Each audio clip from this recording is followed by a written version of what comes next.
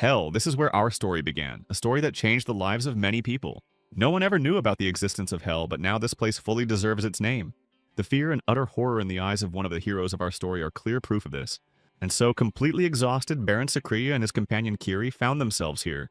Without saying a word, Prince Sakriya looked and listened to the words of his loyal companion Kirie. With his last ounce of strength, he managed to say only that he had done everything he could to repay his king, at least in some small way, for he owed him so much. But Baron did not want to hear this and urged Kiri to gather his strength and raise his weapon again, for now he needed him more than ever. Helping him to his feet in the hope that this was not the end, he begged him not to stop and to continue the battle, for now it was more important than ever. But alas, his loyal friend and comrade Kiri was unable to fulfill the prince's request, and left without the strength to sustain life, suddenly left this world. Baron Sakriya was in despair and could not believe what had happened at that moment, because losing a loyal friend is truly painful. Bending over him in despair and endless grief, Baron repeated his name over and over again, hoping that this was not the end. Overcome with grief, sadness, and sorrow, King Baron took the lifeless weapon from Kiri's hands and shouted with all his might, as if trying to vent his pain through his voice. At that time, there was a terrible feud between the two states of Kairos and Sakriya. It all began because of a treasure that belonged to the state of Sakriya, which our brave heroes defended. The warriors of the country of Sakriya defended their most important treasure, which was the Axis of Time, and the warriors of the country of Kairos tried by all means to take it away. And so, only one warrior remained on the side of the state of Sakriya, and that was King Baron Sakriya, who was ready to defend his homeland until his last breath. Left completely alone and in despair, he thought it was too late and that his certain death was imminent. But then he shook off these thoughts and realized that he couldn't stop, saying that he wouldn't let anyone stop him from defending his country. He continued to fight because he was the blade of Sakriya, and he simply could not allow himself to stop. He had to protect the treasure of his country at any cost. A magical squad led by Kairos Vulcan appeared on the battlefield, and it seemed like an entire army made up of the strongest mages. And here he is, the man responsible for turning King Baron's homeland into a terrible horror. This is Planche, who is called the Mad King of the country of Kairos. When Baron saw him, his face changed and he became even angrier than before, because it was because of him that this terrible battle had happened. The commander of the magical squad, Vulcan Arson, approached and introduced himself, but pretended not to know who he was talking to, asking him his name. But the king did not deem it necessary to speak to him and decided to say only that he remembered nothing. Attacking his opponent, he said that he was a sword that served the king.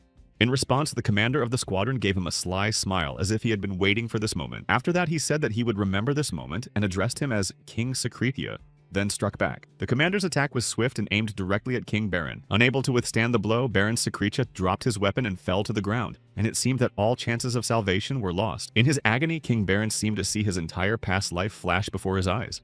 Memories of his life flashed before his eyes, along with happy and important moments from the past. Happy memories of his loved ones and those dear to his heart flashed one after another in his mind. The collapse of his homeland and various memories flashed through his mind one after another, as if his consciousness itself allowed him to enjoy these moments one last time. In those seconds of memories, Baron was truly happy, right up to the very last moment, until the moment when the light in his eyes and thoughts faded and pitch darkness fell, and he lost consciousness as if falling into a void. Sometime later, he was awakened by an unfamiliar but very pleasant voice, and the warmth of sunlight streaming through the window. When he woke up, he couldn't believe his eyes because he found himself in a completely unfamiliar place, and in front of him stood two people he didn't know at all. One of the strangers told him that he needed to get ready quickly because Prince Planche had just left. Shocked by what he heard, he clutched the blanket in his hands and asked the stranger to repeat the prince's name, his voice trembling. Looking at his hands, he couldn't believe his eyes, for he was sure that he had wounded one of them in battle, which he asked the stranger standing next to him about. Equally shocked by what was happening, the servant did not understand why His Highness the Prince was saying such terrible and very strange things, as if he were not himself. Everyone in the room was confused about what was happening to the prince and thought it was just a bad dream.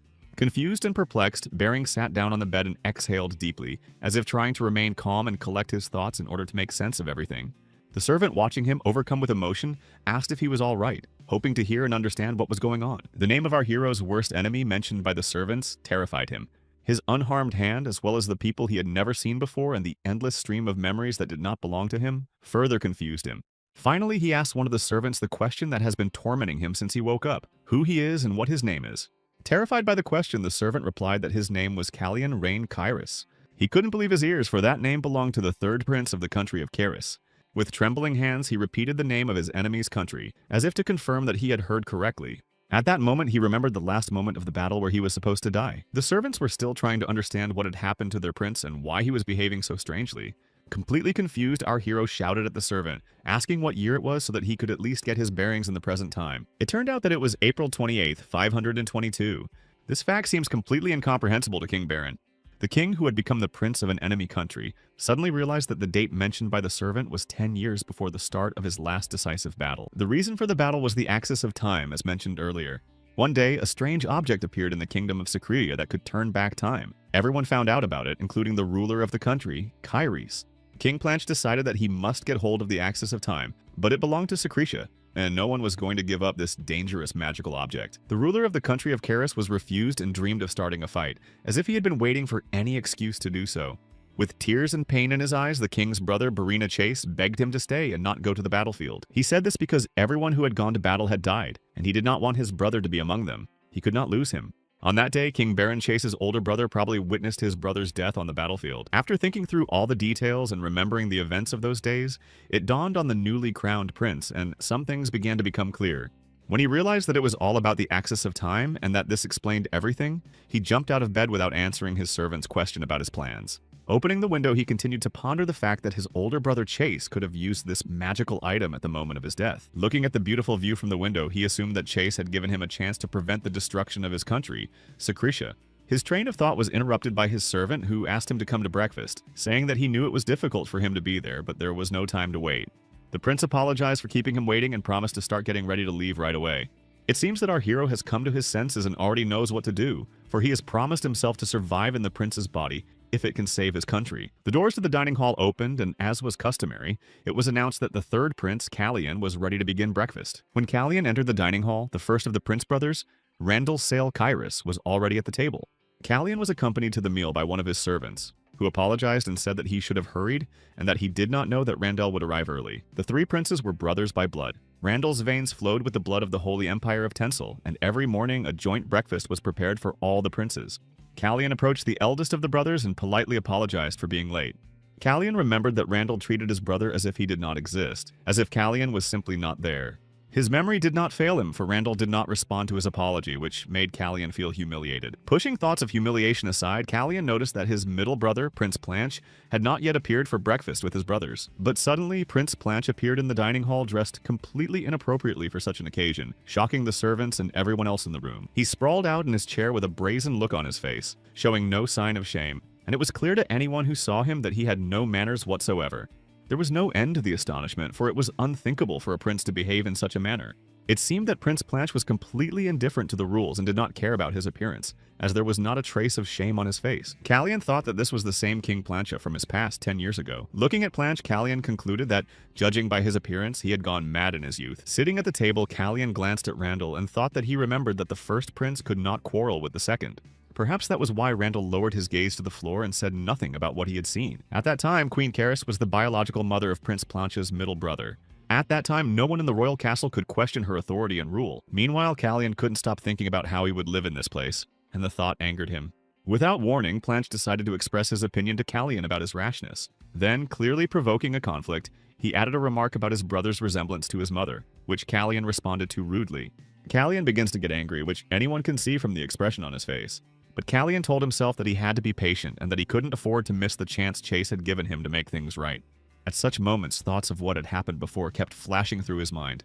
At the same time, anger does not leave him and feels like a lump in his throat. He kept thinking about how Planche-run Kairis had turned his home into ruins and how badly he wanted to finish him off. Their angry gazes met, and what was expected happened. Smashing the dishes on the table in anger, Planche told Callian not to look at him like that. The prince's eyes were filled with rage and madness, as if he was completely consumed by it, unable to control himself. At that moment, the conflict was interrupted by the loud sound of a cup being placed on the table and the phrase, "It's time to stop." At that moment, the quarreling brothers glanced at the calm and reserved Randall. The older brother remained calm and continued to watch his brother's grief, waiting for their next move. Cold anger and rage could be seen in Planche's blue eyes. There was also aggression in Callian's gaze, because few would have liked what had happened a few minutes earlier. Prince Planche could not control his feelings and, overcome with stress, grabbed his head demonstratively. He abruptly jumped up from the table and began to walk away. As he left, he said that he had no appetite and would not continue the meal because of Callian's red eyes. After Planche left, Callian looked at his older brother, who turned to him and listened attentively.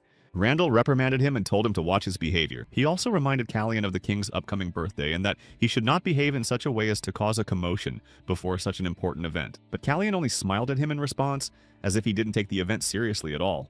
Analyzing the conflict, Callian did not understand whether Randall really believed that he was to blame for what had happened. A caring servant interrupted Callian's thoughts, asking if he was all right and if he had any cuts from the broken dishes, worrying about his prince. While cleaning his shoes, the servant said that not a single day passed without an incident, and that tension always hung in the air of the royal palace. Watching what was happening, Callian realized that things weren't so bad after all, because he had a loyal servant who cared for him like family. Jan, Callian's servant, held his breath when he began to thank him. He said that despite being treated with contempt every day, he was grateful for his care. Jan looked at Prince Callian with surprise in his eyes because the prince was behaving completely differently than usual, and this seemed very strange to him. Usually in such situations, the prince would simply shed a tear, but now he was completely different, as if a core of confidence had appeared within him. The dragon named Sisfani was the first queen of the country of Karis. Sisfanian's hair was black as darkness, and her eyes were the color of burning red fire. Callian was the prince who was very similar to his mother in appearance, but the magical abilities he had been given at birth were pitiful. All his life, he tried to hide his fiery red eyes. His dislike for his own eyes came from his brother Planche, who really hated them. It might have seemed that for Baron, the fear of opening his eyes was akin to paranoia. When he looked into other people's memories, Callian felt uncomfortable. But he sincerely did not understand how one could be so afraid of one's own brother as to constantly hide one's eyes from him. Callian was thinking out loud about other people's memories, and when his servant John heard him, he asked if his prince needed anything, and he replied that they needed to go back. Before he could leave, Yang said that the prince was acting strangely and asked if he had read a novel about knights, but Callian replied in the negative. The younger Prince Callian had peasant blood running through his veins, and he was also a coward, afraid of everything, and a rather weak young man. On his way home, Callian stopped abruptly and turned to his servant who was walking behind him. He asked Jan to remind him of his age, to which the servant replied that in 4 months the prince would turn 15. He understood that it was at this age that the real Callian had been killed because he wanted to poison Queen Celicia, but his plan had failed. He wanted to poison the queen, but his plan failed, and fearing punishment, he took his own life. All the inhabitants of the country believed this story, but Callian was convinced that it was not true, and that someone would come to end his life. The door opened and Jan's voice came from inside, asking Callian to calm down. Callian looked out the window and thought about the few months left before his death, and thought about his past body, Baron, because nothing was known about him. Jan cared so much about the prince and was worried that Callian would collapse, so he was afraid that Callian would fall. But at that moment, Callian unexpectedly asked him for a pair of scissors. Callian's request struck Jan's servant, which was evident on his face. But the request was fulfilled instantly, and in a moment the scissors were in front of the prince on a beautiful velvet pillow. Jan still did not understand what was happening, and completely astonished, simply watched his master's actions. Callian said that he needed the scissors to change something about his appearance. When Callian began to cut the first strands of hair that covered his eyes, the servant was shocked, for his bangs had always served as a cover for his eyes. All the servants nearby watched in horror and warned that Prince Planche would be furious when he saw this. Callian didn't care because he was thinking about the future that was soon to come and how he intended to change it. He understood that he did not want to live forever in fear of his brother Planche. He calmed the servants, saying that everything would be fine because he would take care of everything and solve any problems that arose. Then Planche appeared, saw what had happened, and said that Callian had gone mad. Jan was beside himself with fear, but Callian remained completely calm, watching his brother's reaction. They watched as Planche entered, and Jan managed to ask Callian how he intended to resolve the situation, but there was no answer. Planche turned to Callian, whose eyes were no longer covered by hair as black as night, and called him blood-eyed. But Callian remained completely calm and reminded his brother of the name he had been given at birth. Full of courtesy, Callian urged his brother Planche to call him by the name he had been given. For a moment, Planche seemed to agree to his brother's request, but his expression suddenly changed and anger flared in his eyes once more. He then picked up a knife from the table, swung it, and threw it at Callian. Standing behind Callian, Yang was terrified, but the prince remained calm. It seemed as if Callian didn't even flinch as he looked at the knife heading straight for him. But suddenly, he simply caught the object thrown at him with his hand. Looking into the eyes of his brother Planche, he didn't even hear Jan's voice, who was frightened and worried about the prince because his palm was seriously injured. Seeing all this, Planche said that his hand had simply slipped and that it had all happened completely by accident. Sarcastically, he added that he felt sorry that his brother had injured his hand, but Callian simply placed the discarded object on the table and returned it to its owner. At that moment, he told his brother that there was no reason to worry and that he was perfectly fine. Planche was utterly astonished, and it was clear to see on his face as Prince Callian's reaction was not what it usually was. Callian, completely calm, added that he would be fine no matter what happened. Returning to his room, Callian bandaged his injured hand. Jan suggested that the prince call a doctor to examine his hand, but Callian would not allow it. Trying to calm John down, he said that it was nothing serious and that the injury was not life-threatening, and there was no need to worry. Callian asked Jan why he didn't dodge the object flying straight at them, since he was standing right next to Callian. Callian continued to argue that if he hadn't grabbed the knife with his hand, something irreparable could have happened. Recalling this dangerous moment, he wondered why Jan hadn't simply dodged the knife. With tears in his eyes, Jan said that such an action could have hurt Callian and been used against him later. Callian looked approvingly at his servant, but he could still feel Jan's heart pounding with worry for him. Hoping to calm down, Callian went to wash and asked Jan not to let anyone disturb him. Jan was so worried about his prince that he was very upset, and sincerely did not understand why Callian would not allow him to call a doctor. Callian, remembering what had happened, thought that he might have unconsciously used his powers in response to Planche's attack, but suddenly he felt a sharp pain in his chest near his heart. This happened as soon as he was alone and he couldn't understand what was wrong. He closed his eyes and realized that he needed to recreate the situation and check on Prince Callian's condition. He immersed himself in Callian's body to try to understand him. He was very surprised to feel 3 magical circles around his heart. His surprise knew no bounds when he realized that Callian was a magician. 3 days had passed since the incident between the brothers, but the caring servant Yang was furious that Callian's palm was still in the same condition. At that moment, Prince Callian was informed that the preparations were complete. This was reported to him by Seton Slake, who was the royal tailor. Looking at Callian, Slake behaved inappropriately, visually assessing the changes in the prince's appearance. Callian was angry because he was tired of watching people's reactions to his appearance, but the tailor apologized politely. Due to his strong resemblance to his mother, whom he had never seen, Callian hated his face and had broken all the mirrors in his room. Callian told Seton Slake that everything was fine and that he could continue his work and start taking measurements for the costumes. The tailor told Prince Callian that he needed to gain weight because he currently looked very small and thin. The tailor felt extremely awkward when Callian said that he was eating well. Callian understands that many people may be concerned about his weight and appearance. The royal family of Kairos are the descendants of dragons, namely 2 of the 8 heroes who sealed the evil god. Their names are Kachara and Sisphanians.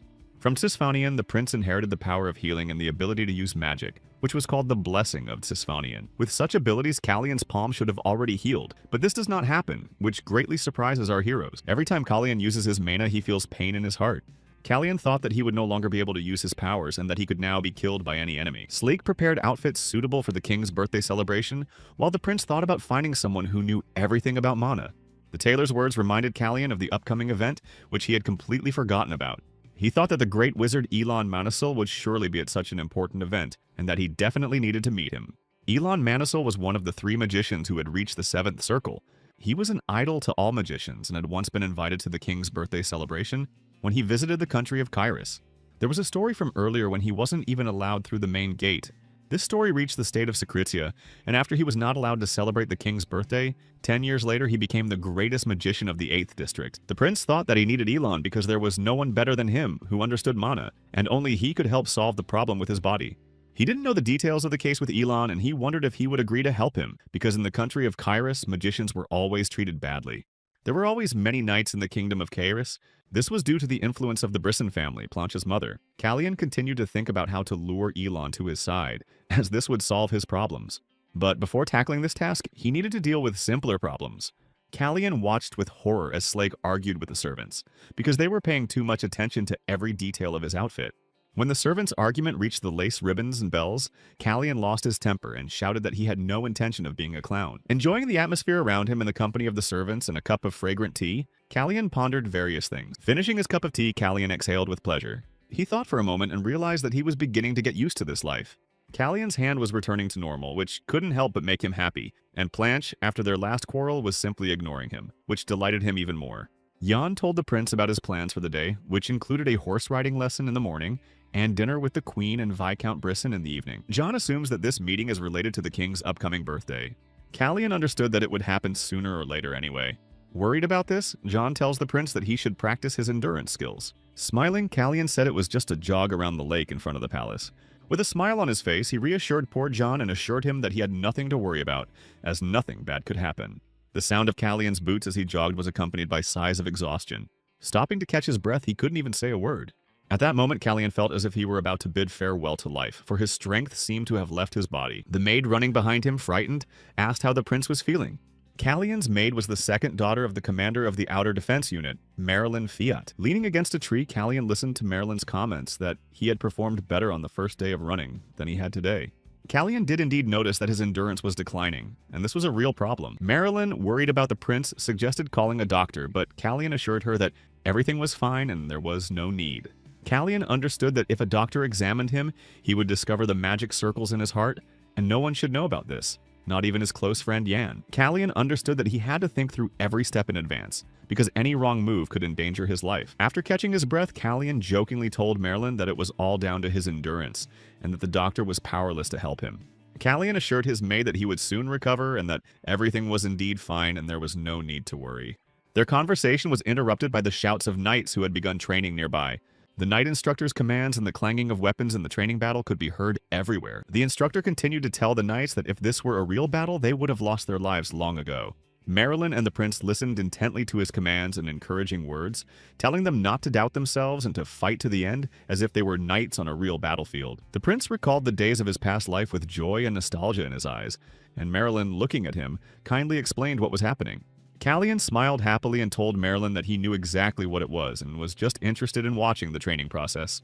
Marilyn was utterly astonished, as her prince had never held a weapon before and had never shown any interest in such things. Callian explained that he understood perfectly well that this was the royal knight corps of the Brizen family, who held the king's power under special control.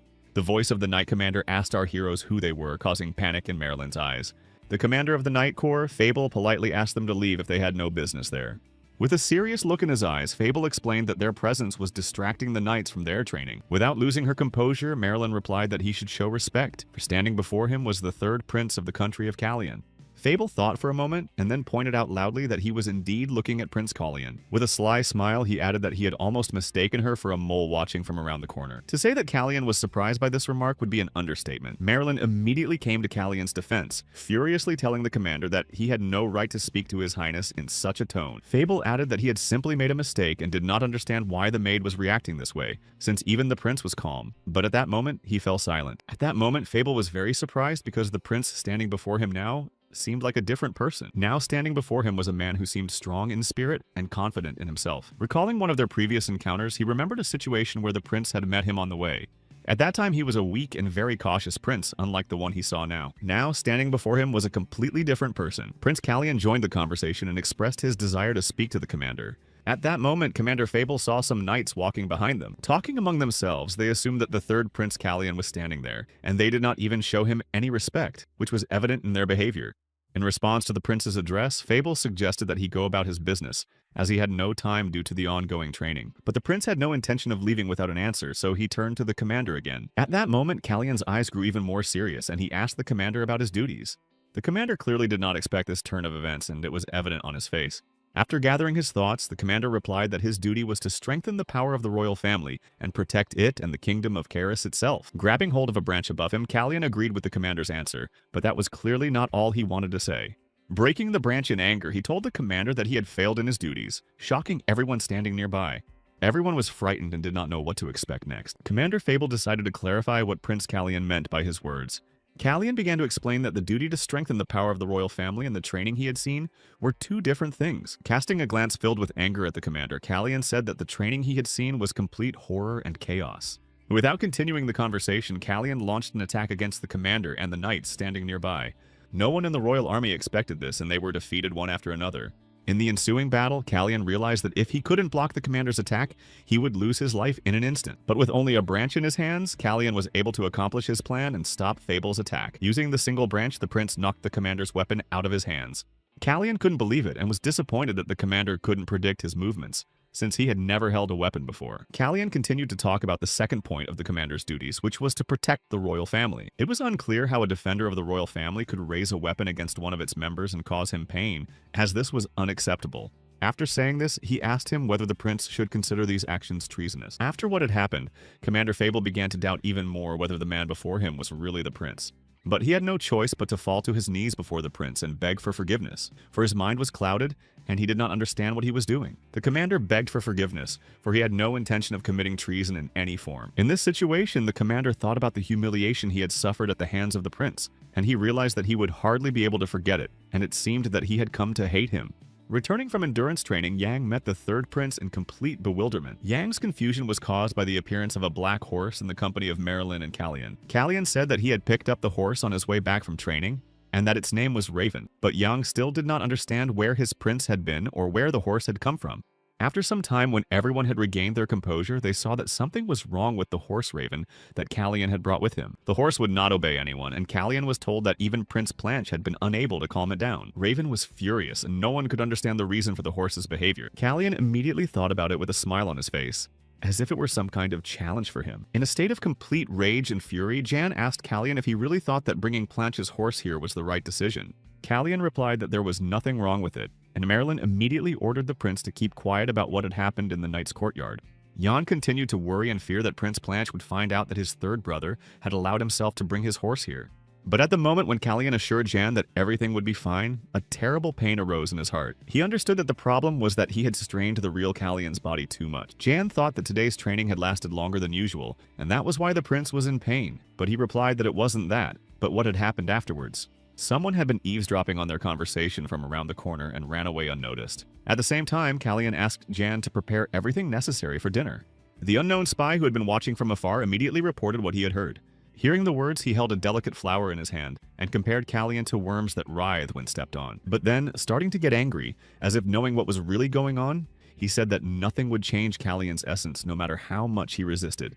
Throwing away the flower as if comparing it to Callian, he continued to say that it would not be interesting to simply pressure him and finish him off. At dinner with his brothers, Callian smiled in surprise. He thought that it was impossible to get used to his brother's silence and behavior, even though he experienced it every day. Callian was surprised because Prince Planche was particularly calm and quiet today. Callian pondered and tried to understand, but his face showed only surprise. Looking around, Callian realized that the main culprits of the dinner, namely the Queen and Viscount Brissin, were missing, and he thought that they were delayed because of him. The scent of wonderful flowers filled the room, impossible to miss. At that moment, Callian finally saw the one he had been waiting for so long. She appeared in the hall, the true ruler of this kingdom. Her name was Selena Brissin, the reigning queen of the country of Kairos. After the death of the first queen, she borrowed the strength of her family and took control of the royal knights. Most of the royal nobility supported her. For this reason, her power grew with each passing day, and even the commander mocked Callian because the third prince had no influence. Continuing the conversation they had started earlier, they said that they would do the same with Fable and pay compensation to someone for it. Sitting down at the table, Queen Selena said that she should not be bothered with such trifles. With her beautiful blue eyes shining, she added that she should not pay attention to such trivial matters.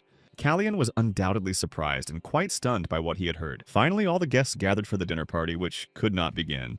Kalenia Bryson was the first to start the small talk, addressing Callian. Looking at him, she noted that he had grown noticeably in recent times. A sweet smile spread across Prince Callian's young face. Raising his glass, the prince remarked that he had not noticed any unusually rapid growth in him. Callian had expected this reaction and assured Celestia that he had no intention of stopping, and would definitely grow even more. His older brothers and Celicia glanced at Callian in response to his statement. Neither his brother Randell, nor Celicia, nor Plancha had anything to add. The silence at the table was broken by Viscount Renan Brizin, who agreed with the queen and said that he hardly recognized him. He also couldn't help but notice the changes in Callian's appearance, and complimented him on his new look. Viscount Renan Bryson was the second son of Marquis Bryson and the brother of Queen Celestia. He added to his compliments by saying that he was still growing and would get taller, but Celestia interrupted him and ordered that the food be brought in. Callian was surprised by the Viscount's intelligence and manners, as he was the owner of a shopping center, but he said that everything was as charming as people said.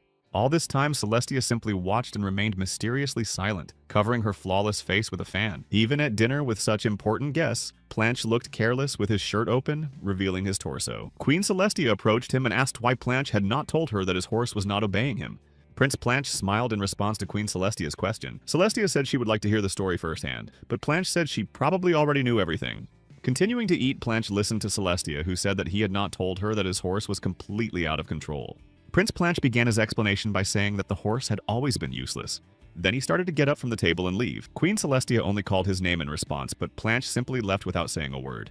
3 weeks later, the day of the king's birthday celebration arrived. There was hustle and bustle everywhere as everyone busily prepared for the celebration, for everything had to look perfect. Many residents of the kingdom saw the congratulatory delegation from the elves and discussed it actively. They discussed the chests and trunks of gifts that had been brought, for there were indeed many of them. Many also discussed the Prince brothers, as they were probably also busy preparing for the celebration, and everyone wanted to see them as soon as possible. Prince Callian and Seton Slake were finishing preparing his outfit for the celebration. When the final measurements were taken from Prince Callian's body, Slake was stunned when he looked at the measuring tape. With despair and tears in his eyes, he asked Callian about the quality and quantity of food in his diet. But suddenly, Slake was frightened when he looked at Prince Callian. Blood began to flow from Prince Callian's nose, but he did not know why. At that moment, all the servants gathered around the poor prince. Sleek felt very sorry for Kalyan, but Yan remained calm and ordered the other servants to bring a handkerchief for the prince. Trying to calm the caring Yang, Kalyan said that he had just been sleeping poorly lately, but Yang was sure that was not the reason. Sleek also chimed in and said that he was also sure that there was another reason. The royal tailor informed everyone that Kalyan had lost even more weight than before. He went on to say that just 3 weeks ago he hadn't been so thin. Laughing, Kalyan asked if things were really as bad as they said, and Jan suggested that it was due to his active sports activities. Kalyan thought that he had indeed been training hard, but his endurance was getting worse. He also took into account the pain in his heart when he tried to use his mana. He knew there was definitely something wrong with his heart. Slake was already getting angry with the prince because he believed that one should not be so careless about one's health and that they needed to tell the doctor immediately. His thoughts about how everything had happened at such an inopportune moment were interrupted by a voice that shamed him, saying that the reason was his nose-picking the previous day. Jan continued, saying that Kalyan hadn't mentioned the reason because he was embarrassed about his personal habit. Indeed, the real Kalyan had a similar habit that caused the servants to mock him. Jan said that the prince had a balanced diet and sufficient physical activity, so the cause of the incident could only be his habit. Set and Slake trusted Jan's words implicitly, for no one knew Prince Kalyan better than he did. The loyal servant Jan, with sincere kindness in his heart and eyes, winked playfully. At that moment, the third prince seemed to feel worse again. Jan immediately noticed this and, worried about his prince, asked if he was sure he was feeling well. Kalyan understood that the worse his physical condition, the more he felt that he was about to lose consciousness, and he knew that it was all because of mana. He thought that Jan had decided to ruin his image in this way, but Kalyan was glad that the situation had been resolved, even if it was in this manner. Slake promised to alter Kalyan's festive attire to fit him better. He was ready to help and was only worried that there wasn't enough time, but Yang assured him that the prince also had things to do, and that they would have time. The royal tailor left with relief and joy in his heart to fix the outfit for the afternoon event. The servant whispered to Prince Kalyan, trying to speak so that no one would hear them. Yang decided to check with the prince to see if the festive event was indeed taking place today. But at that moment, Kalyan was thinking only that if nothing was done, soon the whole palace would know about his problems, and he didn't want that. Therefore, he understood that he needed to meet with Elon before the event that everyone was so eagerly preparing for. On his way to breakfast, he was met by another servant who informed him that the joint breakfast had been cancelled, and that he would be dining with each person separately. Kalyan looked at what was happening in bewilderment, because it was truly absurd and would waste a lot of time. On his way to breakfast, he tried to understand what was happening, because it seemed to him that it would be easier to meet everyone at once. Not expecting a personal reception, Kalyan was a little nervous. When he entered the room, His Majesty was already waiting for him. He was greeted by the king of the country, Kairos Roman Ru Runa Kairos, who was busy reading and did not look up when Kalyan entered the room. Approaching closer, Kalyan greeted King Roman by bowing his head and placing his hand on his heart to show his respect. Not hearing a response, he raised his head and fixed his gaze on the king. Kalyan was very surprised by what he saw, and it was evident in his gaze. The king simply continued with his business and did not say a word in response to the prince's greeting. Kalyan thought that the king completely lacked a sense of etiquette and tact, at least towards him, and at that moment the king told him to sit down. Sitting down opposite the king, Kalyan congratulated him on his 38th birthday, to which the king thanked him and asked about Kalyan's affairs. Glancing at Kalyan, he complimented him on his appearance. It seemed that Kalyan's eyes lit up with joy at hearing this. When Kalyan returned from the meeting, his loyal servants met him, and Slake asked if he had visited the doctor, as everyone was worried. Kalyan thought that even servants who had no business with him understood that he was rapidly losing strength and withering like a flower. After meeting with the king, Kalyan understood why he wanted to meet with each of the princes separately, even though he was very busy. If the king had met with everyone at once, he would have had to delve into the conversation, so personal meetings were even better in this case. For the king, even meeting his own sons to wish them a happy birthday is a waste of time because he is very busy. For Kalyan, more and more disgusting aspects of this family are revealed, because even the father is indifferent to his own children. The first prince, Randell, is also indifferent to everyone and everything that is happening. Planche does not know the rules of decorum, and even now the servants have noticed that he smells as if he has drunk something forbidden, and has ordered the servants to keep quiet. The smell of flowers filled the room again as Celestia entered. In the company of his sons, the king pointed out her tardiness to her. With a wonderful smile on her face, Celestia agreed and said that sometimes such things can happen. The queen has such power that she can afford to look down even on King Romain Ru Run. The festive evening was about to begin, and Kalyan was certain that one of the members of the royal family intended to take his life. Looking closely at each of them, Kalyan wondered who could have done such a thing. Prince Kalyan finally appeared in public, and this became a topic of discussion among the people in the square. Compared to Kalyan, the second prince, Planche, looked completely drunk. People discussed that what they were talking about would not change anything, and that the restless people were making noise for nothing. But something had definitely changed. Continuing the conversation, one of them said that he was sure that everyone could feel the changes now, unlike before. The name Kalyan Rain Curis is announced, and the confident third prince appears. At that moment, no one could believe their eyes and were extremely surprised by what they saw. Staring at him, everyone said that the rumors about him were completely true. Before them stood a prince with black hair and red eyes, very reminiscent of Sisphonius. He had finally gotten rid of the bangs that had previously covered his eyes. No one could fail to notice the brooch on his chest, which matched the color of his red eyes. It seemed as if Callian was determined to prove to everyone around him that he would no longer hide. Whispering in Callian's ear, Yang asked why all the guests were staring intently at his clothes. Yan suggested that it was because the prince looked simply stunning in his outfit. Yan was happy for Seton that he had done such a good job with Callian's outfit, and it would have been great if he could have seen the reaction with his own eyes. But Callian had a different opinion, as he believed that people were looking at him because Seton usually dressed him in a completely different style. As they made their way through the hall, Callian asked John about his family, or more precisely, whether they were residents of the country of Kairos. John explained that his younger sister and father had returned to their hometown, while the rest of their family had remained in the capital of Kairos. Callian was curious if they would come to the royal palace and asked his loyal servant about it. Jan said that they would only be able to enter if they received an invitation. As if avoiding the question, Jan asked Callian about Raven's horse and when he could bring it to the garden. Callian didn't know what to say, but he understood that the previous topic of conversation was unpleasant for Jan, and that he didn't want to talk about it at all. Callian said that they should wait for a more convenient moment to bring Raven to the garden, and that now was not the time to think about it. Looking down at what was happening from the balcony, Callian shared his plans with John and said that he intended to meet with someone. The ballroom where our heroes were located is called the Siegfried Hall, and the prince asked Jan if he knew about it. And of course, Jan did. It was named after the first patriarch and Duke of Kitros, Hans Siegfried, one of the 8 heroes of the two-sided battle. The Siegfried family is the only ducal family in the state of Kairos. This family has served the kingdom of Kairos faithfully for 500 years and strives to protect the territory of Sisphania, despite its significant influence. Upon hearing this story, Baron Callian was very impressed, and then Jan tried to clarify who exactly his prince was planning to meet. Callian realized that Jan was referring to a specific person and agreed with him, beginning to tell him about the person expected at the celebration. Their conversation was interrupted by loud male laughter from the hall, and when the laughter died down, a voice said that Siegfried's Summer Night remains an eternal classic. Jan quietly whispered to Prince Callian that he thought the guest they were expecting had already arrived. It was Duke Slayman Hans Siegfried who had been talking from below about the eternal classic Siegfried's Summer Night. Callian definitely liked this type of person, as this family had a lifetime of loyalty. Slowly releasing his energy, Callian decided to test how quickly the Duke could recognize him. Hans Siegfried instantly sensed his energy and immediately turned toward the source. He instantly sensed where the energy was coming from and fixed his gaze precisely on Callian, who was standing on the balcony far away from the Duke. The prince only had to release a small stream of magical energy and it happened. Jan caught Siegfried's piercing gaze and immediately informed his prince that the Duke was probably interested in them. Duke Siegfried was one of the 5 master swordsmen of the continent, and he simply could not help but react. But Callian replied that it was not yet time to make acquaintances. Intending to leave, Callian told Jan to act as if he hadn't noticed Siegfried's interest in them. The Duke did not take his eyes off Callian until he was completely out of sight. King Rumman Ru Run called on all the guests to raise their glasses to Caries, and thanked everyone for their congratulations. Callian left the palace by climbing down into the courtyard using a rope, and his faithful servant John humbly followed him. Nearby was Raven, a horse that Callian considered calm and intelligent, unlike the others. Even Jan had a different opinion on this matter.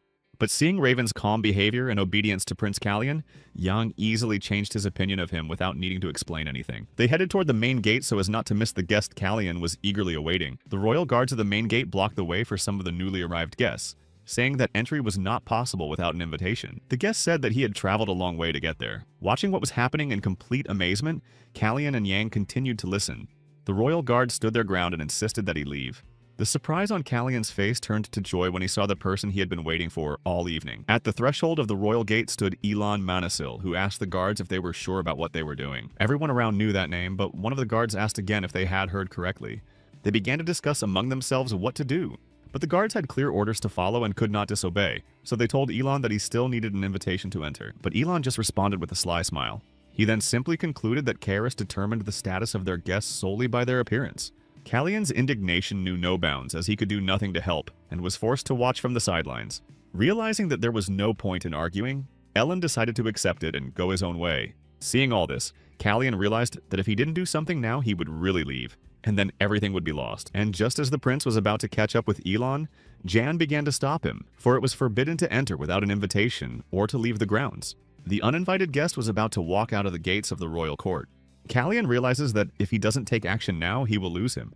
He decided to catch up with the magician on horseback, riding out of the permitted area and shouting to Yan to stop the guards by any means necessary. Jan, in a frenzy, was left behind, and Callian only had time to give Raven, his horse, the command to move forward. A guard unit stands in the way, trying to stop Callian, who is moving at breakneck speed straight toward them. One of them tried hard to reason with him because the king had issued an order prohibiting anyone from leaving the gates, but Callian refused to listen and rushed forward toward his goal. The royal guard's attempt to stop the third prince failed, and soon the entrance gates were behind them, and now the prince was already racing after Elon, already outside the royal court. Meanwhile, the royal guards were devising a plan of action, and the senior guard had already given the first orders to saddle the horses and follow him. Panicked, Yang began to think about how to help his prince and what to do. But suddenly he remembered what Callian had told him as he was running away. He had asked him to stop the soldiers by any means necessary. Biting his lips in fear, he encouraged himself and repeated that he must concentrate, for he was his prince's servant and must protect him at all costs. In an instant, he decided to shout at the soldiers to stop, and they turned to face the poor servant who was so devoted to his prince. He came up with a plan to deceive the soldiers by saying that Callian had received permission to leave from Duke Siegfried. One of the soldiers replied that he was not allowed to mention the Duke's name freely and without good reason. Removing the ribbon holding his hair, he decided to inform them that they were now speaking to Shiroyan Siegfried, whose name belonged to the Duke's eldest son. And so he stood before them, full of confidence, but with a hint of fear in his eyes. After what Jan said, loud laughter rang out in the royal court. Jan understood who was laughing at him, and at that moment he felt terribly ashamed. Angry, he said that there was no reason for mockery. Next to him was his own father, who was responsible for the humiliating laughter directed at Jan. Siegfried Sr. could not believe that his son had done such a thing. Jan had left his father's family when he was still a young boy. Siegfried's father told Jan that it had actually been the right decision. Jan refused to agree with this statement because what he had confessed could cause many problems, including a ruined relationship with the prince. When Siegfried replied that Callian was unlikely to ask him about it, Jan listened very carefully. Siegfried repeated this to his son again so that he would finally come to his senses and understand what he was saying. He began to talk about Romain, who thinks too much. If the child received support from the Duke, he would find himself in a position where he would begin to doubt the good intentions of their family. And if the queen did not punish them for it, it would mean that the relationship between the prince and the Siegfrieds could be considered friendly. There is no doubt that this is where Briesen will find a problem.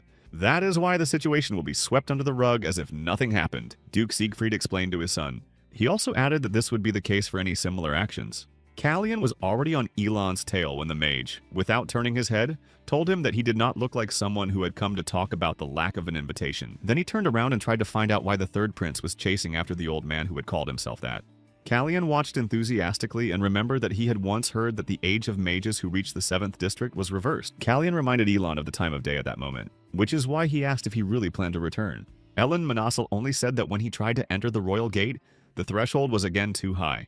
Callian was amused by these metaphorical explanations and wondered if he would always have to communicate with him in this manner.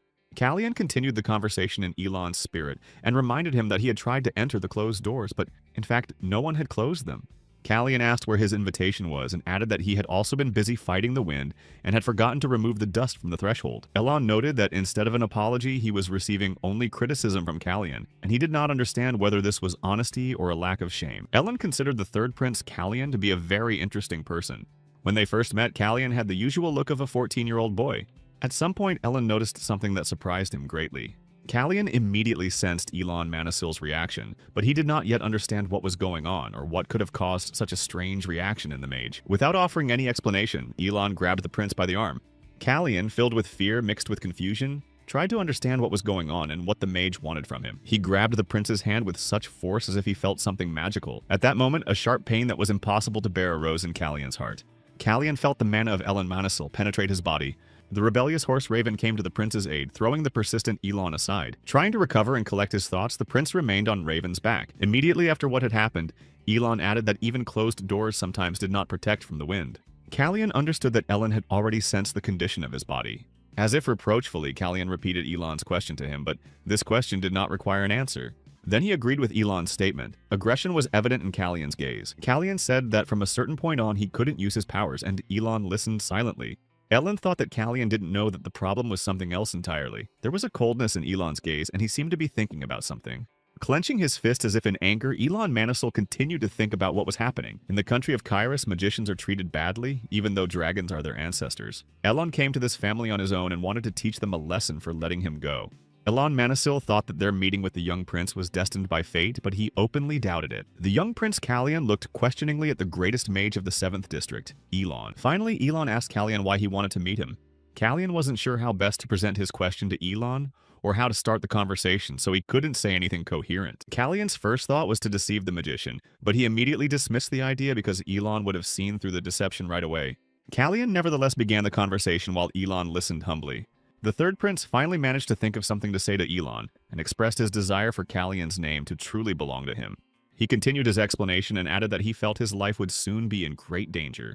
Looking closely at Callian, the mage understood that he knew about the situation in which the third prince of the country of Karis found himself. He knew that everyone had always treated him with hatred and contempt. Elon understood that the third prince was always surrounded by enemies. Lost in his thoughts, Elon was unable to give the prince an answer, and so he dismounted his horse and headed toward Callian, using the magic of silence, which surprised him. He did this without saying a single word or making a sound. At that moment, Callian realized that Elon was indeed a magician of the 7th district. Manhwa approached Prince Callian very closely. Then he asked why he needed it, and as if knowing the answer, added that he probably didn't want to let it happen. Looking Callian straight in the eyes, he suggested another possibility, that the reason might be that he wanted to get rid of the root of the problem. Callian was surprised by Manhwa's words and also dismounted his horse. Then, gathering his courage, he said with confidence that at the moment, his goal was simply to prevent this from happening now. But he also said that he intended to get rid of the root of the problem, but that this goal was secondary. He made it clear to Elon that he was serious about his intentions, saying that he was ready to do anything, even if it meant taking the throne to achieve his goal. Elon merely smiled at Callian's words, for he intended to achieve these goals while still in his dying body. Elon understands that Callian needs him to achieve his own goals, and he is very similar to Selenia. Manhwa seemed to be intrigued by this and was very interested. After listening to Callian's request, he told him to get another invitation to the king's celebration so that Callian could show what he was capable of. Without a moment's hesitation, Callian knelt on one knee in homage to Elon. Raising his head, he greeted Elon as his magical mentor and introduced himself by his full name, thereby inviting him. Elon accepted the invitation of the third prince, Callian, and thought that he must save him. And so, the third prince, Callian, finally found his mentor, who was the strongest magician, and was ready to protect and save him. At this time in the royal court, the conversation between the Duke and his son continued, with Jan trying hard to find out if anyone knew about their blood ties. Siegfried assured him that he had nothing to fear, as he had taken care of everything. Jan was only afraid that if the deception was revealed, he would not be allowed to serve the prince. Smiling, Siegfried concluded that Jan and his son could stay, but he noticed that he was not very loyal. Without responding to his father's last remark, he modestly asked about Leah. Siegfried's expression changed when Jan asked about her affairs and whether she was well. Siegfried said that she was doing an excellent job of fulfilling the role of head of the family that Jan had once abandoned. Rising from the bench and stretching from fatigue, Siegfried told his son that he would be welcomed home with open arms if he decided to leave his role as a servant. With regret in his voice, he said that their next meeting would not be anytime soon. As if falling into a state of despondency, Jan informed his father that they would meet again in 3 months. Siegfried was surprised to realize that Yang was seriously considering leaving his job as a servant, but Yang simply remained silent, not raising his head, overcome with sadness. Receiving no answer from his son, Siegfried asked Jan how serious he was about leaving his position as the third prince's servant at the palace.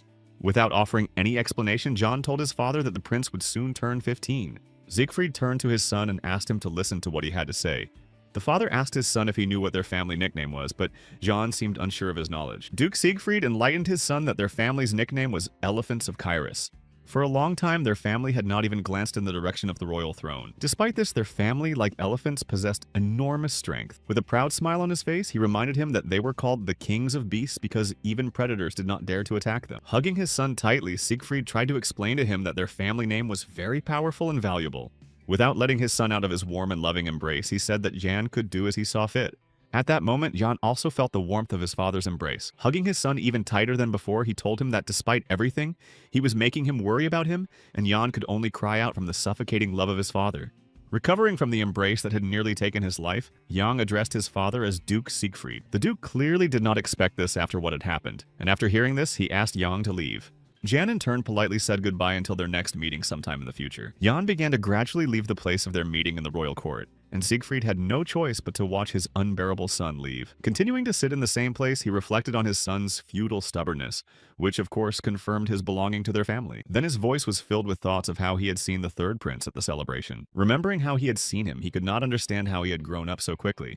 As he gazed at the night sky, a thought crossed his mind that Callian was up to something. And so, in the kingdom of Kairos, morning came after what seemed like a long and eventful night.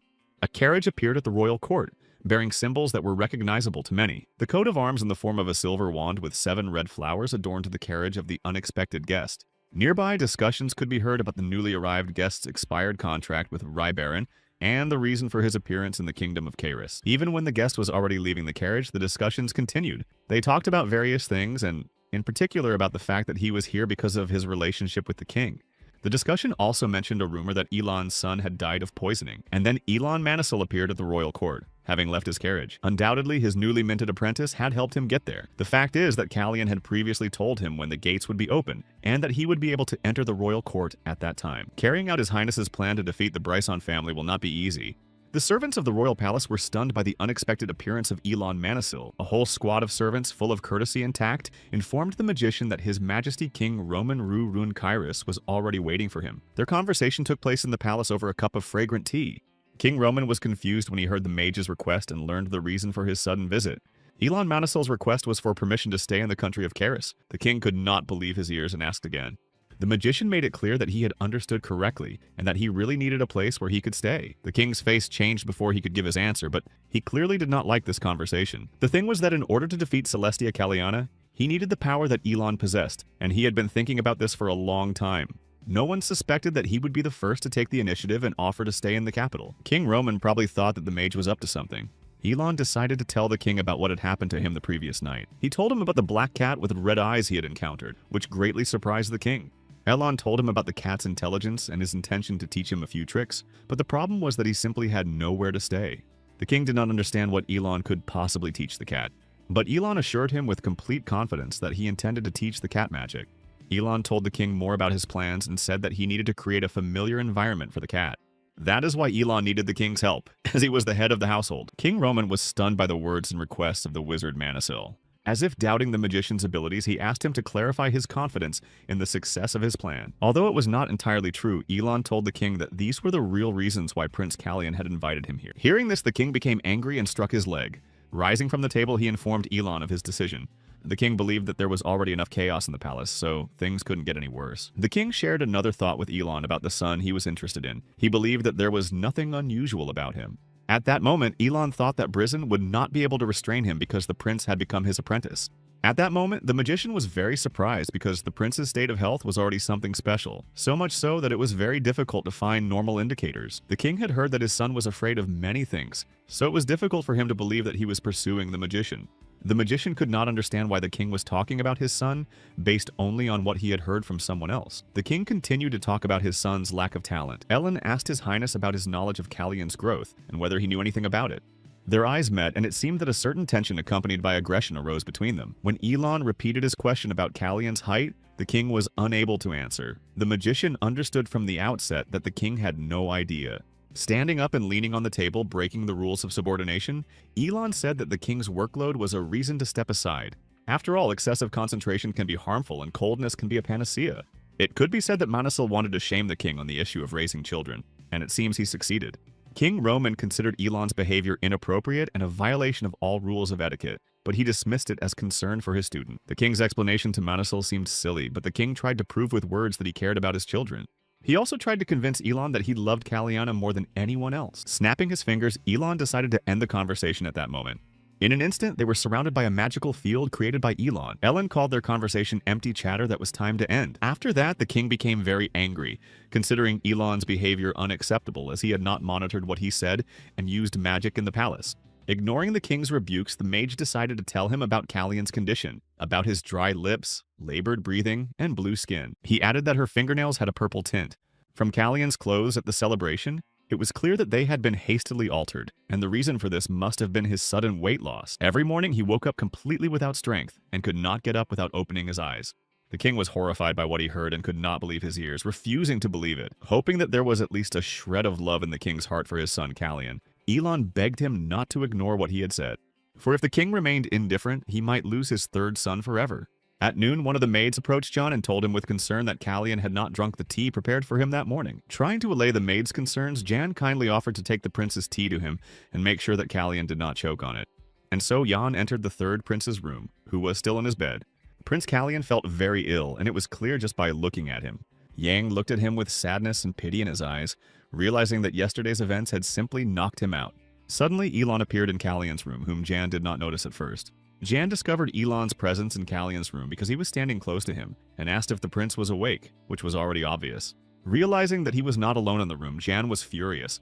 Hearing Jan's cries, Sir Manisil was perplexed and confused. Jan said that Elon's behavior at that moment was inappropriate, and Elon replied that he had information that no one was allowed to enter the palace without permission. Jan shouted that because Elon did not have permission, he was forced to teleport.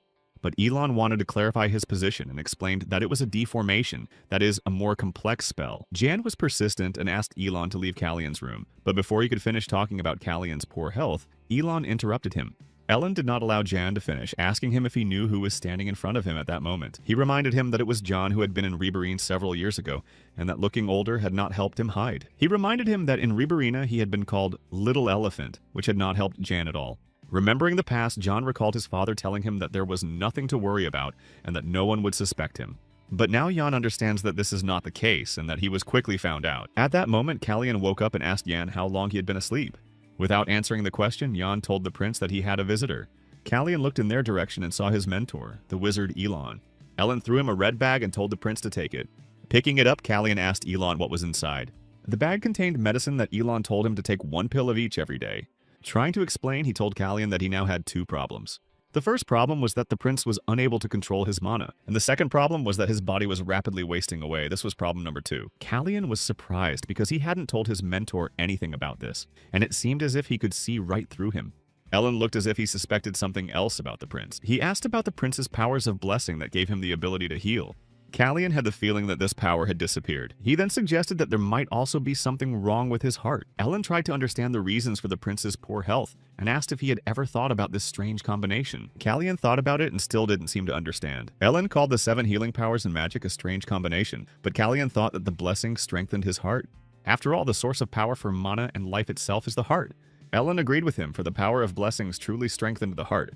Looking at the prince, Elon said that his power was still with him, that there were no problems with his heart, and that his mana was not blocked. But Callion still did not understand what was happening to him, even after his mentor had told him. The mage tried to explain that the blessing of Siphanian had not disappeared, but had simply reached its limit. The thing was that something had affected the power of the blessing, and so it was no longer able to heal even the smallest injuries. In an instant, Callion realized that the poison was to blame. Callion, furious at what was happening, asked his mentor if he was thinking in the right direction. But Elon made it clear to him that the blessing of Siphanian had saved his life. Callion continued to listen to every word his mentor said, who explained that the poison was putting a strain on his heart and that the healing power was working at full strength. He said that any attempts to use his mana would destroy his heart. He added that on top of that, any attempts to use his power would be rejected by his own body. And so Callion took the first pill offered to him by his mentor. It turns out that even before Callion was killed the first time, he had been poisoned, and this happened before Callion ended up in this body. Callion was overcome with anger because he did not understand why they would destroy a child who was already doomed to die. Watching Prince Elon Manisil, he was extremely surprised. He understood that such a thirst for revenge was not typical of a 14-year-old boy, but he could not understand who the prince really was. The pills that Manisil had prepared for the prince were an antidote to these problems. Ellen was sure that it would work, even though he had been in a hurry to prepare them. Callion was curious to see what would happen if both the poison and the antidote entered his body at the same time. It seemed that Callion had misled Elon with these words. After thinking for a while, the mentor told him that if everything went as he said, the antidote would only give him extra time. Callion told Elon about his suspicions and why he was going to take everything together. The prince understood that the substance was most likely being added to the tea he drank every morning, as he drank it in front of everyone, so it was easy to see that the deed had been done. One day, the third prince refused to drink the beverage laced with the substance that was killing him, which is probably why it ended in an attempt on his life. The situation changed when Baron entered Callion's body, so he cannot know what attempts will now be made to eliminate him. For this very reason, Callion decided to keep everything a secret until he found out what was going on and who was behind it. Alona was curious if that was the only reason he said that. He simply understands that if the problem was indeed in the morning tea, something terrible could happen. If that happened, all the servants involved in Callion's morning tea would be in danger. It was not difficult to guess that whoever had come up with this idea thought they would not be found out, but most likely did this all the time. Ellen Manisil didn't know what to say about this topic. He tried to convince Callion that Jan would be fine, calling him a baby elephant, but Callion didn't understand why he called Jan that and asked the mage about it, but Elon told the prince not to pay any attention to it. Ellen Manisil understood everything perfectly and told Callion about it. Callian asked him to tell him about Elon's further plans and actions. At that moment, a conversation took place between those who had planned all these evil deeds, and one of them smiled and said that Baron, who was inside Callian's body, was a fool. With a sneer, he compared Callian's behavior to a card game where, in order to get someone's trump card, you first have to give up your own. The second of the enemy said that it was at moments like these that his father appeared in his memories. In Callian's room, his conversation with Elon continued. Callian asked him to stay with him when they were outside the palace. And so, in the kingdom of Karis, morning came and a new day began. The door to Prince Planche's chambers burst open, and the cries of servants urging the prince to wake up could be heard. At that very moment, the queen entered Planche's room with confidence. One of the servants approached the prince's bed and wanted to inform him of the queen's visit, but she ordered him to leave her path. With a sharp movement of her hand, she pulled back the curtain covering Prince Planche's bed. The queen reprimanded him as Planche had already missed the preparations for the afternoon plans. Having just awakened from his sleep, Planche could not come to his senses and simply remained silent in response to his mother's remarks. The queen was stunned by the strong smell of alcohol coming from the prince. Empty bottles were scattered everywhere, and it was clear that Planche had not learned his lesson after the open ceremony, where he was banned from drinking. After listening to everything his mother had to say, he simply picked up a glass of water and asked her why she had come to his room. He asked her to answer his question and leave immediately. The queen bit her lip in anger at her son and told him that Callian had a mentor who was a magician of the 7th district and that it was Elon Manisil. She continued to say that noble persons had already begun to have doubts. Prince Planche didn't care and clearly didn't see any problem with it. The queen leaned closer to her son and urged him to do everything in his power to ensure that her efforts would not be in vain. She then ordered her son Planche to put on his clothes immediately. She also told him that many people would be watching him today. Leaving the room of the wayward prince, she added that he must not disappoint her, and left. Planche did not like this conversation at all because after the queen left his room, he was overcome with anger, and it was evident on his face. And so the glass that had been in the prince's hand was thrown to the floor, and it was no surprise that, in addition to the bottles, there were now shards of glass on the floor. The distraught maid saw cuts on the prince's legs after he got out of bed, and told him that he was injured. But the prince continued to stand and drove the servants out of his chambers. And then, with a furious cry, he told everyone to get out and leave him alone. Planche was beside himself with rage directed at his own brother Callian. In the streets, cries for the health of King Romain could be heard, and everyone around expressed their congratulations to him. Everyone spoke of their wishes for the blessing of His Majesty's future. Everyone around wished prosperity and glory for the kingdom of Karis. A boy from the crowd sitting on his father's shoulders noticed the 3 princes who had also appeared before everyone's eyes. This young man dreamed most of all to see Prince Callian, and his father happily told him who each of the 3 princes was. Prince Callian, hearing their conversation, kindly waved to him. Jan was nearby accompanying the prince, and at that moment turned to him. He asked the prince about his health and how he was feeling. He looked at him and concluded that the prince looked much better today than yesterday, which was great. Callian agreed with his loyal servant and added that the reason for his good health was a good rest. At that moment, Callian thought that perhaps his antipode had helped him, because he really did feel much better, and the pain in his chest had lessened. Jan was restless and worried because there was a lot to do today, and what if Callian suddenly felt ill again? But Callian was calm and tried to reassure Jan. Callian was sure that his good health would allow him to participate in all his plans. Suddenly, among the crowd, he saw 2 people standing behind the crowd but standing out from the crowd. Callian immediately noticed them because it looked very strange. The face of one of them seemed familiar to him, even though they were trying to hide under their hoods. But then Callian remembered one of them from that terrible day of battle. He knew that face well and would never confuse it with anyone else's. It was Kiri, and Callian was certain he was right. Callian was 100% sure that it was him and continued to stare in their direction. Raven's horse also noticed them, but they were already slowly moving away. Suddenly, Raven's horse began to resist and act up. The horse began to behave as if it urgently needed to follow them. Jan began to get nervous because now was not the best time to behave like this, and directed him to move on. Raven was probably behaving this way because there was someone in the crowd. Prince Callian thought seriously about this because it was truly inexplicable. Then he tried to tell Raven that he didn't need to do that now and to calm down. Callian realized that Raven was acting this way because he felt the same way he did. The prince understood that now was not the time to go after Kiri and that he had to wait, and Callian would surely find him later. But then Prince Callian heard a voice addressing King Romain. At that moment, standing before him was Melfir Pollen, the owner of the shopping center, who expressed his honor in serving him. Melfir informed the king that there would be a performance that he would surely enjoy. Callian thought that this was something the Brissines should have done. Callian understood that thanks to this he had managed to avoid some problems, but now he was concerned about something else entirely. Callian remembered that during this performance, the first prince, Randall, would be injured, and after that the Baron would lose his life. At that moment, Melfir suggested that the Caris family move on. Accompanying the royal family, Melfir Pollen said that he had prepared special places for them. At that moment, Callian thought that this was definitely the place where Randall would be injured. Moreover, Callian understood which chandelier would fall. All of this was very strange because everything should have been thoroughly checked, since the king himself would be at the event, and the guards were at Fable's residence. Thinking about this, Callian immediately remembered the moment at the knight's core when he was almost mistaken for a mole. Obviously, Callian was thinking about more important things, such as giving Melfire a chance to stay alive. And now Melfire Pollen invites the third prince to proceed to the place where the event will take place. Callian approached Melfire and told her that he was concerned about the chandelier above their heads and that it looked suspicious. As he walked away, Callian ordered someone to check it, which caused extreme confusion in Pollen's eyes. Completely baffled and unable to understand why the prince would suddenly ask him to check the chandelier again, he nevertheless looked at it. For Pollen, this request was extremely strange. And finally, the event began, to which Melfire accompanied the royal family of Kairos. Specially trained people rode endurance horses in a circle. Pollen was excited, and it was evident in his clenched fists, which he placed on his knees out of nervousness. His happiness knew no bounds, for he was sitting right next to His Majesty the King. Behind him was the seat of the third prince, Callian. Pollen glanced back and said that he couldn't miss this opportunity because he had worked so hard to prepare for the event. When he saw Callian, he didn't have time to tell him about the opportunity he couldn't miss, and remembered the prince's request about the chandelier. He remembered and wondered if he had checked what Prince Callian had asked him to do. Pollen was surprised to see that the chandelier really did need to be checked, and Callian was right. The rope holding the chandelier was badly frayed and about to break. It was frightening to imagine what could have happened if the check had not been done. After all, the chandelier could have fallen right on Randell, killing him. But disaster was averted because Pollen fulfilled Callian's request in time.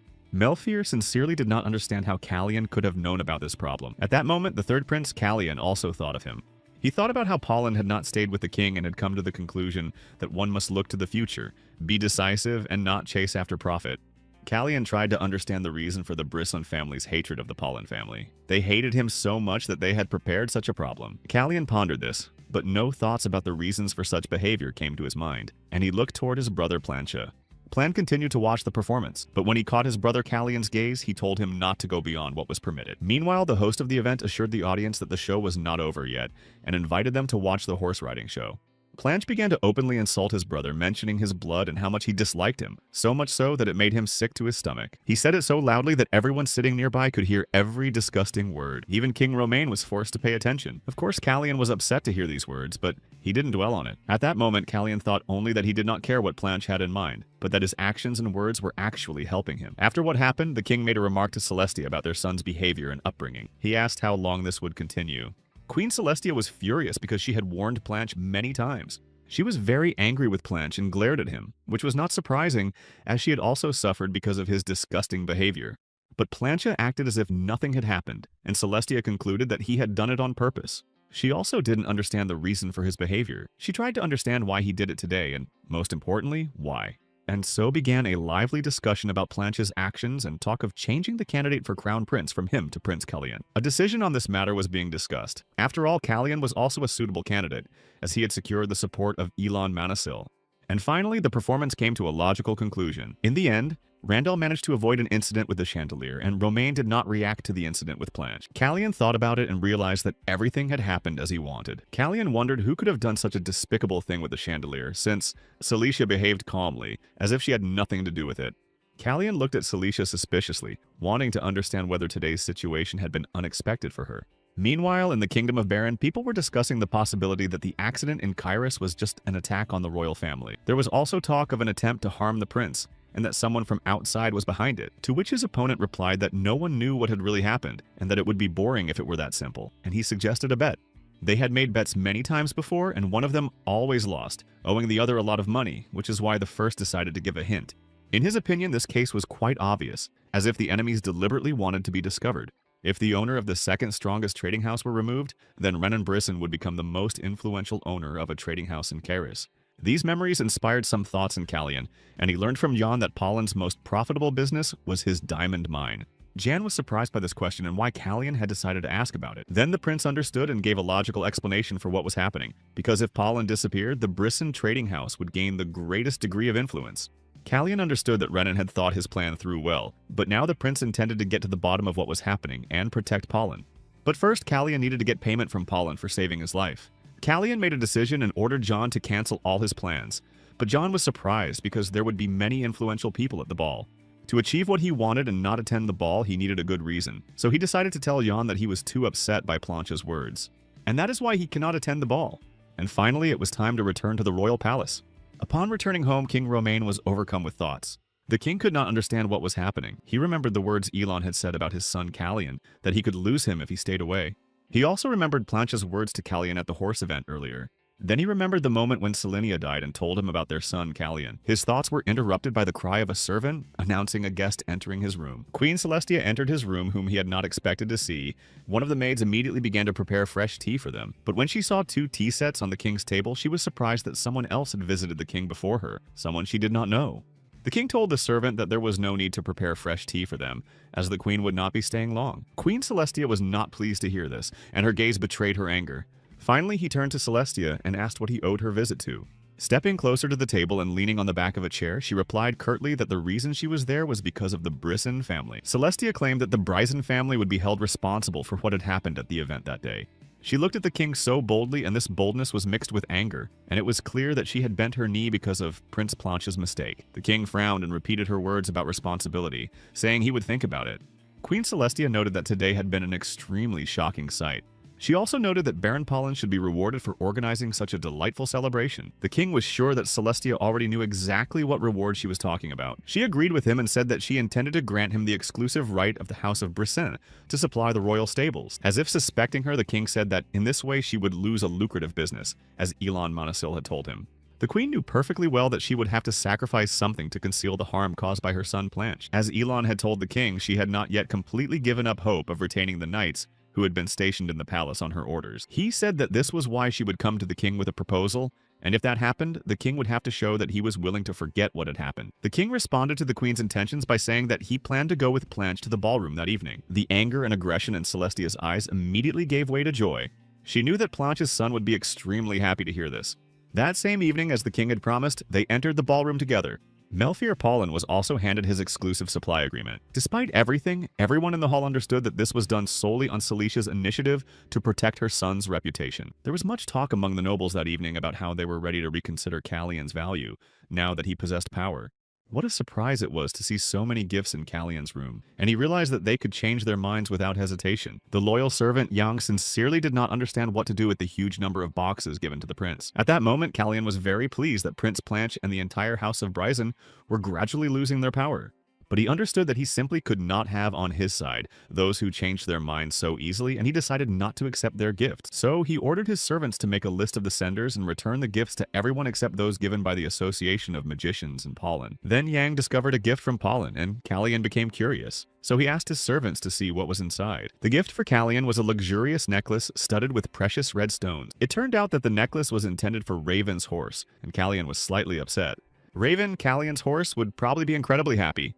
Callian was sure that the idea came from Jan, to which he replied that he had only told Pollen how much he loved his horse. Although it was a gift for Raven, it was quite unexpected. Callian understood that if he accepted this gift, he would immediately agree that it was Pollen's payment for saving him. Callian was smart, so he decided to buy the necklace from Baron and send him the money back instead of accepting the gift. Jan was surprised by Callian's decision and noted the uniqueness of the necklace, but Callian clarified that he intended to buy it for another reason.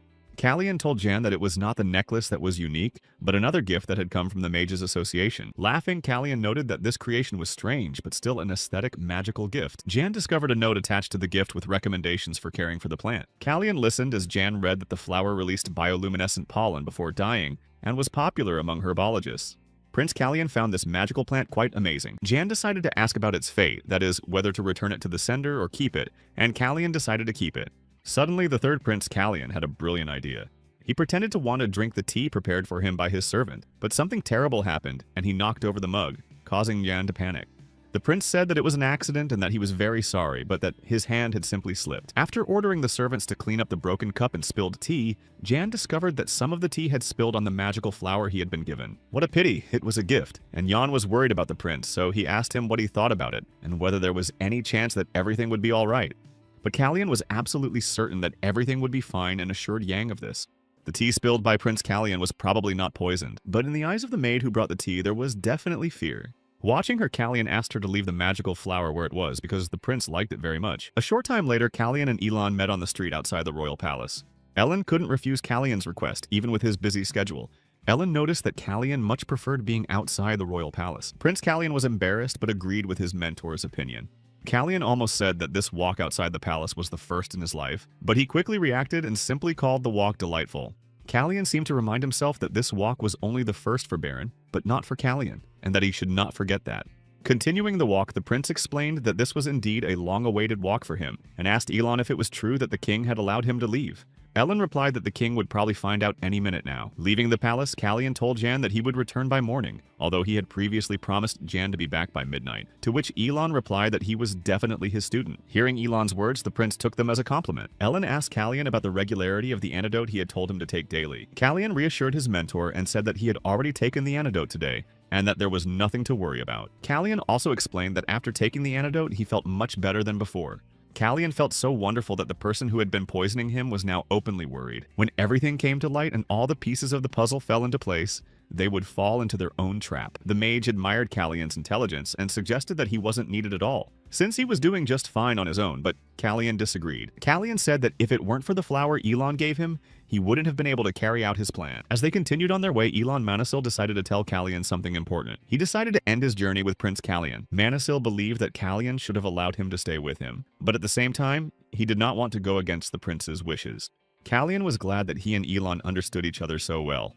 As they parted, Manasil told Callian that the Mages Association had an office on Tainasha Street. He told him to find him as soon as he had settled all his affairs and that Elon would be waiting for him there. Callian wished them both luck on their journey and promised to meet again, making it clear that Elon was still his mentor. And so Callian and Elon parted ways safely. On the way, Callian acquired a weapon, as he could not continue his journey without one.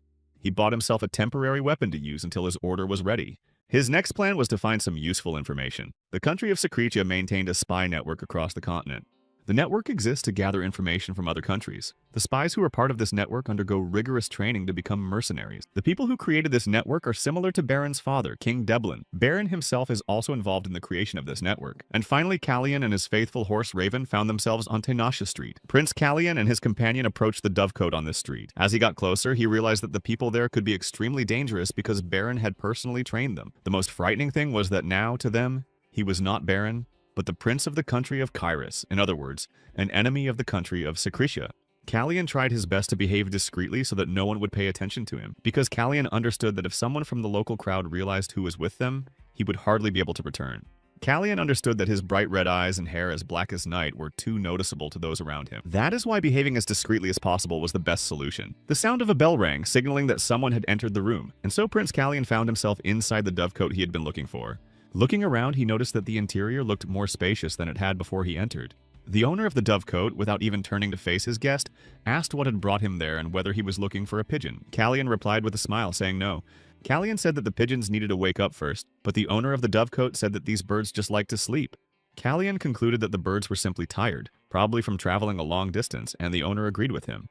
Callian suggested that this was where all the tired birds could relax. Without commenting on Callian's words, the owner just wanted to find out the reason for the uninvited guest's visit. Callian said that he had come exclusively for bird feed, and the owner said that he definitely had what he was looking for. Then there was a pause between our heroes, and there was definitely tension in the air. Taking out his weapon, the owner of the dovecote told the prince that he did not remember selling any birds recently. Callian understood that he was dealing with someone who was not quite ordinary, and that it would not be easy to deal with him while not in his own body. Stopping the pigeon loft owner's hand holding the weapon threatening Callian, he began to explain his reasoning behind his conclusion.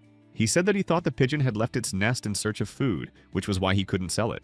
The thing was that birds were used here to refer to spies who gathered information. The state of Secretia kept the identities of all its agents secret. They do not reveal the identities of agents even to each other, so if one agent is exposed, it will not affect or incriminate Secretia. The owner of the dovecote immediately understood everything and asked Callian, comparing him to a bird, who he belonged to. Finally, contact with the owner was established, and Callian was ready to reveal who he belonged to. Callian decided to pretend to be a spy for the kingdom of Secreta, and use the name of his biological father, Nebelad. The owner of the dovecote was definitely surprised by what he heard. After naming the person for whom he was gathering information, he asked for some food for the bird that had left its nest. Callian intended to become the first prince and use the secret agent of Secretia to steal information about Kairos. The owner of the dovecote kindly offered Callian to follow him. Looking around, the prince thought that this place resembled a secret location. The owner thought that they would meet again, so he introduced himself as the White Eagle. Callian in turn introduced himself as the Red Swan. The White Eagle, sensing something, agreed and remembered his name. When they reached their destination, the White Eagle asked the Red Swan what kind of information he needed. Callian needed one item and one piece of information, for which the White Eagle asked for 8 florins. He also demanded payment for the item and information in advance before he would hand them over.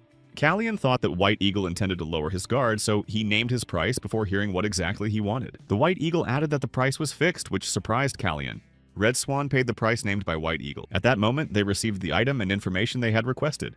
Callian immediately began checking the information provided to him. White Eagle explained that it was the only place that fit the requested area, and thanked him for the useful information. And just as he was about to leave, the White Eagle called after him, wishing him to be careful. Callian only looked back at him suspiciously without saying a word in response. White Eagle added that the place where Red Swan was headed was ruled by cruel laws. Callian probably understood perfectly well what the White Eagle was talking about.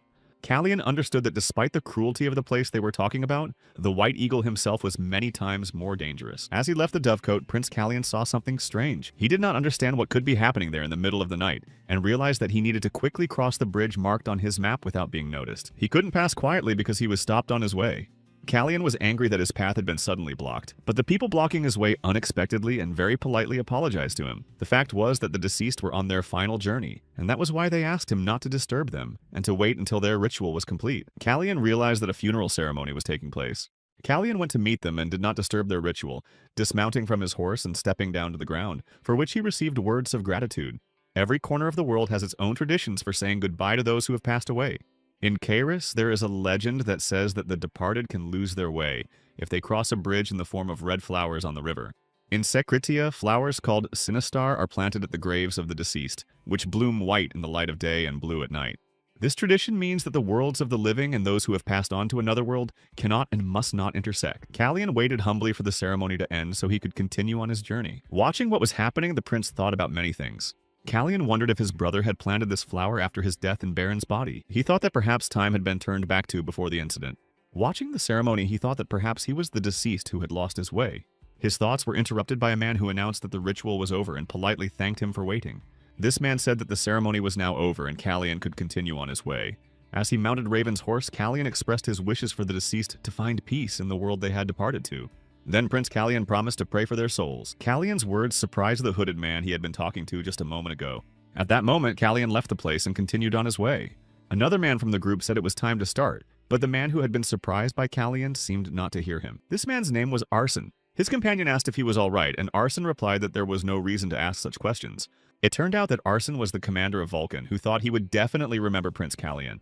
He realized that just a minute ago, Prince Sekritia Baron had been standing before him. These were only Arson's thoughts, but he told his companions that Callian seemed like a good man. On Callian's way, he saw signs with the name Celicia everywhere. Of course, Prince Callian thought this was too much, because the scent of Celicia was everywhere. At that moment, he thought that the information brought to him by his agents when he was Baron was absolutely true. The spies had always said that there were probably witnesses to Cisphania living in the country of Kairos, because her name was absolutely everywhere. Upon arriving at the location, Callian was met by a man who offered to show him to a free seat. Callian refused the man's offer because he knew exactly where he needed to go. Callian said he needed to get to the 4th floor of the building. The man was literally shocked because he did not expect this answer. He was extremely surprised, but nevertheless said he was ready to take him to the place he needed to go. They immediately went to the 4th floor, with Callian following the man. Upon arriving at the location, the man wished Callian a pleasant stay. Callian entered the room, but there was no one there. He noticed a coat rack where one hook was very different from the others. At that moment, he thought about his meeting with the White Eagle and how he had asked him for only a small piece of information. The White Eagle had mentioned a place where illegal activities were taking place in the capital of Kairos. The hook that stood out from the rest turned out to be a lever. When Callian pressed it, a door to another room opened in front of him. The 4th floor was just a code phrase to enter the room located below, in a hidden space in the basement. To find the information the prince needed, he had to go further. Here, gambling games prohibited in the country of Kairos were taking place. In the room beyond lay what Callian was looking for. There was an arena for underground fights without rules where people bet on the victory of one of the participants. Behind the bars of the ring, shouts of various kinds could be heard, some angry at the loser, others rejoicing in victory. And so the fight came to an end. That evening, Bloody Gerard emerged victorious once again. Those who had bet on him would soon receive their winnings. The cries of those who had lost money to Gerard's opponent continued throughout the arena. Callian did not enjoy being there, as the smell of blood and the shouts of people using disgusting words filled the air.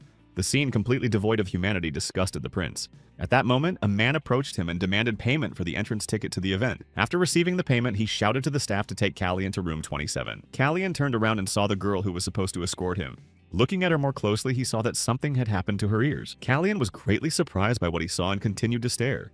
The staff were female and dressed in revealing outfits. Looking at them, Callian was sure that their clothes had not been chosen of their own free will. There were also tracking devices on their necks. Callian concluded that they couldn't escape even if they wanted to. The girl distracted him from his thoughts and pointed to the food tray, but Callian didn't understand what she wanted at first. She pointed to the buffet divided into 2 colors with the number 27, and he realized that he had to bet on one of the fighters. As he placed his bet, Callian realized that he had to play along in order to get what he wanted. There were no rules here, and everything was very simple. You had to bet money, and people fought. If you won, you doubled your money. Repeating this over and over again, the 10th fight was completed, and the winner was Pantalon Iron Ring. Everyone around watched in amazement as the 3 pralinas bet by Callian turned into 1,536. An active discussion began around the prince. But Callian was thinking that he had come here not only to get rich. And finally, the last fight of the day was announced, with a 4-time winner. Bloody Hammer Sion entered the ring in the white corner. Callian jumped up in surprise when he saw who was taking his place in the black corner of the ring. Callian remembered a moment from his past when he was Baron, and was kept in a place where people earned their living in the same way as here. This went on until his sister died. And then the name of Hammer's opponent was announced to the audience. It was the monster-eyed Curie. Without a moment's hesitation, Callian bet all the money he had won on black. The girl taking Callian's bet, like all the guests at the event, was in complete shock. This moment was discussed in every corner of the room. No one could understand the logic behind this move, as Callian had won a fortune and could lose everything in an instant. But Callian was absolutely certain that he had done the right thing. Everyone around him compared him to a madman, because Curie's record was 0 and he had not yet won a single victory. And then the announcer declared the start of the match between Mullet and Curie. Someone sitting behind Callian said that Callian's extravagance in placing such a large bet was completely unnecessary. He said that he was only saying this out of pity, and that Callian would be better off betting on someone else. Without mincing words, he pointed out that Curie had not yet won a single fight. Without responding to the stranger's remarks, Callian asked the girl who was serving him if everything had been checked. Callian explained that he was referring to the chips he had placed on the black corner, and asked her to check everything carefully. At that moment, the man who had spoken earlier added that he was not responsible for the unfortunate outcome, and that he had simply warned Callian for his own good.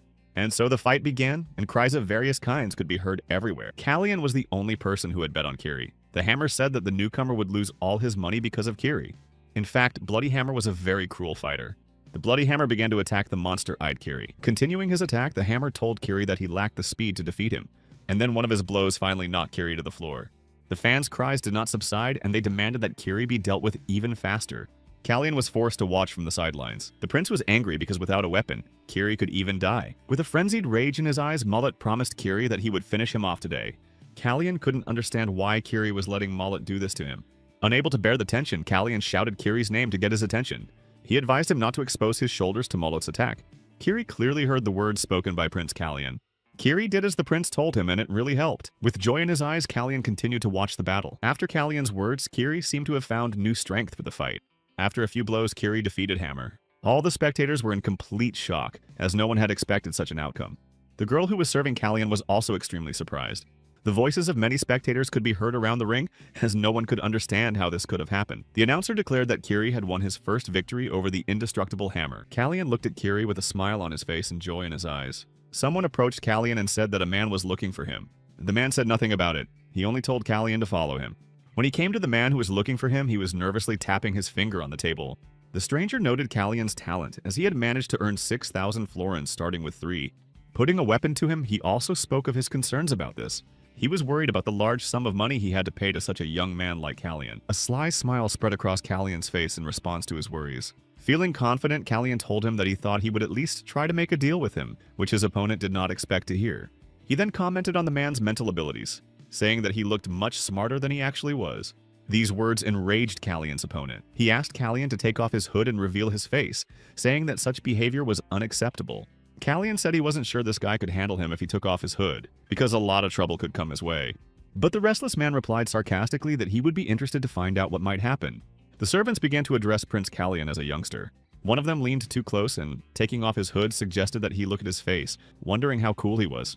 But Callian interrupted him with a hidden weapon, and the servant's words were replaced by a scream. Seeing what was happening, the remaining comrades in the room were completely shocked. Callian merely added that he thought the only thing they had left was common sense. The head of the establishment claims that he invited a mentally ill man who, without understanding the situation, took out a weapon. The head justified himself by saying that he did not have enough money to pay everything back at once, but Callian did not want his money and threw down the weapon. Callian was not stupid and offered an alternative, which was to take Curie instead of the winnings. His opponent reacted angrily and said that the owner of the establishment would not allow it. After all, Kiri had only just started bringing them income. At that moment, thoughts crossed his mind that he could lose his life by doing this, but then he came up with what he thought was a brilliant plan. His plan was to attack Kalyan since he was alone and they were clearly outnumbered. Considering this plan to be a really good solution, he said that he could hardly give Kiri to him. With one swift movement, Kalyan tore the scoundrel's pants and offered to take the 6,000 plorins that were owed to him, along with his life. After offering this option, he asked if he could count on business negotiations in that case. The stubborn scoundrel's surprise grew to the limit because he saw Kalyan's aura. After that, all questions immediately disappeared, and an order was given to bring Kiri to Kalyan immediately. At that moment, Kalyan realized that he would hardly be able to repeat the trick with the aura because his body simply would not withstand it. But he knew that he had to hold out at all costs and persevere until the end. It seemed that a problem had arisen because the messenger sent for Kiri had returned without him. The head's indignation knew no bounds, for he wanted to end this situation as soon as possible. But the messenger replied that Kiri would not leave without Hina. Prince Kalyan thought about the meaning of the word Hina they had used. Long ago, Kiri had told him about his sister, about how she had chosen how she would die, and that it was after that he decided to leave the fighting ring. The reason was that he suffered from not being able to protect her. Remembering all these moments, Kalyan thought as if trying to come up with another plan. The head of the company, now without pants, shouted for them to bring them all here immediately, but Kalyan expressed his desire to bring her himself. He seemed happy to hear this and was even ready to prepare everything for Kalyan's departure. But before leaving, Kalyan told him something that surprised him greatly. Kalyan said that he intended to take his winnings and the entrance fee for the event, and at that moment, the unfortunate man couldn't believe his ears. The prince managed to get them both out of that terrible place. Kiri timidly thanked Kalyan for saving him and his sister. Kalyan continued on his way, but when he heard Kiri's words, he turned back toward them. It was as if he was listening to what Kiri was about to say. Kiri decided to find out why Kalyan had expressed a desire to help and save them, but Kalyan immediately replied that they should not worry or fear anything. When Kalyan said this, he continued that he had no ill intentions toward them or the situation. At that moment, Kalyan removed his hood and revealed his face to them, and of course they recognized him immediately.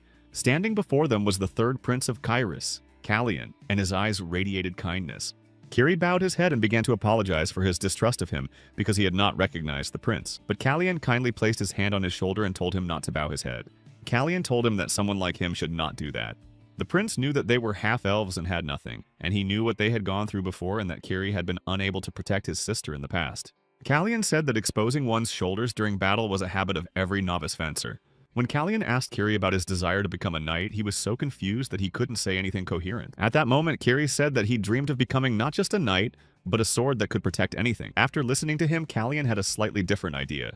He said that you can't become a knight in an instant, so he suggested that Kiri start by becoming Kalyan's protector if he wanted to learn fencing. Then Kalyan began to slowly walk away and told Kiri to find him. Kiri couldn't help but ask why Kalyan had decided to give him such a valuable weapon. But Kalyan, with a smile on his face, said that the reason was that he simply needed a good sword, meaning Kiri. At that moment, warm memories of the past came to Baron's mind when he told Kiri what he could do to repay him. Sometime later, the action takes place on Tinashe Street. On this street stands a building called the Mages Association. In the cozy office of the magician Elon Manasil, a warm fire burns quietly in the fireplace. The report sent by the mage who had been sent to the horse show described in detail the situation with the chandelier and Prince Kalyan's remark about it. Thanks to Kalyan's observations, Baron was able to prevent a terrible accident. After reading this information, Elon threw the report into the fireplace. Manasil was puzzled because he couldn't understand how Kalyan could have known about the condition of that particular chandelier. As he pondered the source of his thoughts, the third prince, Kalyan, appeared in his office. Kalyan, with a smile on his face and beaming with happiness, told the mage about his visit, but there was no joy in Elon's eyes, for what he had learned was strange and troubled him. Ellen suspected that Kalyan had gotten himself into some kind of trouble. Ellen had reasons to think so, for he had noticed that the prince's clothes were stained. The prince replied that it was just a minor inconvenience. Manasil told him that judging by Kalyan's voice, his affairs were much more serious than he had told him. Kalyan replied without going into details, saying that he had simply had a difficult and long day. Kalyan thought about how everything was going according to plan, but he still felt uneasy and couldn't understand why. Perhaps it was because too many things had happened in such a short period of time. Ellen Manasil still seemed lost in his thoughts and musings. With a snap of his fingers, he made the teapot pour tea into the cups using magic. Kalyan was delighted because now Elon's office looked like a real wizard's study. For Elon, this was nothing unusual, and he sarcastically told Kalyan that a magician's study did not always have eyeballs and other such attributes. The prince noted the completely ordinary furnishings in the study, but also noticed the weapon on the table, which clearly stood out from the rest of the room. Looking at it more closely, Kalyan noticed something familiar and frightening. He couldn't believe his eyes because he had seen this weapon before. As if cornering Kalyan, Elon asked if he had any idea why this item was here. Without giving Callian a chance to answer, he said that this item did not belong here. And then, as if by magic, the weapon flew into the air. Then it suddenly changed direction and headed straight for Callian's heart. Callian managed to dodge it, but another second and the object would have reached its target. Ellen watched with interest and concluded that Callian was very agile, even if his physical condition left much to be desired. With fury in his eyes, Callian simply listened and picked up his weapon. Elon explained that the object now lodged in the back of the chair had been created by Tsifanian. Manhwa said that he had the ability to copy his opponent's hidden weapons. The mage advised Callian to consider this incident a warning. But Callian seemed to have nothing to say in response to his mentor, and he realized that Elon had no intention of attacking him. He understood that he had not been patient enough and had therefore been forced to use his aura. It was surprising that someone who had never held a weapon in his hands had used the aura. Ellen remembered the day they met when the prince showed uncharacteristic curiosity and then began to display increasingly strange behavior. Earlier during a conversation with the king, he had mentioned his fear of horses and that everyone around him said the prince had become like a different person. It was also strange that when the prince learned about the poison in the tea, he was not afraid but thirsty for revenge. Ellen continued to say that such energy was only found in those who had once stained their hands with blood. He also mentioned the situation with the chandelier. After telling Callian all this, Elon demanded an explanation from his student. For a second, Callian thought about what to do next and what steps to take. He doubted that Elon suspected him of anything and immediately dismissed these thoughts. Callian understood that Elon wanted to help him because he definitely believed in him. Striking the table with his fist, Callian decided that it was time to reveal everything. Placing his hand on his heart, he confessed that he was not who he claimed to be and revealed that his real name was Baron Secretia. And when Baron confessed, a discussion on the matter began. Ellen immediately thought about the timeline, but then he thought about more important things. By more important things, he meant the soul of the real Callian. He was trying to figure out if he was alive or already dead. Callian sat opposite Elon and tried to reason with him. Baron was sure that the real Callian was still alive and still in his body. When he first entered the foreign body, Baron did not realize that he was not alone in it, but then he felt the faint presence of this child. Manhwa listened to Baron and paid attention to every word he said. Elon remembered their first meeting when Baron said he wanted to get the royal throne. Then he asked Baron a direct question about what he really wanted and what he was striving for. And then Baron told Manhwa that he needed to stop the battle between the states. Baron told the mage about the reason for the war and that he had not yet understood why Prince Plancha needed the axis of time. Baron needed to find out Plancha's motives and stop him. The source of the problem had to be eliminated, otherwise the tragic story could repeat itself. After listening to Baron's monologue, Elon tried to understand what this goal was for and whose salvation he intended to achieve, his brother Chase or himself. It seemed that Baron did not fully understand what Elon meant, but the mage decided that Baron needed to learn something first. The mage enlightened Baron that there was now only one prince in the state of Secretia, and his name was Prince Chase. Chase was the only son of the king's concubine, and the queen had no children, and there was no such person as Baron. Baron couldn't believe his ears as he considered this absurd and simply impossible. Baron couldn't accept this information because he remembered himself as Baron. He had many questions. For example, does he only exist in Secretia, or does he exist at all? If so, why? If the reason was the timeline, then maybe something went wrong, and something simply happened to space when it went back in time. Perhaps the time axis had influenced him, ending up in Callian's body. Baron Secretia thought about the present Callian in his body. He thought about the man who had lived a wonderful life before all this happened, but Baron nevertheless feels Prince Callian inside himself, if you can call it that. Baron thought that if he had ended up in Callian's body, then there might be someone else in his body, and therefore, while he was here, there couldn't be another Baron. But suddenly he realized that he had probably just stolen someone else's life. Manhwa began to talk about the only Prince Chase that exists now. Chase was currently strengthening his status as crown prince, and since the past and present differed from what Baron remembered, the future could also change. Ellen assured Baron that he should now take care of his own life rather than that of his brother, who was doing well without him. Elon spoke with complete seriousness and confidence in his words. But Baron, as if smiling, asked if Elon really meant that Baron should now live without returning to the past. Baron told his mentor that he had nothing to worry about because what was bothering him would definitely not happen. Baron tried to clarify some points and therefore told Elon about the day when he first opened his eyes in Callian's body. He said that at that moment he had already gotten rid of the desire to continue living as Baron. Manhwa continued to listen attentively to his student. Then Baron asked his mentor about his attitude toward the situation, to understand if he was really okay with it. Did he mind knowing that the body of Callian was not that of the real prince of the country of Caris, but that of the prince of Secretia, Baron, albeit not the ruling prince? For a moment, the magician's face flashed with surprise and confusion as he pondered the words of the fake prince. Then he jokingly replied that he understood what Baron had been thinking all this time. But at that moment, Elon decided to clarify the situation from the beginning. He said that he had become an ally to only one person. Baron listened attentively to his mentor and did not interrupt. Ellen and Callian harnessed their horses and set off. At that moment, Callian asked Ellen if he had known about the existence of the axis of time before. But judging by Elon's reaction, it seemed as if he knew and clearly had some information about it. Ellen told Baron the story of what had happened about a year earlier. He said that Prince Chase had asked him about the timeline back then.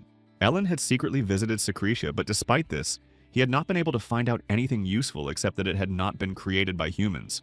Ellen continued talking about what he had learned about the disappearance of the timeline from Secreta. He also clarified how far back Baron had traveled into the past. Callian thought that when he realized that time had turned back 10 years, that was the moment when the timeline simply disappeared. After thinking about the information he had, Callian asked Elon why they had gone back 10 years.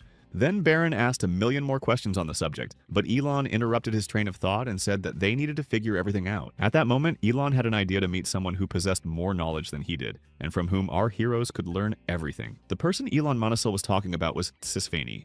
Callie and Baron agreed, remembering that his coming-of-age ceremony was soon to take place. The ceremony is called Rosalita, where one must find an empty nest, proving that one is a descendant of the royal family, and there lies her will. In order to pass this ceremony, one must remain alive, and therefore Callian must solve the problem of the poison tea quickly. Baron Callian agreed with Elon Manisil's statement. He thought that the actions he had taken regarding the magic flower should have already borne fruit, and so the prince returned to his home, and his faithful servant Jan was angry because he had promised to return by midnight, but did not return until morning. First, Callian checked on the flower that had been poisoned. Callian turned to Jan and, without listening to him, said that he was ready to prepare everything for his prince's sleep. But Callian had something else in mind and wanted to show Jan something amazing. Callian went out onto the terrace, followed by his loyal servant Jan, who sincerely did not understand what they were going to do there. Looking down from the balcony, lost in thought, Callian heard Jan talking about the cool weather, as dawn was already breaking. The pot with the magical flower, a gift from the Association of Magicians, was already in its place in Prince Callian's room. Callian pretended to spill his tea in front of everyone, but it was his plan. This was done deliberately to see the reaction of the palace servants involved. The tea contained a powerful substance that would have killed any plant, but the magical flower was unaffected, remaining intact and unharmed, as if it had been specially replaced. Suddenly, Yang saw something very mesmerizing while standing on the terrace. Callian also saw a wonderful light passing through the royal court, and this light was mesmerizing like pollen. At that moment, Callian realized that the person who had replaced the flower had not taken into account its magical properties. For when it died, it released magical pollen. And so this wonderful pot had already led Callian Barina to her enemy. The mesmerizingly beautiful light led Calliana straight to the owner of the palace, Hygia. In other words, to Queen Celicia, the mother of Prince Plantia. Outside the window, the weather was gloomy and sad, for it was raining in the kingdom of Kairos. On this rainy morning, Callian's faithful and devoted servant John brought him his tea. Callian greeted him kindly and asked how he was feeling, inquiring how he had slept that night. Jan replied that everything was fine and that he had slept well, and then asked the prince the same question. Jan felt extremely awkward because he usually greeted his prince first. Callian replied that he had woken up earlier than usual that morning. Jan was surprised because this had never happened to the prince before in a long time. Callian just watched and didn't know what to say to Jan. Jan suggested that perhaps the rain outside had woken the prince. After taking a sip of the tea brought by Jan, Callian felt something strange. The taste of today's drink was slightly different from before, probably because Kalisha had increased the dose of poison. Keeping his composure, Callian asked Jan if there would be any events in the near future where all the nobles would be present. Jan kindly informed His Majesty about an upcoming conference that the king would be attending. Jan said that the event would take place next week, and Callian listened carefully and memorized the information. Callian knew that on that day there would be an evening banquet where he could drink the tea poisoned by Celestia to his heart's content. As if devising a cunning plan, Callian thought about how Celestia would have to try hard to carry out her plan. Callian took one of the pills that Elon Manisil, his wise mentor, had given him. Without hesitation, he swallowed the medicine immediately after drinking his morning tea. Taking the cup that Callian had already emptied, Yang decided to ask about the medicine he took every day. But Callian dispelled the caring servant's concerns, saying that these medicines were vitamins for his health. Callian reminded him of his weak body and the need to take vitamins to maintain his good condition. Yan agreed unreservedly with His Highness and kindly offered his assistance. As he left Prince Callian's room, some thoughts crossed Jan's mind. Yan seemed to freeze, lost in thought about something important. He stood in the corridor of the royal palace and did not understand why his heart was filled with anxiety about his prince.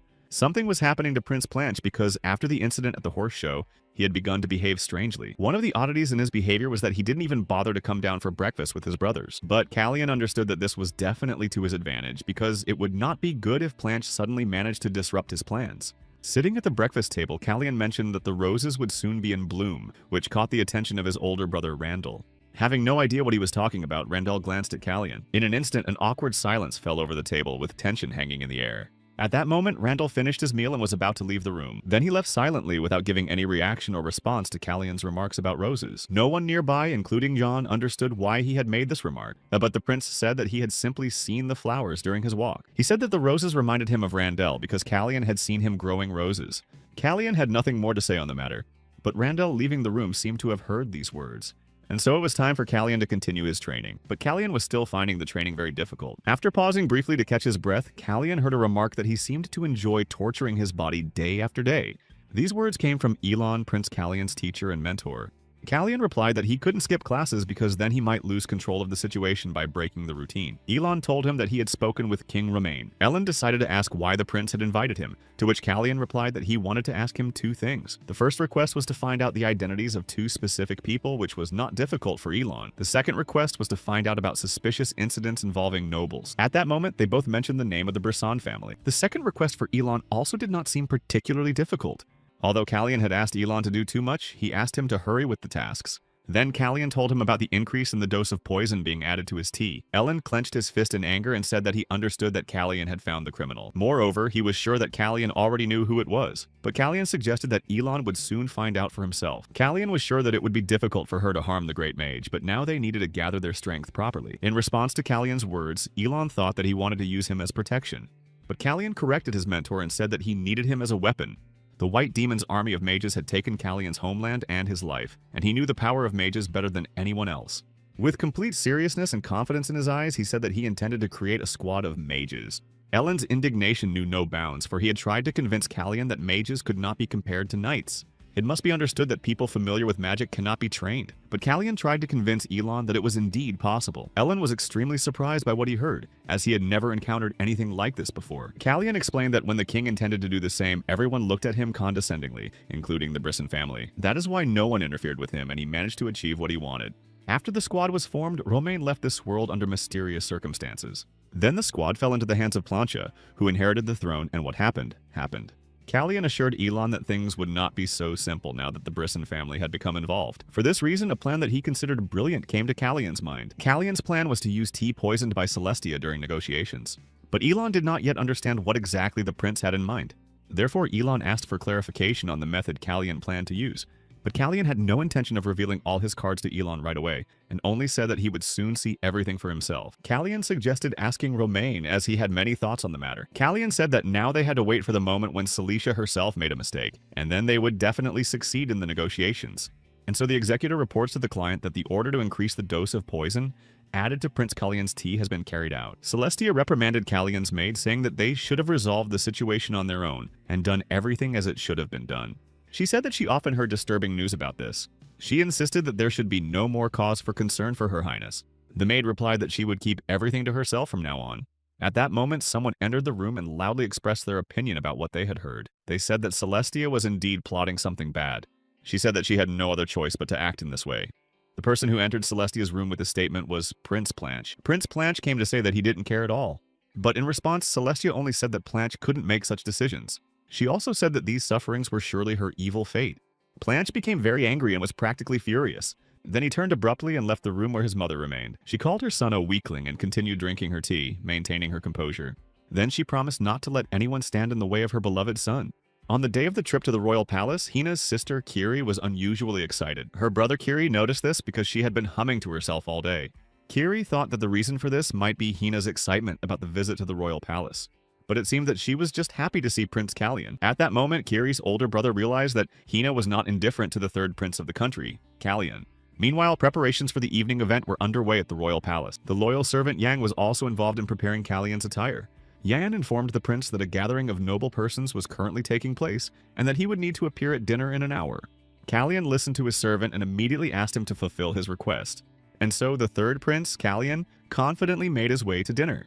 Callion knows that this is the moment when it will all end, and so he entered the room where the dinner was being held, where many noble and important people had gathered. As he approached, he saw Queen Celestia sitting at the table. Their eyes met and tension filled the air. At that moment, loyal Yan was on his way to fulfill his prince's request. Callion handed him 2 letters that he was to deliver to the Association of Magicians and his mentor. He also said that the letter for the association had to be delivered first, and only then to the second addressee. But Jean was worried about the prince and asked Callion in whose company he was going to dinner, and if he really intended to go there alone.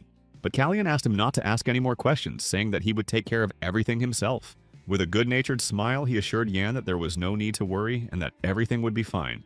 At that moment, Yan was overcome with doubt because something like this had happened before. Perhaps he was worrying for no apparent reason. At that moment, the action takes place in the building of the Mages Association. A conversation is taking place about how all the information Monosil needed has been found. It was Arya Siren, the head of the Mages Association of the country of Kyrus. They were discussing the nobles in the Brisson family, and how the nobles were weak and therefore unable to interrogate the Brisson family. Arya Siren did not understand how this information could help Callian and how he planned to use it. Ellen Manisil thought about it and tried to figure it out.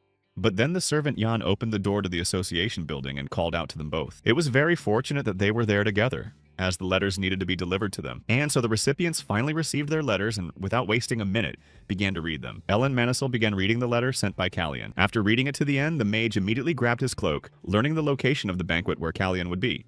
Yan did not understand what was happening and why Elon was rushing toward Callian. Yan said that without an invitation, the mage would not be able to get inside. But Elon said that this was not the main problem right now and that something had to be done, because at that very moment, the prince could die at the dinner. Yan was completely taken aback by this and still couldn't understand what was going on. The letter written by Callian contained information that he intended to make a deal with Celestia, putting his life on the line.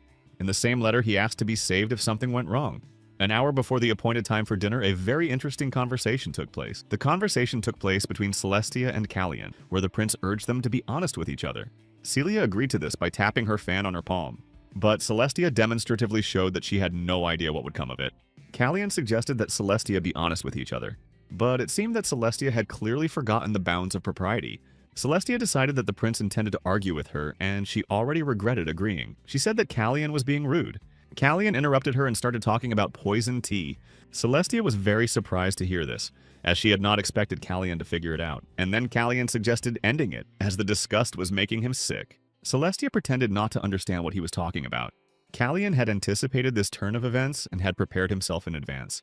Callian was willing to take the risk to ensure that this would never happen again, and now he held in his hands a poison that could stop the heart. Now Callian had only his strong heart and he was ready to risk it. Celestia listened attentively without saying a word, and Callian continued, saying that he had received this item from the White Eagle. It does not react with silver and cannot be detected, but Callian has the power of healing, so his heart will continue to beat. Healing can only work on one thing at a time, so the poison that was in the tea in the morning will spread through his body if the power begins to heal another poison. Callian, trying to manipulate Celia, said that when this happens, people will suspect her first, but Callian's words only made Celestia laugh. After that, various phrases flew from her mouth about how he was not doing this for the first time, and that he was wrong to think so. She confessed that it was because of her that Callian's mother had died. And so Callian asked again what he should do with the poison tea, but in response he heard only that he could drink as much as he wanted. Callian took her words as a rejection of the agreement he had offered, and immediately began to drink the poisoned beverage prepared by Celia. And now the first sips were already passing through Callian's throat and entering his body. Celestia watched this with malicious glee, thinking that Callian was out of his mind to hope that anyone would accuse her. She believed that even His Majesty the King should treat her with caution. Celestia said that there was nothing she could not get if she wanted it, even if it was the Queen's throne. She didn't care how she got what she wanted, and so she gradually managed to get everything she desired. The only remaining goal she had not yet achieved was King Romain. It was not difficult to see from Celestia's eyes and facial expression that she already had a plan to achieve her goal. As the evening event began, Callian's health deteriorated, and he couldn't stop coughing up blood. Celestia watched the prince cautiously from the sidelines. She was delighted because she knew that this would work out and it would play into her hands. And then the third prince, Callian, lost consciousness and fell to the floor. Everyone around him, even his own brothers, was stunned by what was happening. King Caris Romain also did not understand what was happening, but was very worried. Then a voice rang out from the crowd ordering someone to call a priest. Celestia watched with pleasure but did not participate in any way, simply observing. The guards, trying to figure out what had happened, assumed that the prince had been poisoned before the banquet began, as he had not had time to taste any of the drinks. But the guards were silenced as this was too serious an accusation, since Callian had been with Queen Celestia before the banquet. Behind Celestia, words of pity for Prince Callian and cruelty towards him could be heard. Celicia, as if addressing Callian, thought that she had won again, for no one dared to accuse her. Callie's father, King Romain, burst into the room shouting. He embraced him and asked him not to close his eyes while ordering his servants to bring a priest quickly. Callian heard the words and, with his last ounce of strength, responded to the appeal. Callian reached out to his father with hands trembling from exhaustion, just as Selenia had stretched out her hands to him before her death. She asked the king to protect their son, Prince Callian. With tears in her eyes, she was able to say her last and most important words to him. Just like his mother, he reached out his hands to his father. Roman was beside himself with rage when he heard Selenia's words about the misfortune that had befallen them, and that she could no longer remain there. She then said that she intended to return to the palace of Hysia, but the king probably understood that this was her doing, and that she was trying to take the life of his younger son. The king shouted Queen Celicia's name across the hall, addressing her, and of course, she couldn't help but notice. Of course, Roman's actions confused all the guests. Prince Calian's brothers also did not understand what was happening, and therefore stood quietly and continued to watch the proceedings. Celestia turned to the king, and immediately everyone around them realized that this was all Queen Celestia's doing, and began to discuss the matter. She decided to pretend that she had no idea what was going on, and said that she had heard rumors that Calian was a very sick child. King Romain reminded Celestia of the moment when Freya's illness began. At that moment, she was also in the company of the Knights of Brisson, and insisted on the same thing. But Celestia continued to behave as if she had nothing to do with it, and insisted that it was all due to her illness. Then she told Romain that he would not be able to make her a criminal, even with his behavior. She also clarified the king's confidence that his son's health was in perfect order.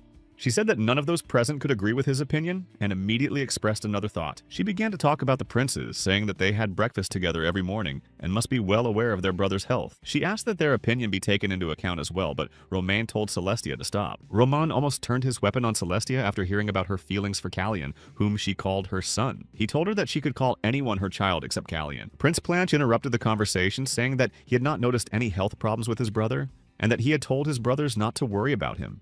Celestia's indignation knew no bounds, for her own son had turned against her. Finally, the priest appeared in the room where the incident had taken place. Celestia shouted to everyone that she was returning to the palace of Hysia. The king ordered the priest to use his divine power on Caliana. Suddenly, Caliana was enveloped in a magical field that prevented the priest from completing his task. It was Sir Manisil who arrived just in time and forbade the use of divine power, as it could cost him his life. No one could understand why Elon Manisil would not allow Caliana's healing to be completed. At that moment, Manisil told them about the magical circle in Calian's heart. He tried to explain that if the two pitchforks collided, the heart might not be able to withstand it and simply burst, killing the prince. Roman couldn't understand how else his younger son could be saved. Roman tried to suggest different solutions to the problem, but Elon had another plan. Elon said that perhaps a healer with the power of nature could help him, but then a man reached out to Elon, addressing him as if he were his father. He seemed to have drunk a bottle of poisoned red wine and couldn't understand why this had happened to him. Ellen Manisil approached Calian and wrapped his arms around his face. They looked into each other's eyes, and Calian tried to say a word to his mentor. Calian didn't understand why his mentor had such a strange expression on his face.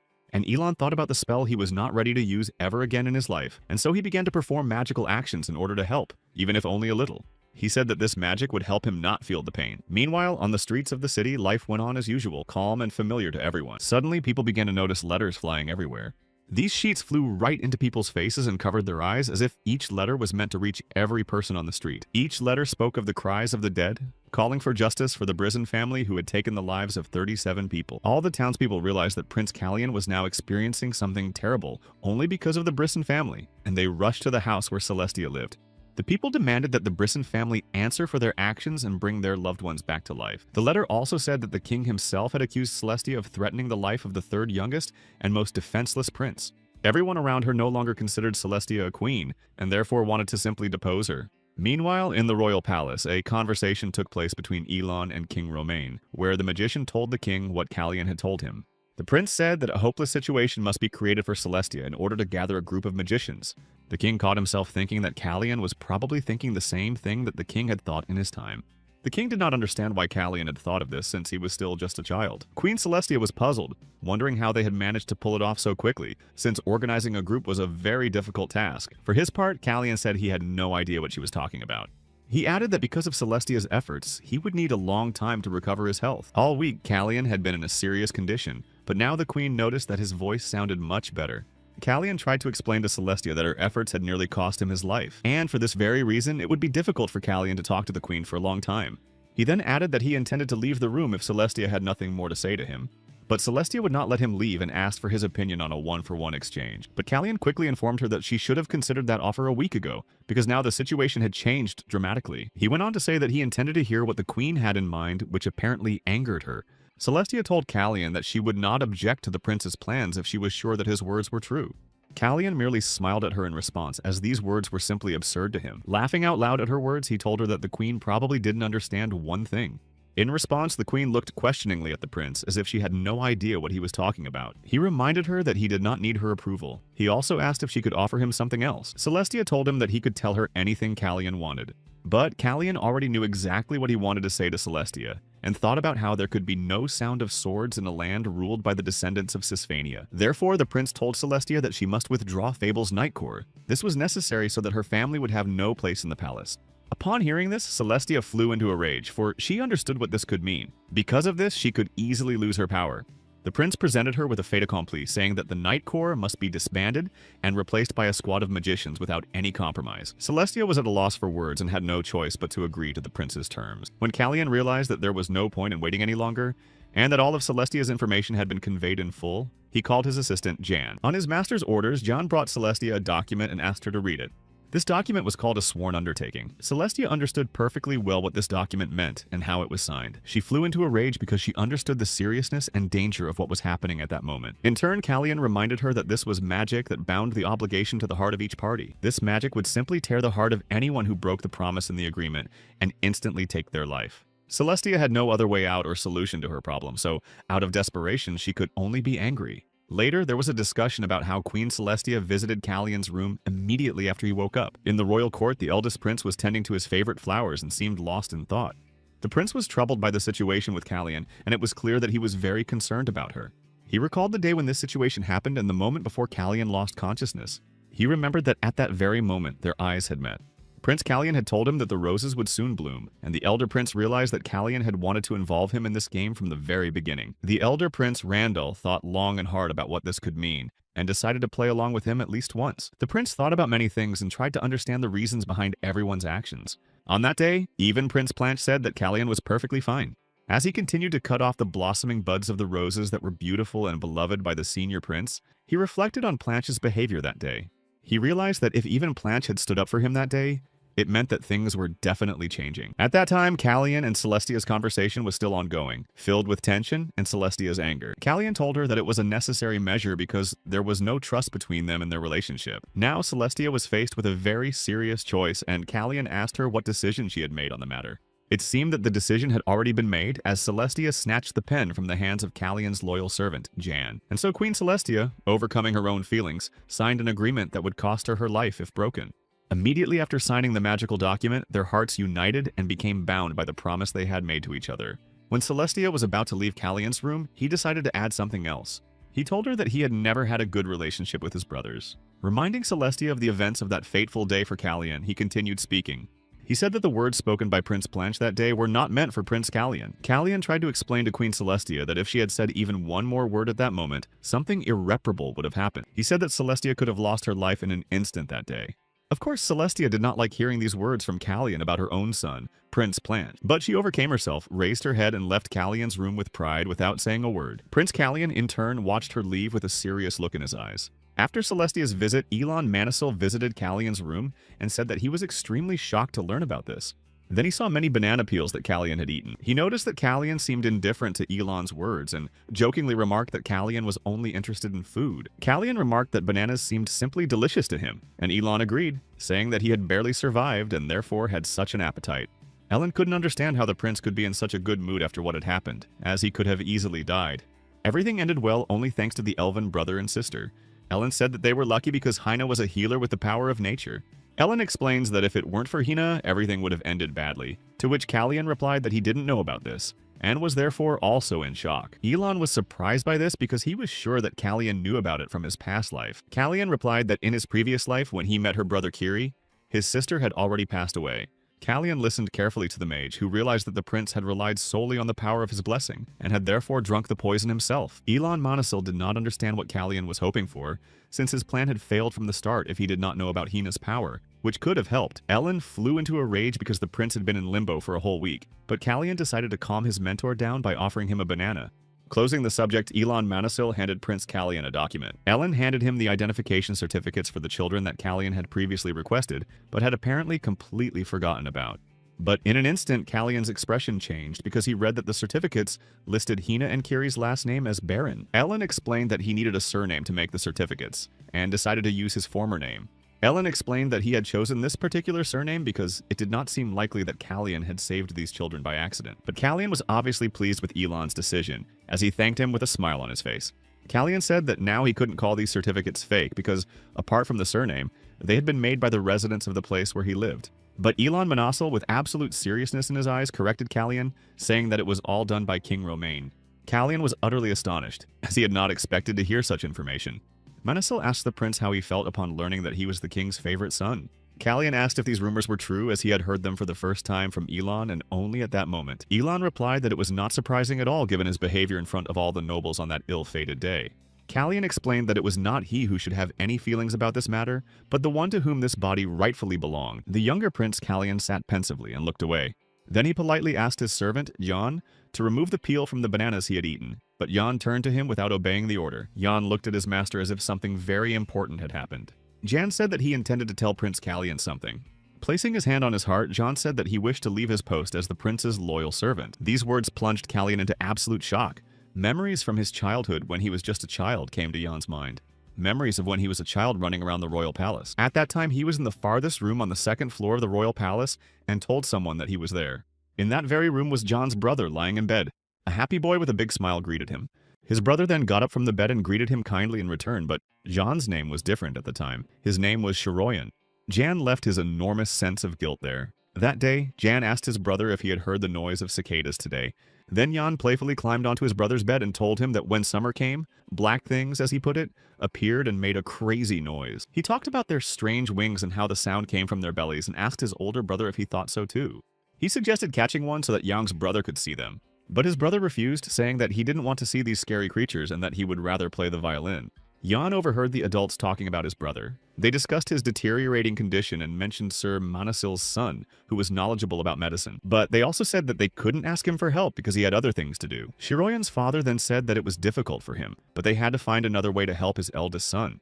At that time, Yang did not know that talking to someone who was dying could be so terrifying. When his older brother realized that Shiroyan already knew everything, he took him by the shoulders. He asked him not to avoid him and not to be afraid to look him in the eyes. He said that they had to stop ignoring him and accept the fact that he would soon leave this world. On that fateful day, a fire broke out in their family palace. At that moment, Yang was standing in the street surrounded by servants and a crowd of people, and someone told him to take him away from there because the fire was getting stronger. The fire was started by his older brother Shiroyan, who wanted to end his life one day before his coming of age. After that day, all the seasons changed, and now the air is once again filled with the sounds of cicadas.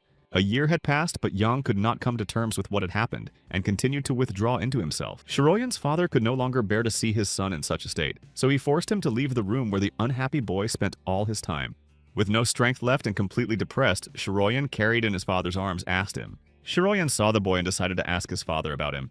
The boy Shiroyan was interested in turned out to be the young third prince of the country, Callian. Callian was just as upset as Shiroyan, which is why he took notice of him. Memories of their first meeting flashed through Jan's mind, and when he returned to reality, he said that he intended to leave his position as his servant. Callian did not understand the reason for Jan's actions, but Jan in turn said that he was closer to the prince than anyone else and knew nothing.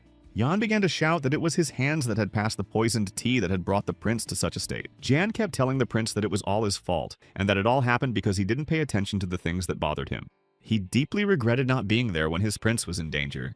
Callian tried in every way to interrupt Jan and say at least a word, but nothing worked, and Jan continued to say that he simply knew nothing about it. At that moment, memories of his brother's death came flooding back to him. From his terrible memories and dark thoughts, Jan was brought back by Callian's cry, who shouted his name and told him to look at him. Callian took him by the shoulders, and Jan, with tears in his eyes, fixed his gaze on him. Callian stepped back a little and asked Jan who was standing in front of him now. Prince Callian's stern gaze still awaited Jan's answer. Jan, tears still streaming down his face, replied that Prince Callian was standing before him. The prince agreed with Jan's statement and told him to remember one thing. He told him to remember that he had no intention of dying. Callian said that from the moment he opened his eyes, Jan had been by his side the entire time. He went on to say that it was only thanks to him that Callian was still alive, because Jan had never ignored him. Callian said that he felt he knew too little about the past life of his loyal servant, but he was sure that from that moment on, Jan would continue to protect his prince. And he asked Jan if his thoughts on the matter were correct. It was clear that Callian's words had deeply moved Jan's poor, vulnerable servant. At that moment, he couldn't hold back any longer and fell to his knees, crying with all his might. Callian tried with all his might to calm him down and asked him to stop crying and get up from his knees. At that moment, the prince reached out his hand to his comrade, friend, and servant. And then John thought, as if addressing his father, that he would not be able to return. As he got up, he continued to think about the fact that he had someone he had to protect with his life, and that the only person who would be under his protection for the rest of his life would be Prince Callian. After regaining his composure, Yang told Callian that he would rid him of all the scoundrels who had done this to him. Yan set about carrying out the order given by the prince minutes earlier and continued to talk to the prince on this subject. Callian asked what that meant. Callian asked if this meant that Yan intended to avenge him, and Yan agreed with his statement. Yan was angry because Callian had suffered so much, so the prince told him to calm down. Otherwise, the elephants would have to stay where they were to avoid starting a war. Then Yang started shouting that they should forget about war and stammered that it didn't matter that he wasn't working under his real name. But remembering that Callian had mentioned the elephant in his remarks, Yang realized that the prince knew everything. But the prince just spread his arms, thereby letting him know that Yang was absolutely right and that he really did know about his origins. Yan tried to find out how long the prince had known about this, feeling irritated because he was sure that the prince was not aware of it. Yang realized that the prince had learned about it from his father and felt hatred toward him, but his thoughts were interrupted by Callian's voice asking him to make tea. That night, Callian had a dream, but it felt like he was seeing it in real life. In his dream, he met the real Callian, the owner of his body. The true Prince Callian and Baron, in his body, met face to face. Callian looked the same as he had in his previous life, and even the hair covering his eyes was the same as he liked it. Baron looked at him and couldn't understand what was happening, which was not surprising since meeting oneself face to face does not happen often. But then the real Callian began to take steps toward Baron, and now the real Callian was right up close to Baron. With a sincere smile on his face, he seemed to greet him. Then Callian passed through Baron as if leaving his body. Baron had no idea what was happening to him. Then Callian looked at him with complete sincerity in his eyes and a smile on his face. But Baron still didn't understand anything, which was easy to see in his eyes. Then Baron felt something and reached out his hand to Callian. Callian merely glanced at the hand Baron had extended to him, as if not expecting this gesture. In response to Baron's actions, he simply smiled and looked completely calm. Baron did not lower his hand, as if he knew that now he had to go with him. When Baron saw Callian's eyes, he realized that Callian had other intentions, and did not intend to continue their life together. The real Callian responded by giving Baron only a smile. The real Callian began to gradually move away from Baron, and then Baron began to fall into the unknown, as if Callian himself had decided to bring Baron back to reality from his dream. Baron, in Callian's body, opened his eyes and found himself in his bed. He looked at his hands as if trying to understand whether this was real. He sat up on the bed and began to think about what he had seen, because it was very strange. Then he realized that Callian had used this method to let Baron know that he had decided to leave this body for good. And then Baron and his mentor, Elon, decided to perform a ritual to send Callian's soul on its final journey. Baron thought that he had decided to leave too soon, because he could have enjoyed what he had so sincerely desired. Baron realized that the real Callian had given him this life. In a dream, Callian wished Baron to achieve his desires. As he bid farewell to Callian's soul, Baron reflected that he did not envy Callian's freedom, for his life had been like a prison. Baron told Elon that after what had happened, he would not remain ignorant. After all, he had started many things and asked Callian for many things. At that moment, Baron seemed to say goodbye for good to the man with whom he shared the body he now inhabited. Then he promised both him and himself that he would live his second life as he should and as he was meant to. After the shower, the true Callian slowly floated away with the beautiful flower, and the ritual was successfully completed. Queen Celestia kept her promise, and the nightly chorus of fable was indeed disbanded and returned to Marquis Brison. King Romain urged his people not to believe the groundless rumors circulating about their royal family. Well, Elon Manisil, in turn, announced his intention to create a squad of magicians, and everything went on as planned. 3 months after the incident, Baron Callian had changed noticeably. Looking at him, the servants realized that they needed to call the royal tailor, Set and Slake. Callian agreed with them, as his wardrobe had indeed become too small for him. King Romain visited the third prince's room and greeted his son. The king noted that his son had gained weight and grown taller, and that he seemed to be even taller than his brother Plancha. Callian agreed with his father's remarks and responded with his beautiful smile. In Callian's room, there was a discussion about preparations for the upcoming rose ceremony. Hearing about this, Elon took the opportunity to tell Callian that he would like to introduce someone to the prince. Ellen was talking about a mage who would look after Callian during the event. It was Arson Hertz, who said he was very pleased to meet the prince. Callian was extremely surprised by what he saw, as they had already met before in his past life when he was Baron Secretia. King Romain explained that Arson Hertz was a talented mage who would definitely join the ranks of the unit they had created. The king then added that Callian would definitely get along well with him and learn a lot. With a hint of a smile, Callian thought about the king's words. Still grinning, Callian sarcastically said that this was quite unexpected. and that he considered this moment a special birthday present. Later, over a cup of fragrant tea, they discussed the date of the magical squad's creation. Ellen Manasil said that it would not happen as soon as they would all like, because they had not even come up with a name for the unit yet. Even the smallest details were discussed, from the number of people to the form of clothing. While Elon explained that they all had a long and hard road ahead of them, Arson noticed Prince Callian's intense gaze on him. Ellen said that this was only the beginning of their journey, and Arson simply smiled back at Callian. Then Elon turned to King Romain and suggested that he choose a name for the unit, which greatly surprised the king. Ellen said that the king probably had some ideas on the matter, since he had been thinking about creating a squad of mages for a long time. And then the king said that he did indeed have some ideas on the matter. And finally the answer came, and it was suggested that the group of magicians be named Vulcan. Ellen asked what they would have done if he hadn't asked, since everyone had been waiting for this for so long. Then they asked Sir Hertz for his opinion on the name the king had suggested for the group of magicians. Callian, in turn, humbly and with great interest, watched Arson Hertz's reaction. The mage asked the prince to repeat the question and what Callian meant by it, but the prince clarified that he was interested in whether he liked the name. Then Callian asked Arson if the proposed name sounded familiar to him. Manasil just listened and watched what was happening. Arson Hertz began to answer Callian's question with a hint of uncertainty, arousing Ellen Manasil's interest. Then Arson said that he thought the name was beautiful, very appropriate, and fitting. Callian agreed with Arson and continued drinking his tea.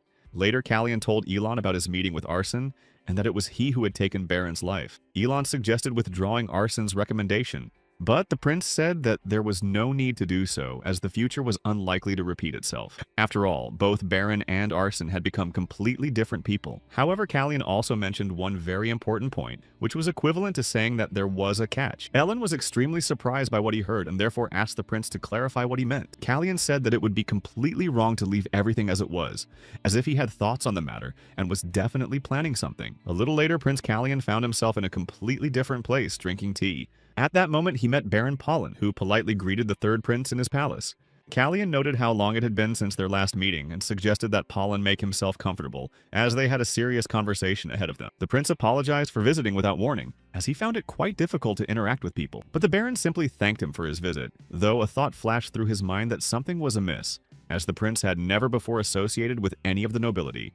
Indeed, Callian had not come to him without a reason, and immediately said that he had come to collect payment for saving his life. Then Callian immediately asked Pollen about the options the Baron could offer him.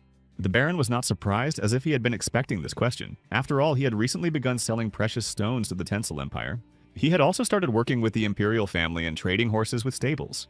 But at that moment, he understood that this was not what Prince Callian wanted, and so he decided to tell Prince Callian that he had nothing to offer His Highness the Prince. But Callian was not satisfied with this answer, as he seemed to know exactly what he wanted. Callian suggested the possibility of offering something other than the services of his trading house, to which the Baron replied that he had neither the means nor the people. Then Callian said that he had both people and resources, but so did the Brisson family. Hearing this, the Baron seemed not to understand what His Highness meant by this. Then, gathering his thoughts, Baron admitted that he had always thought he had Callian. The prince laughed but agreed with the Baron, who in turn said that if they had the prince's support, there would be no problems. Callian told them about their plans to create a squad of magicians and explained that they had enough people and money to support them. But there was a problem with management. The Baron asked if this was perhaps payment for saving his life that day. But then Callian dispelled the Baron's doubts and informed him that His Highness had already received payment for saving the Baron's life. The prince's words certainly surprised Pollen, and he did not ask any further questions on the matter. Baron Pollen simply said that he would gladly fulfill Prince Callian's request. Then Prince Callian realized that his plan had worked perfectly and everything was going according to plan. On the day he came of age, Prince Callian was supposed to bid farewell to his life, but circumstances arose that would change the fate of the day. For he had found people close to him whom he could trust with absolute certainty. At this point, all that remained for Callian was to meet Sisphania at the upcoming roast light and find out the reasons for everything that had happened. And so the most crucial moment arrived. The moment of the very event where Prince Callian was to greet the guests. Everyone present congratulated him on his 15th birthday and coming of age. Preparations for the event were successfully completed. Prince Planche stood in the corridor of the royal palace, away from everyone else. And then the blood brothers Planche and Callian met each other's gaze. Callian's impassive face broke into a smile, and he noticed how long it had been since they had seen each other. Prince Planche stood completely calm, as if he was completely indifferent to everything that was happening. Prince Callian quickly passed his brother Planche and continued on his way. But then Planche's brother turned to Callian and mentioned the color of his eyes. At that moment, Callian turned around with absolute seriousness in his eyes, for there was certainly nothing pleasant in the way Prince Planche had addressed him. Then he reminded Planche of his name and said that he would no longer tolerate his antics. The completely tactless Prince Planche smiled and asked Callian's name again, as if he disagreed and was trying to anger his brother. Then, with complete confidence in what he said, he remarked that the name Callian definitely did not belong to him, which surprised his younger brother. Planche explained that his opinion was based on Callian's unusual manners, his ability to ride a horse, and his skill with weapons. He also found it extremely strange that Callian responded to his taunts and never remained silent, which was completely unlike the former Prince Callian. Then he asked his younger brother directly who he really was. A drop of cold sweat ran down Callian's face, for he had not expected to hear such words from his brother. At that moment, Prince Callian realized one very important thing.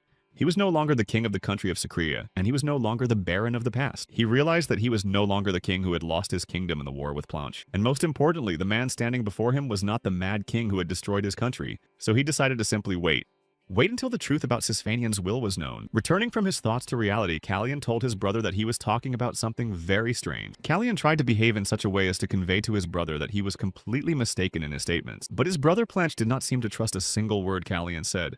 Afterwards, Callian told his mentor about what had happened. Elon said that it was not surprising that Planche was suspicious. Elon added that despite Planche's tactless behavior, he was not a stupid guy. Ellen Monosil was not at all surprised by the turn of events.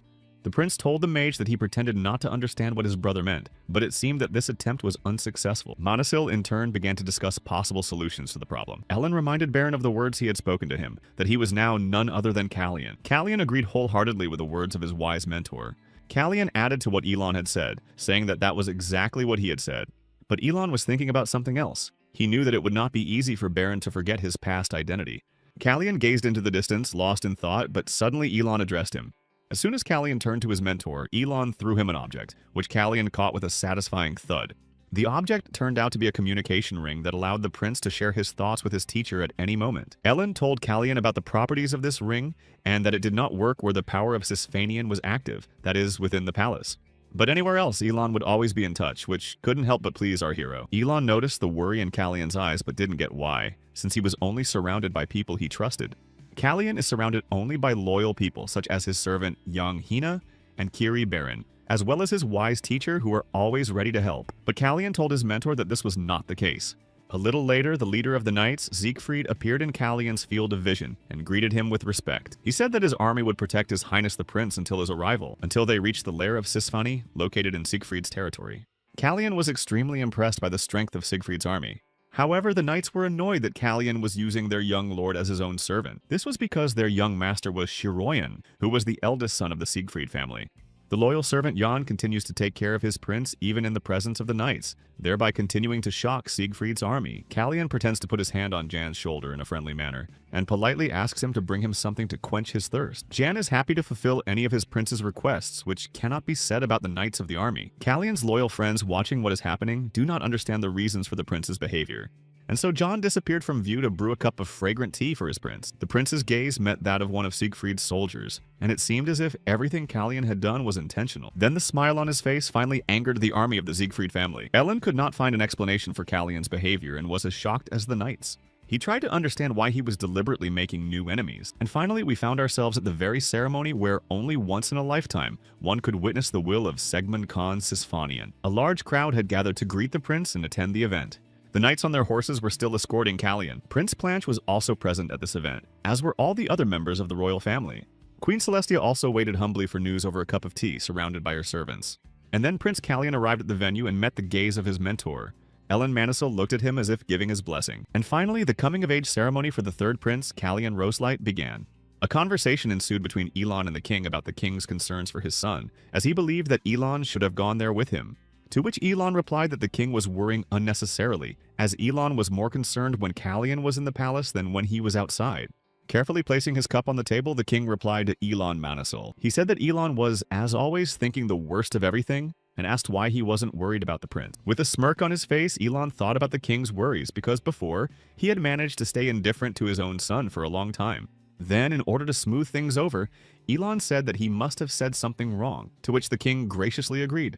At that moment, Callian glanced at the magic ring given to him by his mentor, Elon Monosil, and fell into thought. He asked aloud about Elon's whereabouts, to which Jan asked if the prince wished to contact him. As they continued on their way, they discussed the arrival of the envoys from Tencel at the palace, and the resulting commotion there. The knights walking behind them continued to be angry upon hearing their conversation, as Jan had suggested that they relieve the prince's boredom by talking to him. Kalyan replied that only Yang was aware of what he had been seeing for several days in a row, but Yang said that he had tried very hard to talk to him. During their conversation, the knight's comments could be heard from behind, but Yang immediately turned around and addressed them, ordering the knights to listen to him. He explained that the prince had no magical talent and that he only knew how to use weapons for self-defense. Yang compared Kalyan to a precious flower that needed to be protected and ordered the soldiers to act accordingly, and the knights obeyed Yang's order. The knights agreed but were nervous because their young master was the eldest son of the Siegfried family, and his actions seemed absurd to them. It seemed that they hated the prince because John had given up his position just to be with him. John informed the prince that they still had 2 or 3 hours to go before reaching Latland, and that it would be a good idea to stop for a rest, but the prince interrupted him. He interrupted Jan because they heard a rustling sound in the forest they were traveling through. The knights immediately became alert and prepared their weapons for attack. Arson, who was walking ahead, told them to stop and not to worry. Everyone turned their attention to the place where the sound was coming from. Suddenly, a frightened elf ran out of the place, screaming for help. The elf was a young girl who introduced herself as Sia and said she was hungry. Everyone watched what was happening with extreme surprise in their eyes. The prince came down and took Sia by the hands and asked her why she had run out. The girl said she had been hiding, and the prince asked her why she had chosen that place. But Sia agreed to answer all of Kalyan's questions and immediately apologized, which made the prince find the conversation extremely strange. Prince Kalyan was extremely surprised, as were all the others present. One of the knights decided to ask what their next plan was, and Kalyan replied that first they needed to feed the girl. Then they were distracted again by a noise coming from where the frightened elf had run from. Kalyan said that Sia should have told them first that she was being pursued. The man who had been chasing the elf Sia appeared, and our heroes did not yet understand who was standing before them. Without wasting any time, they put a hooded cloak on the girl to try to protect her, as the circumstances of what had happened were still unknown. Then Kalyan handed the girl to Kiri and ordered her to take her away. The commander of the knights drew his weapon before the uninvited guest and ordered him to introduce himself. But the man standing before them did not give his name, saying only that he was chasing a thief and asking if they had seen a strange child. In response, he was ordered to leave as they had no child. He still saw the girl that Kiri had covered with his cloak. Seeing this, he said that he had no intention of fighting the knights and had come for a completely different reason. Prince Kalyan watched the scene with caution and suspicion. Dismounting from his horse, the stranger said that his goal was to find a child and that he needed to look around, and with confident steps, he began to move forward.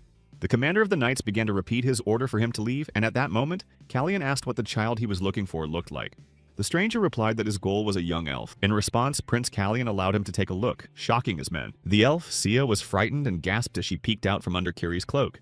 And now this man began to walk confidently straight toward Kiri. As he passed Prince Kalyan, the prince came up with a plan. Kalyan told the man not to turn around and ordered him to listen to what he had to say. He said that the people who had come with him and remained behind intended to deal with both him and the child. Kalyan said that as soon as the man was sure he had found who he was looking for, arrows would fly. But the man did not listen to Kalyan and began to turn around. And indeed, it happened just as Kalyan had warned. The man fell and Kalyan's entire team began to defend themselves. Kalyan clicked his tongue and said that they should have listened to him and not turned around. Kalyan's entire team continued to defend themselves from the arrows flying toward them. When everyone realized that it was an ambush, the knight commander gave the order to protect Prince Kalyan. Arson began using magic to protect the prince and the remaining team. Kalyan remained with the unknown man, seemingly protecting him, watching what was happening and thinking about what to do next. Arson continued to use his protective magic, and for this reason, nothing happened to our heroes. When the attack subsided, the knights were ordered to go and check, but not to pursue if it turned out that the enemies had already gone far away.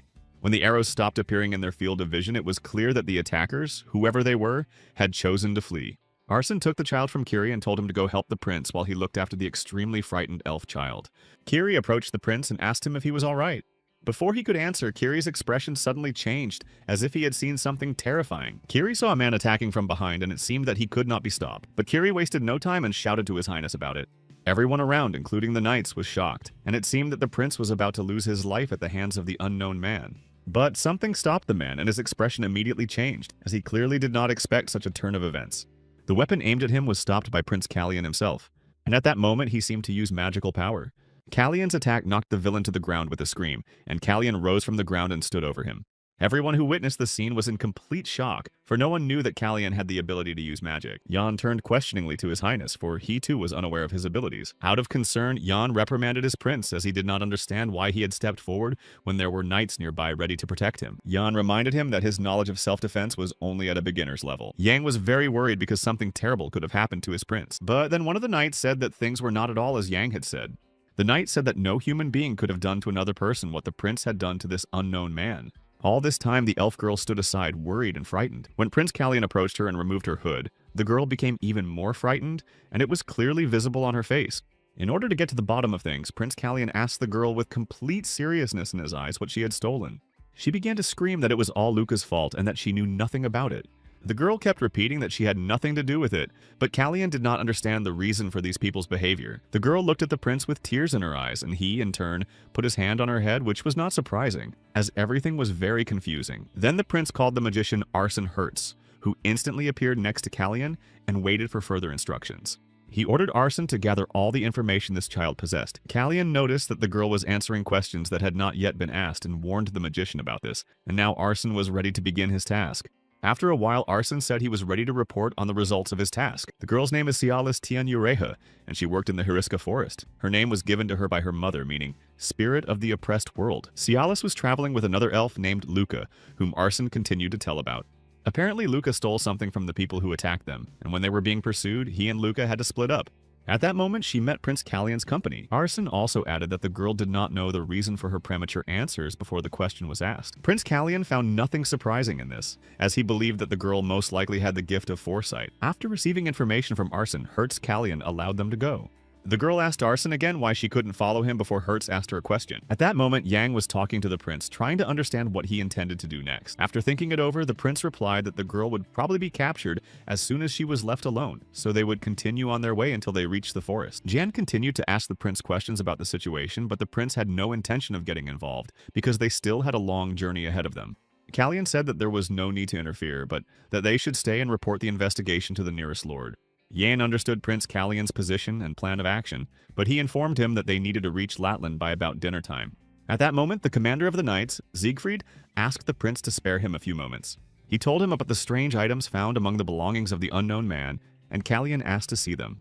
The knight immediately handed him an object wrapped in cloth. As soon as he received it, our hero unwrapped the object and was extremely surprised. Not understanding anything, the knight asked the prince if he knew anything about this object. Of course, Callian was very familiar with it, as he had already received it before. At that moment, Callian said that he must speak to this man personally. When Callian approached him, the man said that he considered Callian to be a precious person from a very wealthy family. He then continued to say that his opinion was probably wrong, looking suspiciously at the prince. Standing in front of this man, Callian told him that everything was exactly as he had said. Callian said that he was an even more precious child of the family than he had imagined. Prince Callian decided not to go around the neighborhood and ask directly if this man knew what he was holding in his hands. For a moment, the unknown man seemed to freeze. Then he said that this thing had been stolen from those people because it belonged to everyone, and that was why he considered it very valuable. Then Callian tried to find out what those people the man was talking about might be looking for, but Callian did not get the answer he wanted, because the man claimed he did not have that information. This man couldn't tell Callian anything else because those people were wearing masks and he simply couldn't see their faces, and he couldn't remember anything else. Callian listened carefully to every word the man said, but the prince probably didn't believe a word he said and looked at the man with suspicion. Approaching the man, he said that he was probably not covering for them out of noble motives. Callian tried to steer the conversation in such a way as to find out what was going on and the reasons for his behavior. Then Callian said with absolute certainty that he was willing to help him, only if the man would meet him halfway. Then Callian said that he should trust him, considering the recent situation he had been in. While talking to him, Callian hinted that he might indeed be the son of an influential family, in which case he would really be able to help him. The man had no choice but to trust the prince, and it seemed that he had already decided to tell Callian everything. He told the prince that his wife was in the village of Hansen, and that the people there knew about it. Upon hearing this, Callian promised to protect his wife at any cost. The man told Callian that they had lost a transparent marble ball the size of a fingernail, and that he did not know what it could be. These people also said that they intended to check with the priest in Tensila to make sure. Upon hearing this information, Callian realized that it was some kind of sacred relic. After all, relics are usually used by the priests of Tensil as a substitute for magical holy power, which is why they try to obtain as many of them as possible. Then Callian understood the reasons for all the commotion, since the man had stolen such a valuable item from them. But Callian couldn't understand where they could have gotten such a dangerous substance. All of this was very strange because this poison was carried by Secretia spies in case their mission failed, which was why the White Eagle had given it to Callian. Then the man told him something else. He said he had heard the name of the leader of their group, but had no idea who they were. Callian listened carefully and asked the man to tell him more about this information. And then, without hesitating for a second, the man said that they called their leader Blue Wren. For a moment, Callian froze as if he hadn't expected to hear that name. Callian smiled because he knew exactly who that name belonged to. His father had been called Blue Penelope, and Callian was curious why he had ended up here since his place was in the country of Karis. Sometime later, our heroes found themselves in the territory of Latland. It began to rain at dinner time, making it impossible to move on, and that is why Callian thought that perhaps it was for the best. The man Callian came to was overjoyed that the day had come when he could treat the prince. This man turned out to be Count Hale Latlan, the lord of the Latlan territory, who considered Callion's visit a great honor. The lord considered the weather conditions at that moment to be ideal and compared it to the heavens themselves, ordering that Callion be served. Earlier on the way to this place, Yang asked Callion about his memories of Count Hale Latlan, as he was one of those who had previously sent him gifts. Callion replied that he remembered his name on the list of gift givers and that at that time his gifts had been sent back. Callion knew that the lord had originally been on Prince Randall's side, but 6 years ago he easily changed his mind and switched sides to Plancha during the war between Tencel and the Great Desert. That is why Callion considered the lord a gossip and a hypocrite. That evening, the lord said that he had been unable to sleep all night due to his worries and was looking forward to their meeting, but the prince was certain that the staff had already heard similar words. It was clear that the Count's butler, Malcolm Chetish, felt uncomfortable, as similar words had been said to Prince Plancha and Randell before. Their conversation was interrupted by Arson Hertz, who called the prince to convey important information to His Highness. He whispered very quietly in the prince's ear that they had managed to catch a carrier pigeon, and the prince listened attentively to every word Arson Hertz said. Callion knew perfectly well that they were trying to convey information about his whereabouts to Blue Penelope. He understood that no bird could fly through the downpour except the one that was supposed to deliver the information. Seeing Arson, the lord asked him where he was on such a cold day and offered him a drink. Callion replied with a refusal and said that he needed something else. Callion asked for information about the presence of a priest from Tencel in the vicinity. Hearing this request, the lord dropped the bottle from his hands. He then explained that he had simply had too much to drink while the butler was trying to clean up the mess.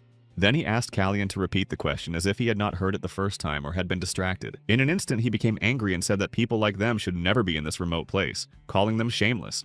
Callion tried to calm him down by addressing him by name, but he seemed not to listen. Lord Count Latlan was furious and spoke of them as if they were evil villains, saying that one glance was enough to understand. At that moment, without waiting for the Earl of Latlan to finish his tirade, Callion simply snapped his finger. With that, he sent the restless and raging Lord Latlan to bed. Then, looking at the Count, Callion said that he could not contain his anger at his unseemly behavior, which was why things had turned out the way they had. Then Prince Callion set off on his difficult journey. Holding the reins of his horse, Callion spoke with his teacher about the case of the missing item that the Secretia agents were searching for, which is why Elon thinks the prince is in danger. Callion responded with laughter and said that his life was not in danger, but Elon was very worried because the prince was acting without a plan. Elon said that if this continued, he would retire to the south, but the prince told him not to worry because he knew there was no danger. Ellen smiled at the extent of Callion's connections, as he knew one of those people and said that he had never failed a mission. They were curious about their reason for taking the risk of firing arrows while on a mission, since they must have known that Prince Kairos was in front of them. Therefore, Elon asked them to keep a close watch on the area near Latlan, where the priest Tensilia had stopped. Then they decided to go there and see what the secret agent intended to do with the priest. In one of the bars, which seemed ordinary to everyone present, the evening was proceeding as usual and the bartender was polishing glasses to a shine. Everything around was gloomy, including the guests in the establishment, who were chatting among themselves. The place itself did not radiate any joy and was so dark that it was impossible to make out the faces of those present from a distance. The door opened and Prince Callion entered the room, his appearance inspiring confidence and seriousness of intent. He then tactfully greeted those present and asked them to ignore the people outside as they had come with him. The bartender, who was polishing glasses, carefully put the dishes down, listening intently to every word Callion said. The bartender said that they had nothing to worry about, as she had no intention of taking the lives of those who were not involved in her business. But Callion replied that he was sure she had been ordered to ambush his men, as she knew exactly who Callion was. The woman behaved with extreme caution, and every movement she made was graceful. She agreed with the prince that she knew who he was. That was precisely why she had warned her people not to act recklessly. This place and all the people in it seemed gloomy to Callion for a reason, because when he came closer, he saw that none of those present were alive. She explained that her people had been given orders, but they had done the exact opposite, so she did not have to explain to Callion what he had seen. And so Callion took a few more steps toward the woman, and the conversation continued. Callion asked about his involvement in the situation that had already unfolded. With a guilty look on her face, the woman was inclined to agree with this statement. Callion turned around because he heard suspicious sounds behind him coming from the second person in the room, and it didn't seem to him that the woman was really going to grab a weapon at that moment. Joking, the woman remarked that, in her opinion, Callion was unlikely to simply surrender. And this was absolutely true because Prince Callion was intelligent and would not allow this to happen. Then the woman asked him about the fate of the little elf and whether he was alive, to which Callion replied without hesitation that the elf had fled into the woods. Continuing to polish the glasses until they shone, she said that if she had known about the circumstances, she would never have decided to pursue them. She went on to say that she found this meeting very unpleasant. She suggested that Callion leave peacefully before they could harm each other, and she would give her word that the child would be safe. Callion refused to leave empty-handed, as he needed to obtain some information that was of interest to him. He asked directly about their reasons for searching for the holy relics. Kalyan reasoned aloud that the relics were completely useless to them, since they were not priests. The woman with blue hair clearly did not like this conversation, but she had no choice but to continue answering the prince's questions. Snatching the glass from Kalyan's hands, she told him the value of the relics, and as a result, Kalyan assumed that she was a merchant. She then explained that she needed to earn extra money because her main job did not provide a stable income. Kalyan continued to listen attentively while thinking about it. Questions about this kept popping into Kalyan's head, and he asked about the location of their client in Latland. Kalyan saw no other reason for such activities in this area, as they could easily find clients in the country of Kairos. She then told him about her respected client, who always paid the agreed amount on time. Pouring a drink into a crystal clear glass, she also explained that such generosity was rare these days, and that they had been through a lot together. Kalyan immediately concluded that she must have known her client for a long time, and that only one thing could buy an agent's attention, and that thing could only be valuable information obtained by the agent. Kalyan realized that the payment for the relics was most likely information about Kyrus for the Blue Penelope. Kalyan realized that he needed to find out more with the help of his wise teacher. Since the matter could not be delayed, the king was angry at such a late visit and considered such behavior an insult. But Elon, who had come to see him, saw nothing wrong with this, since his king was still awake at that hour, and he had come at that time precisely to save time. In order not to waste time, Elon Manasol immediately got down to business and asked about the presence of priests from Tensel and Kairos. At first, the king tried to find out the reasons for the questions asked, but then realized that it was probably no longer important. He said that there were currently 14 priests in Kairos, but the temple was calling them back, leaving only one to serve the count. The priests made it clear that all requests to increase their numbers would be rejected, but this seemed absurd since they themselves had sent them there. They sent them to perform sacred rituals, but now they are pretending that they are being forced to serve. But then Elon realized what this could mean, because if they were recalling their priests, it meant that they were facing internal difficulties. The mage believes that they are keeping this situation secret on purpose, but the king told them that they were not dependent on Kairos and could do as they pleased. Then the king asked the mage why he needed this information, to which Elon replied that Kalyan was interested in it. Seeing the king's surprise, Manasol asked if everything was all right with him. The king did not understand why Kalyan had not come to him personally with this question, and then the king realized that his son probably already knew about it. The king was then almost certain that Kalyan had gone to Latlan for this very reason. Kalyan returned to Blue Penelope and told her that he suspected that her client was none other than the Count of Latland. Kalyan looked at her as if trying to catch her off guard, but the Penchka smiled and said that this was not the question he should be asking. After talking to his teacher, Kalyan hurried back to the palace because they realized that the priest had been selling Carissa's secrets in exchange for relics. When Kalyan decided to return to the palace immediately, Elon asked why so soon, but Kalyan said that problems might arise. Kalyan told the mage about the incident at dinner with the Count, where he had to use a sleeping spell to put him to sleep. At that moment, Kalyan began to suspect that the Count had simply pretended to be completely insane that evening. In the palace of the royal family of Kairos, strange sounds could be heard. Repeated cries of disrespect echoed throughout the corridor of the royal palace. These cries belonged to the servant John, who is trying hard to inform the uninvited guests that Prince Kalyan is not in the palace. The royal palace was visited by the butler of Count Latlan, who wanted to apologize to the prince for his behavior at dinner. The butler asked Jan to tell him where Kalyan was so that he could find him and apologize. But Jan was extremely persistent and replied to the butler that he did not consider this a worthy way to apologize. Jan was amazed by the butler's manners, as it was completely unacceptable to find out where the prince was. Hearing John's opinion of his manners, the butler felt embarrassed and awkward. Under the watchful gaze of John's tactful servant, the butler couldn't string two words together, stammering something unintelligible. But Kalyan had not yet returned, and Jan could not allow them to find out about this. However, the butler did not give up his attempts to achieve his goal, and asked Jan when the prince would return, finally exhausting the poor servant. Unable to bear it any longer, Jan pointed the butler to the exit and, complaining about his rude behavior, asked him to leave. The cries coming from the corridor were heard by Prince Kalyan, who came out of his room to see what was causing the noise. He approached and stood in the doorway, muttering that there was never any peace in this palace.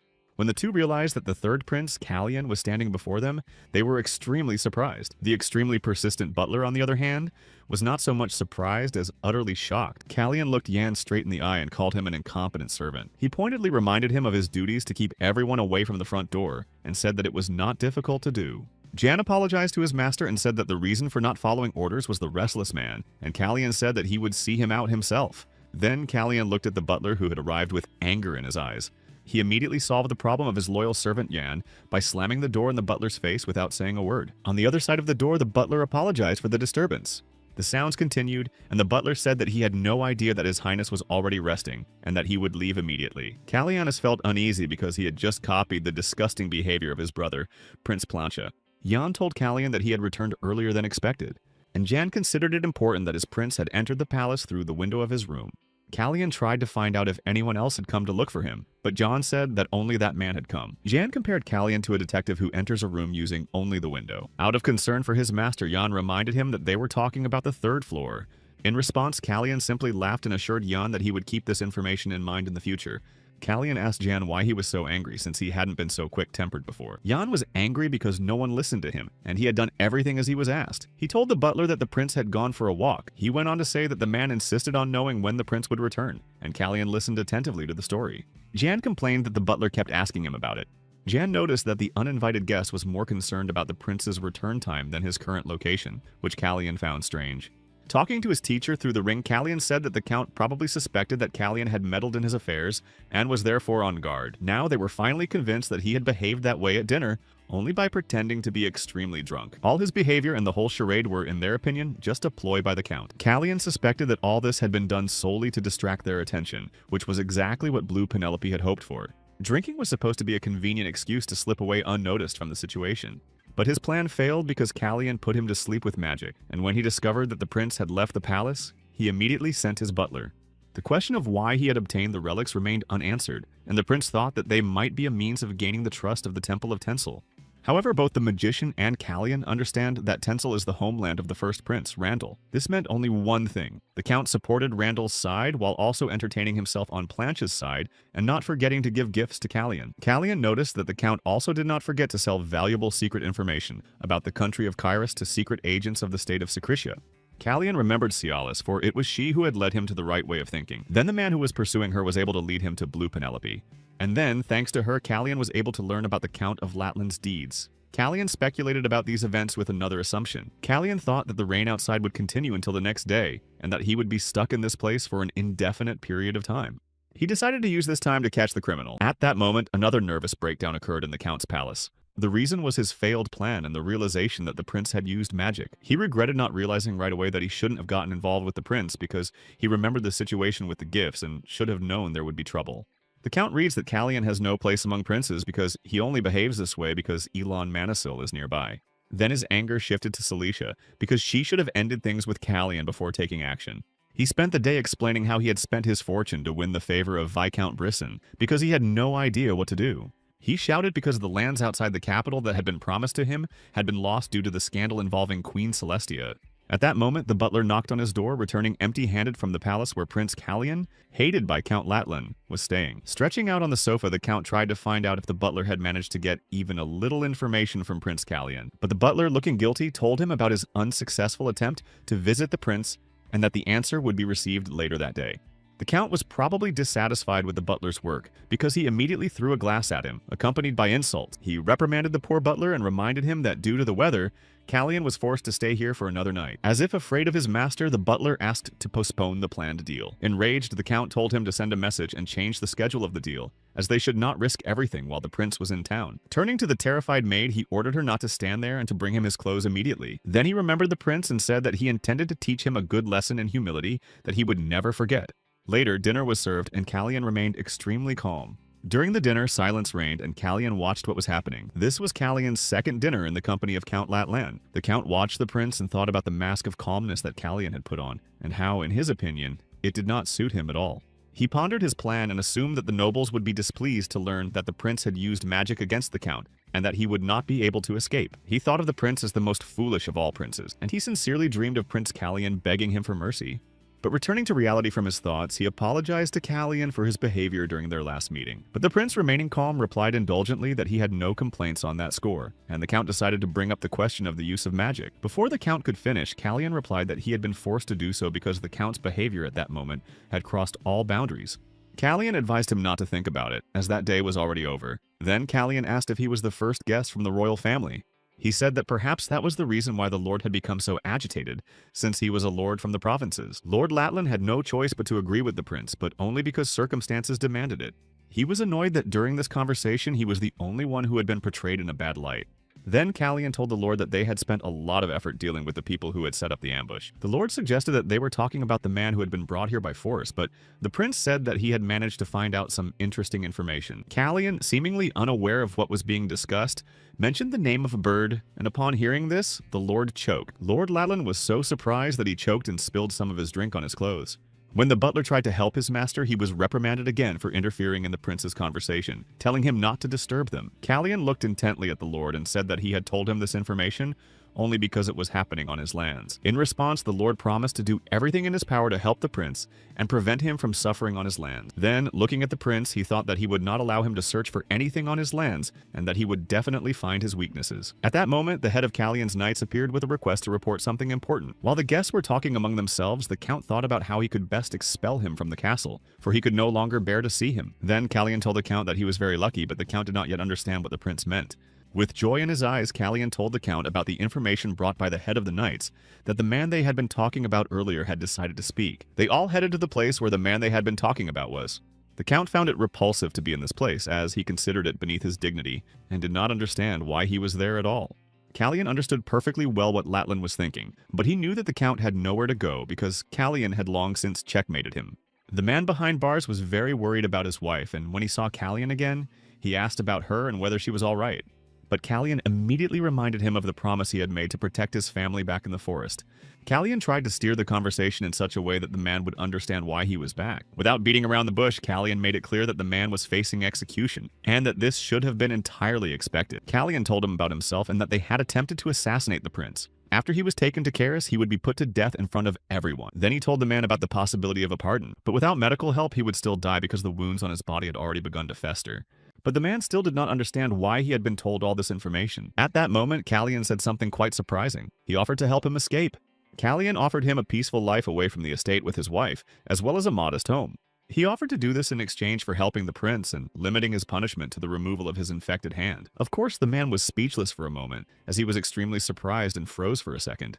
Without thinking twice, the man agreed to do anything to ensure that Callian would fulfill his promise. In order to carry out his plan, Callian told the man everything he knew about the Blue Penelope. Everyone present, including the count and the butler, heard their conversation. Callian said that friendship with agents was unacceptable unless they were double agents. He went on to say that in other cases it was considered treason.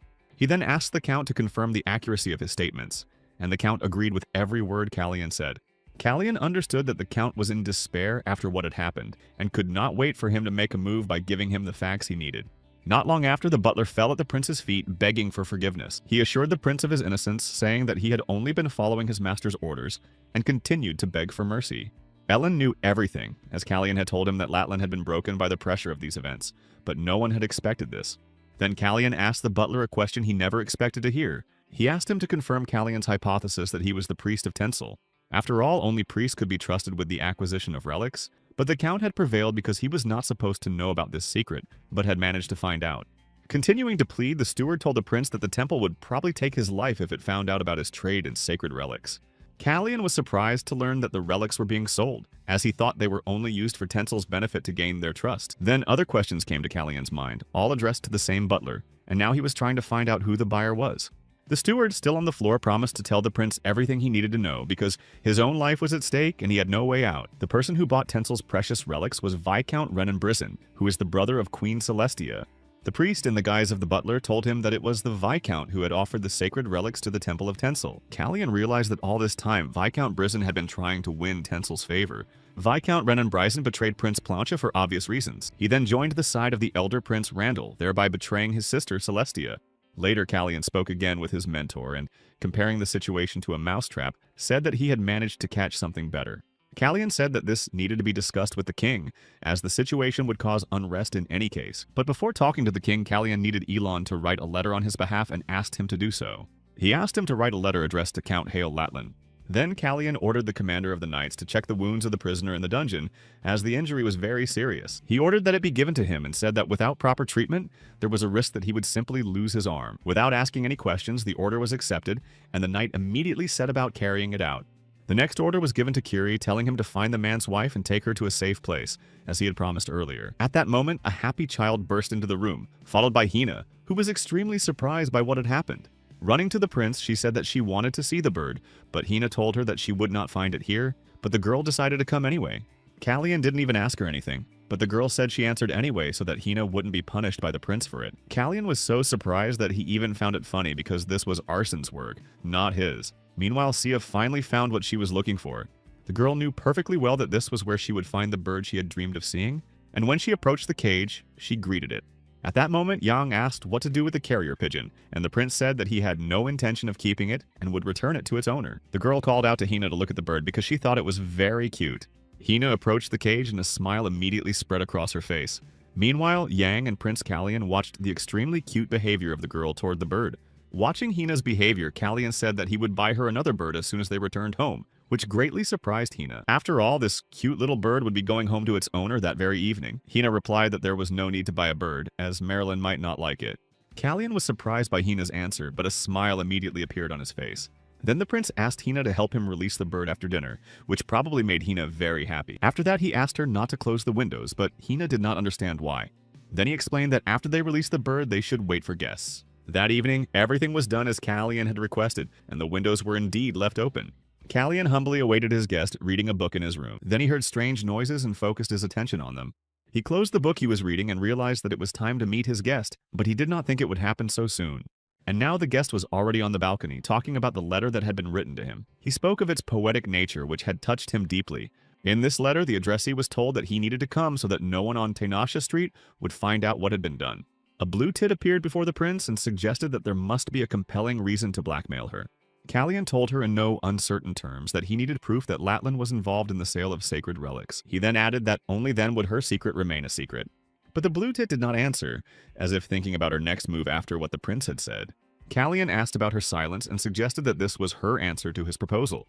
Penelope said that, unfortunately, she had to agree with him. Then she told him about her hatred of hardship and her regret that things had turned out this way. And then she immediately fired magical projectiles at the prince without saying a word. Kallian was surprised because Pinochka always used physical weapons, not magic. She continued to use magic against Prince Kallian, and he had to come up with something immediately to counter her. When he heard the cries of the guards and servants who had realized what was happening, he immediately locked the doors to prevent anyone from entering. When Pinochka's attack stopped for a moment, Kallian decided to ask her if she really wanted to take his life. Then he tried to find out what Pinochka had hidden in her sleeve. The blue Pinochka, already preparing a new attack, said that she was not hiding anything else, and so their weapons clashed in a confrontation, each attacking the other. Kallian tried to think about his next move because his weapon was made of ordinary steel, which was unlikely to withstand his aura. He knew he had to finish what he had started without using his aura. Finally, the prince managed to knock the weapon out of blue Penelope's hands. But then new circumstances arose that Kallian had not anticipated. Pinochka had hidden a spare weapon, and not in vain, because she could have lost the battle immediately without a backup plan. Kallian realized that everything had happened too quickly, and that if he didn't use his aura now, he would hardly be able to avoid injury. And so he decided to try to stop the attack with his weapon. But this attempt was unsuccessful as the weapon was broken in half, and it seemed that all hope of salvation was lost. At that moment, Pinochka realized that she was facing a master swordsman. Enraged to the limit, Kallian tried to figure out what to do with blue Pinochka after what had happened. He addressed her by her name, Ayla, because he had known her in his past life when he was Baron. She couldn't figure out or remember how the prince knew her real name. Kallian grabbed her face forcefully, not allowing her to say a word. Looking at her teeth, he realized that the poisonous tooth that agents of the country of Secretia must always carry with them when on a mission was missing. He then ordered Pinochka to tell him everything she knew. But Ayla only responded by saying that she would do so only in exchange for her freedom. The prince knew that the people of Secretia were very stubborn, but judging by everything, Ayla was an exception, which he told her without hesitation. And then he thought that perhaps her personal nature was different from what he knew, or perhaps something had happened to cause her to change. Then Ayla, as if threatening Kallian, said that the best solution now would be to let her go. She pointed to the prince's weapon, which was made of rough metal and not even worthy of a guard, let alone a master swordsman. Ayla noticed that the prince was hiding his abilities from everyone and began to blackmail him, threatening to reveal his secret to the world. She frightened the prince with her escape and her intention to tell the knights about his abilities, while Kallian listened and continued to rage. In his previous life, when the prince was Baron, he remembered Pinochka, who was loyal to the country of Secretia. She was a master swordswoman who was devoted to her blade, but now she seemed like a different person. Kallian finally realized that she was not the same person he had known. Then he grabbed her by her clothes and pulled her roughly toward him. With fury in his eyes, he told her that she must convince him that she deserved mercy if she wanted to keep her life. After saying this, he immediately let her go and began to behave more calmly. He convinced Ayla that it was not worth trying to outsmart him, because his secrets were not valuable enough to be used as bargaining chips. To spare her any further questions, he asked her to tell him everything she knew. He told her this so that she would understand that someone else would be dealing with her questions. By this he meant the White Eagle who would gladly take on the task. With tears in her eyes, she just looked silently and listened carefully to every word the prince said. Meanwhile, a tense moment was unfolding at the Count's palace. Count Latlan was pacing restlessly because he still could not wait for the return of his butler, Malcolm. All the circumstances that had occurred had thrown him off balance. The letter he had received had also contributed to his frayed nerves. In the letter, Elon wrote that the Count needed a plan of action to prove his innocence, and that he had personally informed the Queen of his situation. Ellen wrote that there was no reason for him to worry. The Count was still nervous because he thought that Elon could not have known about his involvement in the sale of sacred relics. Calling Elon some not-so-nice things about his cunning, he said out loud that he was wrong and had no reason to blackmail him. As if justifying himself, he said that he did not care because he was no longer accountable to the prince. The Count believed that he would not bow down and submit, comparing himself to a frightened puppy, and in his opinion, no one would be able to break him. Touching the secret place where he kept something important, he muttered that he would not have gotten involved in this without a backup plan, and so he opened the doors and entered the place where his wealth was stored. Looking at what he had come for, he thought there might be more than there actually was. Despite this, he hurried to a certain special place in the room. As if to calm himself, he spoke of the most valuable asset he possessed. He opened the chest with the sacred relics and, looking at them, considered them his salvation and a way out of all situations. The Count thought that he could start all over again with a decent fortune in his hands, but he also thought that working with Brisson could earn him more. All this time, Arsene stood behind him, using his magic to remain invisible.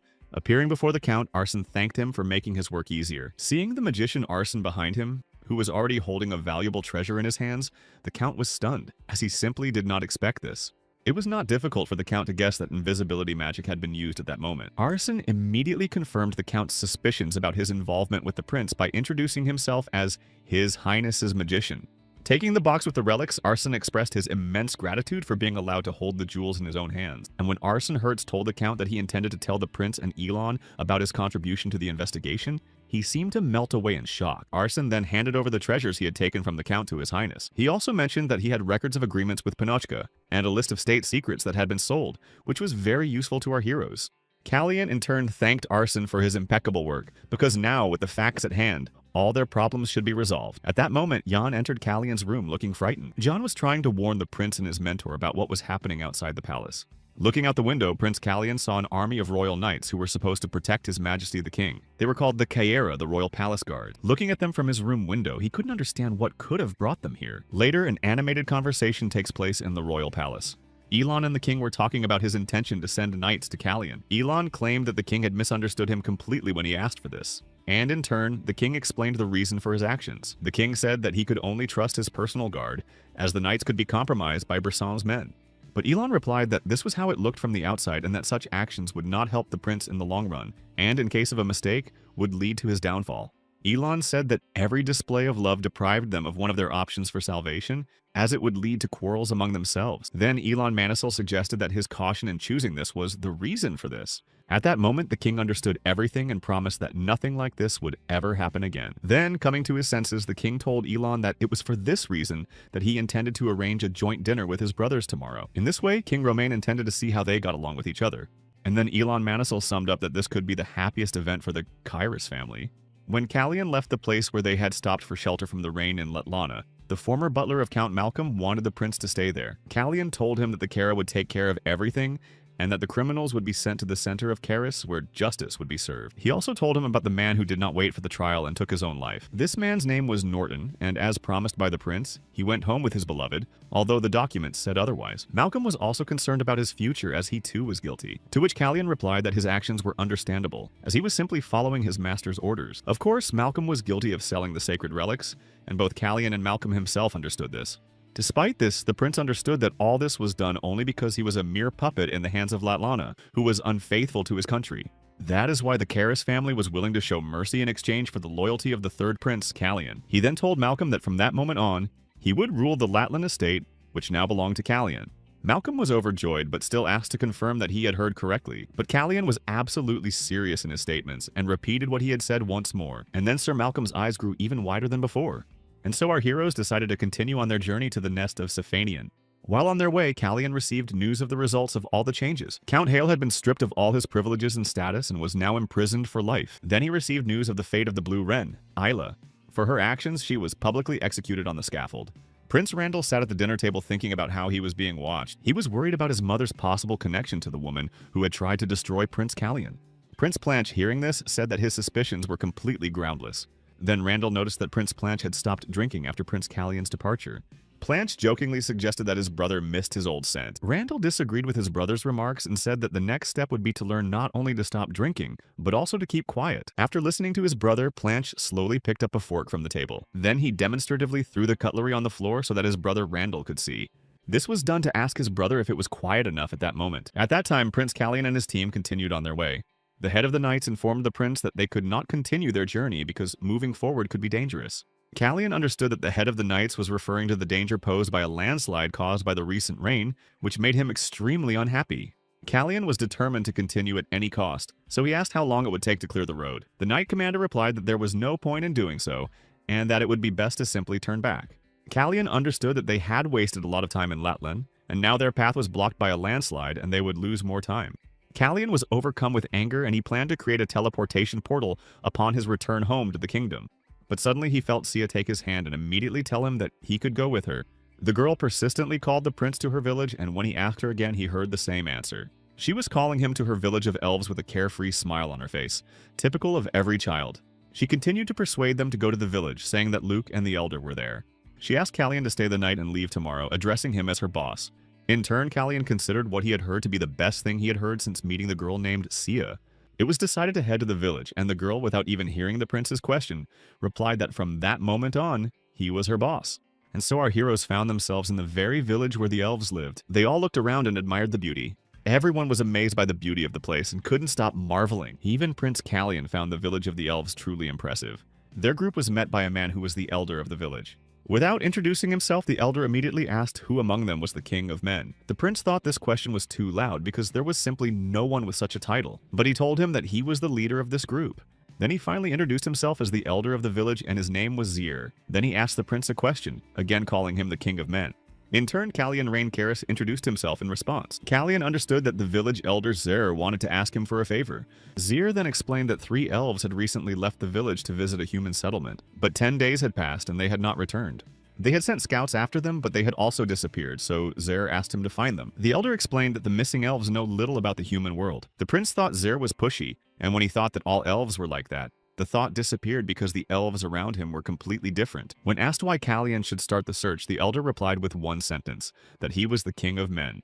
Callion once again tried to convince him of his mistaken opinion regarding his status, for he was not the king of men, but the prince of the country of Karis. Elder Zer believed that there was no difference, but Callion immediately cut him off. He explained that a king and a prince were not even close to being equal and that they were completely different things. The elder accepted Callion's words and asked him to help him in exchange for a short trip to Siegfried, as he knew that was where they were headed. Callion was probably interested in the elder's offer because not long ago he had been angry about the time wasted. And when he mentioned the short route through the forest paths, Callion thought seriously about it, because such a journey would only take 14 days. Meanwhile, the route they were currently following would normally take about 2 months. The choice seemed obvious. The decision was made in an instant, and the prince began asking questions, saying that he was the prince of the country of Kairos, and that this might help. A smile spread across the elder's face, the meaning of which was difficult to discern. And so the search for the missing began, but no evidence of slave trade in the area was found. They discussed that there were 2 cities on the edge of this forest called Nerika and Sting. They also found several mercenaries, but none of them were connected to crime, which was good news for Callion. Kiri suspected that slave traders were involved, but now he thought that this was not the case at all. At that moment, they decided to start their search in the neighboring cities, as planned from the beginning. The first would be the city of Sting, which was directly on their route. According to the information gathered by the head of the knights, it was clear that there was a war going on between the states, and the reason for their enmity was the similar age of their rulers. Callion jokingly said that he might be able to get a new sword in one of these towns, but when it came down to it, Callion was told that they had no swords. Hearing this, our heroes were extremely surprised, as it was inexplicable. Callion couldn't understand it because they had come to a shop that sold weapons, but the salesman thought they didn't look like mercenaries at all. Then Callion explained that he was a mage and his companion was a swordsman, and that swords weren't only needed by mercenaries. But the man who refused to sell them said that nothing would come of it and that they were simply wasting their time. Then the salesman finally told them what was going on, why they had sold all their weapons, because their city was secretly arming mercenaries in the Lord's castle. He also said that they could only sign a contract by going to the castle in their city, and that it was useless to look for anything in the city on the other side of the forest. In turn, Callion and Kiri said that they needed the weapons for personal use and not to get a reward. The merchant said that both both cities were in the same tense situation in this regard. Then Callian realized that the elder elf was cunning and had cleverly led them astray. Now it was obvious to Callian that a full-scale war was going on between the two states, and the facts he had heard proved it once again. Callian began to understand the motives of the elder of the elf village, which was located right in the middle of this war between the two states. Callian wrote 2 letters to the leaders of both warring cities and told them to send them to their recipients. He gave the letters to Zuru, saying that these letters would force the rulers to temporarily put aside their enmity so that the elves could return home. As he left, Callian said that he and his team would leave the village at dawn, and that the elder should keep his promise and escort them to the forest paths. The elder of the elf village, Zer, seemed not to understand what had happened, and asked the prince to clarify what he meant. Feeling as if he were in a hopeless situation, the elder asked what they should do next, since their village seemed to be caught between 2 warring forces. At that moment, Callian wanted to apply the presumption of innocence to the elf and turned back, looking at him slyly. But Callian told him that he had long since figured out the elf's deception, for he knew and had not said a word about it to the prince when he asked for his help. Upon hearing this, the elder of the elf village, Zer, froze for a moment. Prince Callian told him what he had managed to find out, that the 5 missing elves had gone to the castle of the state of Sting. The reason they had gone there was their desire to become mercenaries, and even the local residents had seen the beginning of hostility. Based on this, Callian was certain that the village elder must have known about it, and he told Zer so without hesitation. The elder had simply used the prince, knowing that he would take measures to prevent the consequences of the hostility, since all of this was happening on their Kara. The elder listened silently, for Callian was absolutely right about every aspect of the situation. Then Callian said that he no longer needed the promised forest path to Siegfried.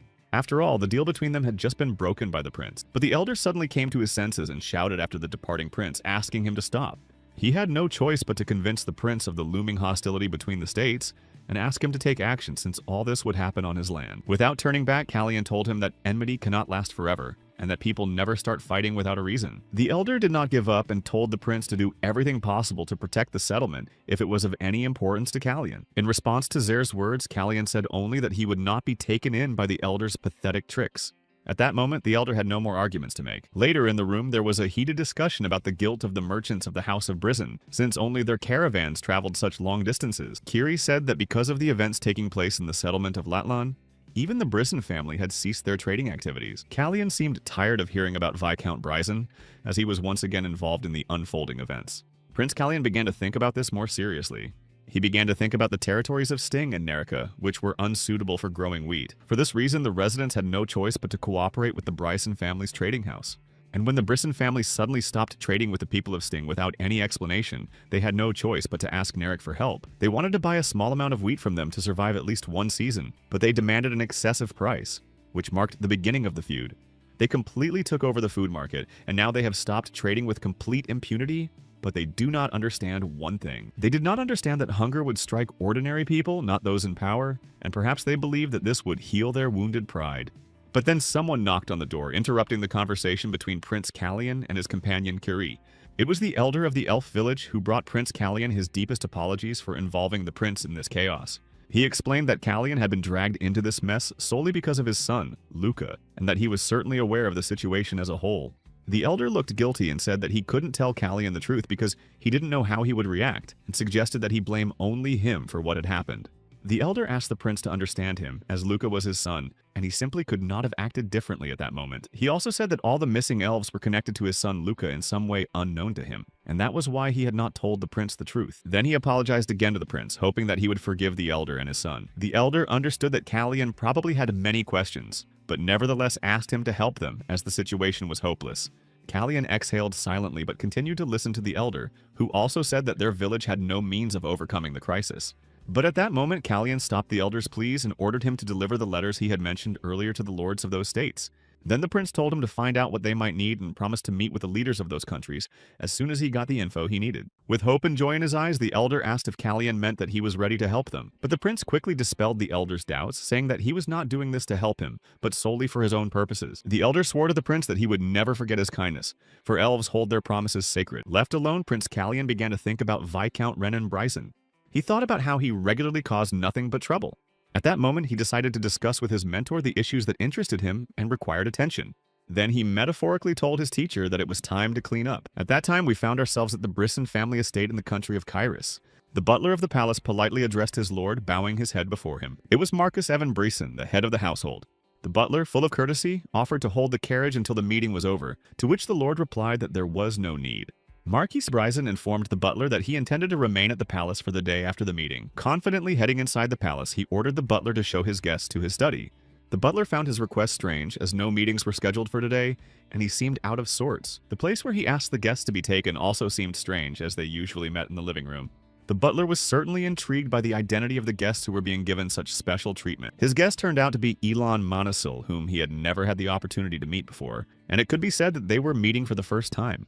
Keeping his composure and seriousness, he agreed with Elon that there had indeed been no opportunity to meet before. The Marquis brought up the topic of not being warned about the visit, as this would have given him more time to prepare for the meeting. Ellen explained that he had not given advance notice to avoid any potential problems, and assured him that he would not take up much of his time. Moving straight to the point, Elon spoke about the Marquis's second son, Evan Bryson. Ellen was curious about his excessive attention to the first prince of the country, Kyrus Randall. Tension immediately appeared in the Marquis's eyes, and he probably did not like their conversation. But Elon Manasil was not intimidated by this look, and continued to look him straight in the eye, waiting for an answer to his question. When the Marquis realized that the conversation was about Renan, he couldn't believe it, as he didn't think Renan was brave enough to do such a thing. Elon was also surprised by Marquis Evan Bryson's low opinion of his own son. Without waiting for the Marquis's answer, Elon decided to provide more realistic information than Evan's prejudices. Marquis Evan Bryson, sensing a threat, looked at Elon with a hint of anger and distrust. When Elon placed the supporting documents with the information on the Marquis's table, the Marquis seemed to change, and he confidently placed his hand on them and began to rise. As if sensing a threat, he asked the mage to clarify what he was trying to convey with his actions. Without pausing, Alan remained completely calm, and said that they both understood that the Marquis intended to get rid of his son. Considering Elon to be a simple schemer, the Marquis said that this was not a matter in which he should meddle. Ellen watched with interest, finding it quite amusing to hear this. Manasil said that it was amusing to hear such words from a man who took people's lives. It is well known that people who have taken up the sword use their intention to take lives as a weapon. At that moment, the Marquis was overcome with rage. The mage remained calm because he knew that those who had mastered the mysteries of magic used fear as their weapon, and it seemed to him that the Marquis did not see him as a threat. Activating his magic, he asked the Marquis to continue if he was not afraid of the consequences. The primal fear inherited from our ancestors is present in every living being, and this fear is always the first thing to be displayed. Ellen Manasil tried to convey to the Marquis his unwillingness to engage in battle. Of course, he couldn't say the same about his student, Prince Callian, and therefore advised him not to lose his manners for his own good. And so Evan finally came to his senses and calmed down a little. Ellen considered these actions to be correct and the most reasonable decision for the Marquis. The mage noted that the Marquis had long resisted the aura of fear, and therefore his title of Master Swordsman was not in vain, and he should not be underestimated. When everyone had calmed down a little, Elon said that he had no doubt about the Marquis's concern for his own son. But at the same time, he offered the Marquis Evan a slightly different solution to the problem, and the Marquis listened humbly. Manasil told him of a way to remove his son, Renan, from important state affairs without taking his life. The plan had been devised by the prince in advance to acquire their trade guild, as it had been severely affected by the situation with Galicia. The plan was also to say that it was permissible to continue trading only because Renan had defended its usefulness.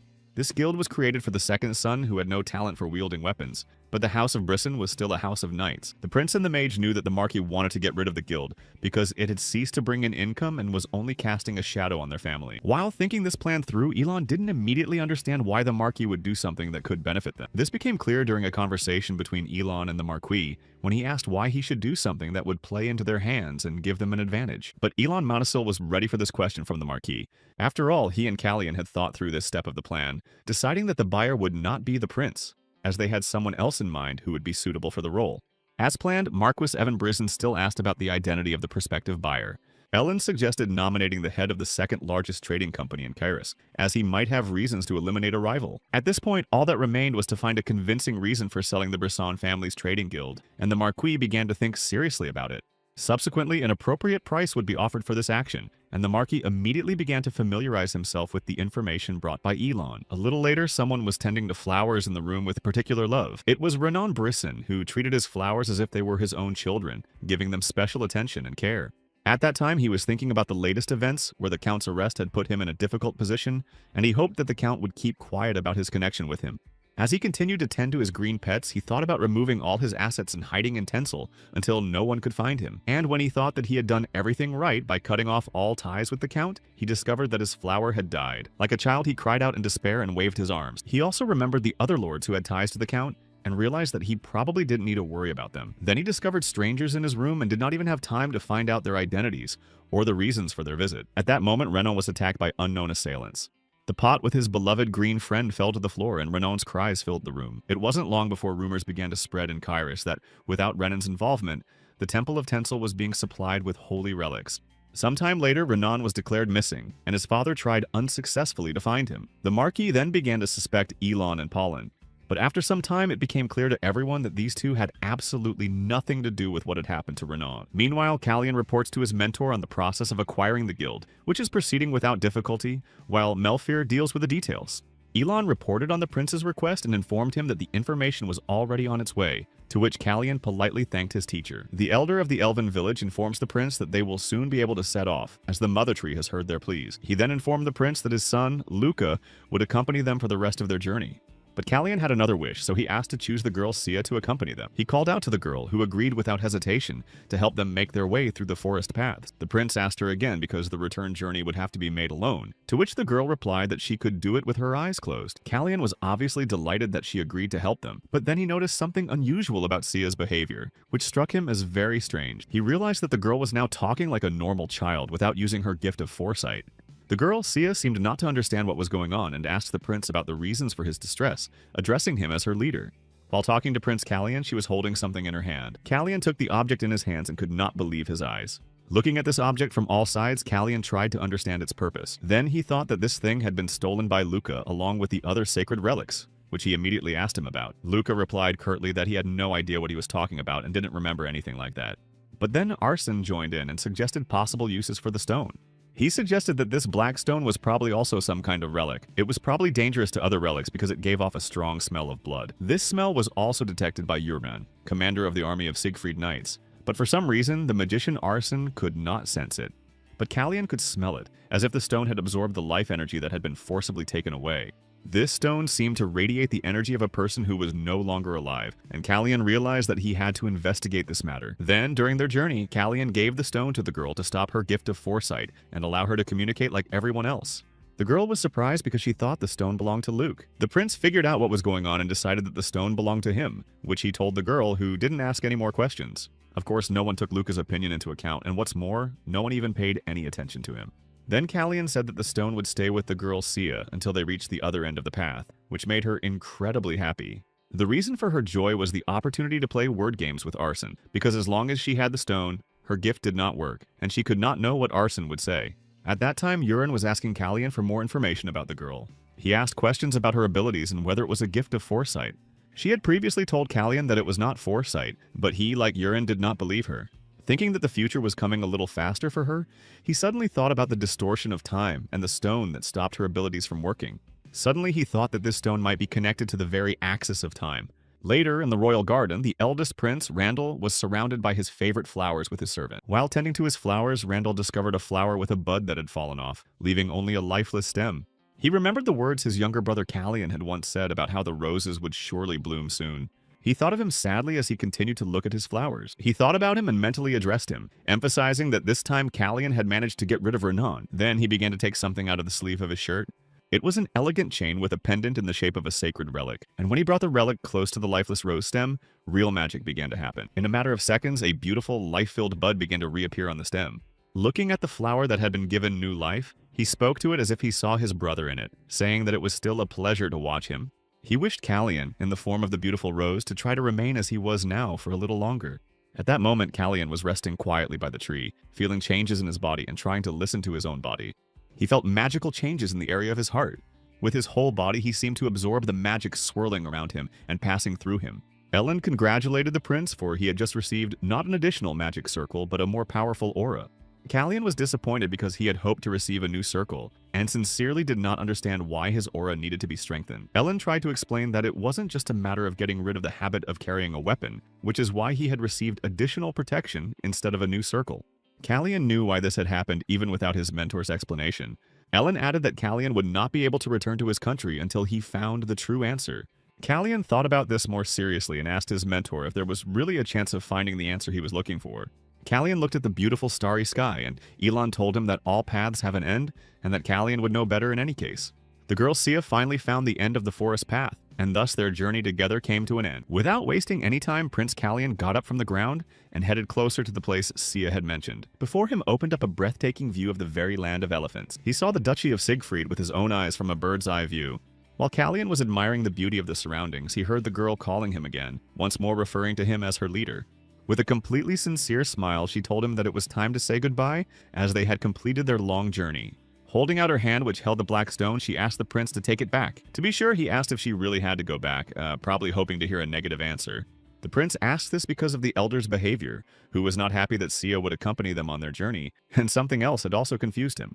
He mentioned that the other elves avoided Sia, and that when no one else was around, they treated her even worse. Then he said that if she wished, he could explain her situation to the will of Cisphania. The girl listened attentively to the words of her leader and seemed to be truly thoughtful, for she was indeed disliked in her village. Callian offered the girl to continue her journey with them, but before he could finish his sentence, the girl interrupted the prince again. But with a wonderful, innocent smile on her face, she simply held out the stone to return it to its owner. Then she told the prince that the World Tree had told her that if she was born that way, she didn't need to change anything and should remain herself. She told the prince that she would continue to be an elf even if she was different from the others. Callian smiled and understood perfectly what the girl Sia wanted to convey to him. Then Sia gave the stone back to its owner, saying that she understood her leader perfectly. And so the girl became her former self again, saying that she would eagerly await their meeting with the prince even before Callian promised her that. Everyone said goodbye to her, and Arson did so with particular affection. Sia thanked them for saving her, and it was a particularly touching moment, and so our heroes approached the massive walls of the castle of the Duchy of Siegfried. These huge walls protect the lands of Cisphania and look quite impressive. Standing in front of the entrance, the prince thought that all the princes who had stood in this place were grateful to fate that the Siegfried family did not claim the throne. At that moment, remembering his loyal servant Jan, Callian turned to him, and he, in turn, listened attentively to his prince's instructions. Callian relieved Jan of his direct duties for the time they would be here, which shocked Jan. He explained that he did not want Jan to be the target of the hatred of Siegfried's angry army of knights, as there were many more of them.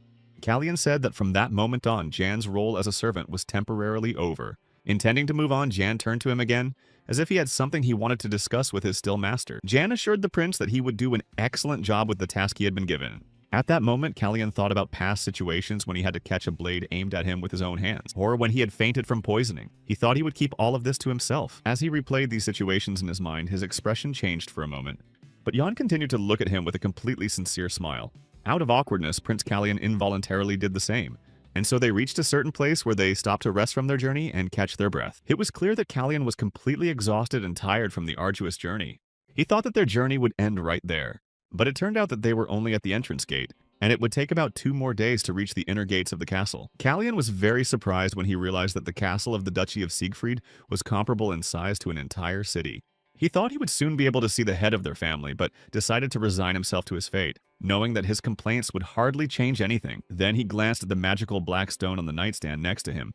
An idea came to his mind, and he remembered the words of the elf Cialis that she would remain an elf under any circumstances. Callian suddenly had an epiphany as soon as he thought about it more deeply. He realized that the properties of his mana remained the same, even though it had changed into an aura, and he understood that he had been wrong to consider these energies different. He closed his eyes as if listening to his body and tried to use his aura as fuel for his magic. He thought about it and came to the right conclusion. By becoming one with his aura, he was able to achieve what he wanted. At the moment of this magical event, someone was quietly watching through the door to Callian's room, which was slightly ajar. The magician Arson witnessed the event and noticed changes in Callian's flowing mana, which had previously been barely noticeable. But now he noticed that there was no longer any warmth or tenderness in it, for this mana emitted a coldness that penetrated to the bone. Looking at him, Arson was amazed, for there was no limit to his power and skill. And finally, Callian achieved his goal and obtained 4th Circle magic. He was undoubtedly happy, but he also understood that this did not solve all his problems. Sometime later, a new day began, and our hero's journey continued. At that moment, Yang called out to Callian with a smile on his face. Callian continued to ponder his thoughts and considered that there were now 6 sword masters on the continent. He understood that in their world, those with stronger mana could easily sense the weak. At that moment, their group was met by the head of the Siegfried family. In an instant, the Duke's expression changed, for he sensed Callian's power just as he had expected. The Duke was second in sword strength, and his level was many times higher than Callian's, which is why he only needed a glance to understand everything. Callian, meeting his gaze, noticed that they had not seen each other for a relatively long time. They continued to stare at each other until the Duke began the conversation. He abruptly changed the topic of conversation that Callian had been expecting, saying that he had noticed a growth spurt since their last meeting. He added that Callian was not immediately recognizable. Then he mentioned what seemed to be obvious changes in him, and Callian understood perfectly well what he meant. It cannot be said that Callian was surprised, but his face clearly showed his confusion. However, Callian did not remain in this state for long and quickly reacted, agreeing that he had indeed grown a little. Hearing the word "not much," the Duke laughed out loud because to him it did not seem like a small thing at all. Then he kindly asked Callian for permission to accompany him to the next stop. Jan in turn watched them with what seemed like love in his eyes. The Duke noted the talent of Callian's mentor in choosing his students, for Callian was not only a magician but also one of the 6 sword masters. Callian seemed to feel awkward about this conversation, but then he told the Duke that he understood perfectly well that he would not go unnoticed. But in response, he said that vanity had not clouded his vision. Then the Duke said that the prince could not see Callian's aura, and Callian already knew that. Then he said that he could see Callian's aura without much difficulty. Their conversation continued, and the Duke suggested that Elon might be admiring the prince's height, to which Callian replied that Elon was busy with work, and when the Duke accompanied Callian to his seat, he politely said that he could not continue with him because he could not delay his patrol. He then tactfully apologized and thanked the prince for his understanding. But Callian didn't see a problem with that, as he knew that he had arrived earlier than planned. Upon learning that Callian would continue his journey in the morning, he wished him a safe journey and said he would await news of his travels. At that time, a meeting between Elon and the king was taking place in the royal palace, where Elon was surprised by the king's strong desire to drink at that moment. Adding a drink to the king's glass, Elon informed him that Callian had already managed to reach the land of the Duchy of Siegfried. Elon dared to suggest that the king's behavior at that moment was related to his concern for his younger son. He then asked about other possible reasons for his agitation, which had caused this overwhelming desire to drink. The king was indeed experiencing quite strong emotions. The king confessed to Elon that he had no idea when he should light the flame of Camelot because he was simply unsure. Elon clarified whether he understood correctly that the king was unsure of the name of the heir he was supposed to name at the ceremony. With sadness in his eyes, the king said that he would have to name his successor upon Callian's return, something the king was clearly not ready for. It was a difficult decision for the king, as all 3 of his sons would be old enough to fight for the throne. At that moment, the king began to reflect on each of the contenders for his throne. He spoke of the eldest prince, Randell, as a cautious and reserved prince, and that was why he was quite difficult to understand. He considered the middle prince, Plancha, to be the strongest of them all, but at the same time very stubborn and rebellious. Speaking of the youngest prince, Callian, he thought that he only had to become a man, and that he was still just a child in his opinion. Then Elon came up with what seemed like a brilliant idea, to put the weakest prince on the throne because then the strongest would destroy him, and there would be no more problems. But it was clear from the king's expression that he didn't even have the strength to come up with a response to Manasil's statement. But when Elon said that his previous remarks were just a joke, the king seemed to think seriously. Ellen continued to speak aloud. His first remark was his observation that Randall was unlikely to retreat. In his opinion, Randall would not retreat until Callian freed the residents. Ellen continued, saying that the time would soon come when everything would become crystal clear to the king. Looking the king in the eyes, Elon insisted that he must remain silent until that moment came. Despite the decision that had been made, Elon asked that the excitement about the future not be allowed to steal what was in the present. Ellen was certain that when the moment came for the flame of Camelon to be lit, it would burn only for the most worthy of princes. At that time, Callian continued to follow his path diligently. He continued on his path as if into an endless darkness. He strode forward rapidly, but the end was still not in sight, and it seemed to him that his journey had lasted an eternity. He kept walking and never ceased to marvel at the depth of this cave. And when his path began to come to an end, his face was filled with amazement. And his amazement was not in vain, for at the end of the path he was met by a dazzling light from which he instinctively shielded his eyes. After a few steps, having slightly adjusted to the blinding light, he was able to open his eyes a little to look around. Suddenly, he found himself in the middle of a beautiful field of flowers of extraordinary beauty. Looking around, he tried to understand what this place was and where he had ended up. In an instant, he turned around and, as if seeing something, his face changed dramatically. At that moment, he realized that he was facing the purest magical power of Siphanian, which instilled fear in anyone who dared to look down on it. Clenching his fists, he realized that what stood before him was not just the will of Sisphania. Prince Callian immediately bowed his head before her, for he understood that this was very serious. And then before him stood the great Sisphanian with her beautiful red eyes. At that moment, life went on as usual in the streets of the city, with everyone going about their business. And then something happened that could not fail to attract the attention of the residents. The moment of Sisphanian's appearance was visible to all the inhabitants of the city, for they saw a beam of immense size somewhere in the distance, but did not understand what it meant. When Sisphanian herself appeared before the prince, he could not believe his eyes, for usually everyone only saw her will. Callian sincerely could not understand the reason for her appearance in her present form. He realized that the suffocating pressure and passive magic had simply disappeared. Then she noticed that a child from a completely different place had contacted her. She knew everything about the prince, for she had also said that Callian held memories from a completely different reality. She noticed that Callian was using her blessing to turn him into a weapon, and couldn't help but ask about the motives behind it. In a split second, Sisphani's form approached the prince. and when their eyes met, she said that he had been summoned here, for she was absolutely certain of it. The townspeople continued to watch what was happening, as did the entire team accompanying the prince. Arson told Kiri that nothing like this had ever happened before when they met Sisfania, and Yang was beside himself. As a loyal friend and servant, Yang could not wait calmly and was extremely worried about the prince. At that moment, a hand rested on Yang's head and stroked his hair with encouraging words. It was Yan's father, who couldn't believe that his own son could be so worried about the prince, and Yan, forgetting himself, called him father.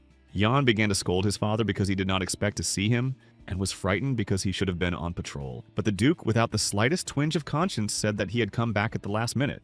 Arson and Kiri heard their conversation perfectly. In other words, they heard only the word father, and they were immediately overcome with confusion. But then a girl with painfully familiar hair joined their group and politely greeted everyone. It was clear that none of them understood what was going on. Trying to break the awkward silence, the girl introduced herself as Elon Manisol's granddaughter, Veronica. Accompanying this charming girl was Rachel Grace, the wife of Elon's son. Returning to the moment of Kalyan and Sisfani's conversation, she reached out her hand to his face, inviting him to let her see his thoughts. She reached out to his face even closer, and Kalyan didn't seem to know how to react, and so he allowed her to touch his cheek so that she could feel all his thoughts. He didn't need to tell her anything because she could see everything without words. As soon as she touched Kalyan, she saw all his memories and what had happened to him before, when he was barren. Memories that were also connected to the timeline that had brought about the changes in his life. Kalyan's memories flashed through his mind one after another, just as they did in the mind of the great Siphonian. Then, looking into Kalyan's eyes, Sisfania said that now everything was clear to her. Sisfanian continued to speak, but Kalyan did not understand a single word, as if she were speaking to him in a language he did not know. He looked at her questioningly, for he had never encountered anything like this before. Sisfania was not surprised that Kalyan heard nothing, for it was because the one speaking to him through Sisfania did not wish for him to hear.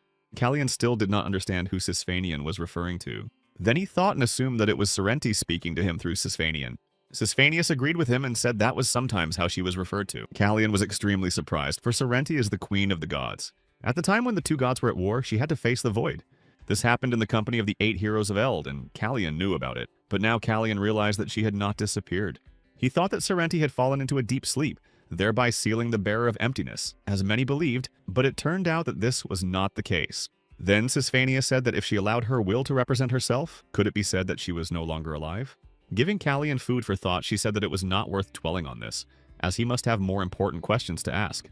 The first and most important question for Kalyan was about the axis of time that the kingdom of Secretia once possessed. Sisfanian listened attentively and waited for him to clarify his question and provide more details. Then he asked directly about the reasons for the kingdom of Karis' desire to obtain the axis. Sisfanian answered his question, but Kalyan was again unable to hear the answer because Sorrenti once again prevented him from doing so. Kalyan began to get angry because he did not understand why he was not allowed to hear the answers to his questions. Sisfanian tried to explain to him that his impatience was not in line with Sorrenti's will. She explained that Kalyan was asking questions about what would happen after he died. After all, something irreparable could happen if he found out about it before the appointed time, and that could change the natural course of events. Kalyan thought that perhaps something had happened that Sorrenti had personally intervened in, and that was why she was keeping this information from him. Sisfanian said that his thoughts were correct, for it was indeed divine intervention. Kalyan couldn't imagine the scale of it and tried to understand how the axis of time could be connected to it. Then he decided to ask one last question about his brother's involvement in bringing Barina back to life. But Sisfanians replied that his brother was first and foremost a king, and only then a brother. She told him that he was wrong to think his brother was stupid, believing that the course of time could be reversed for his sake, and then he finally understood that he had been thinking in completely the wrong direction, for it was not his brother Chase who had used the axis of time to change the existing reality.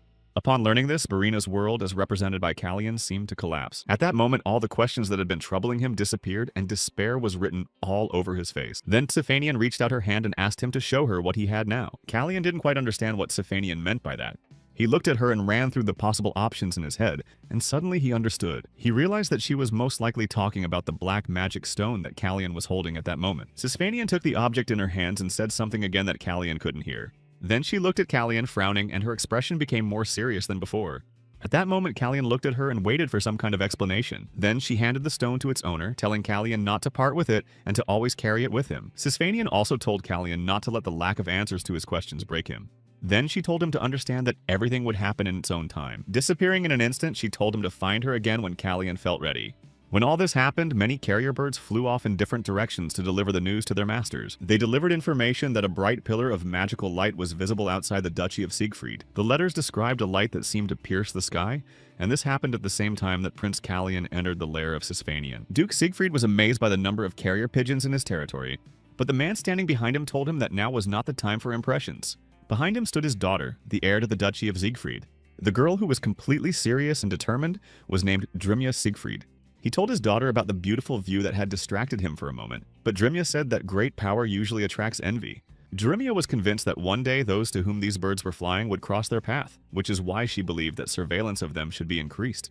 At that moment, the Duke thought about how he had chosen the right woman to be his wife, because thanks to her his children were so intelligent, and that was clearly not his doing. Demetria was amazed at her father's carelessness and did not understand what he was thinking at that moment. But then the Duke said that they should not be overly skeptical, as this could be perceived as a political statement.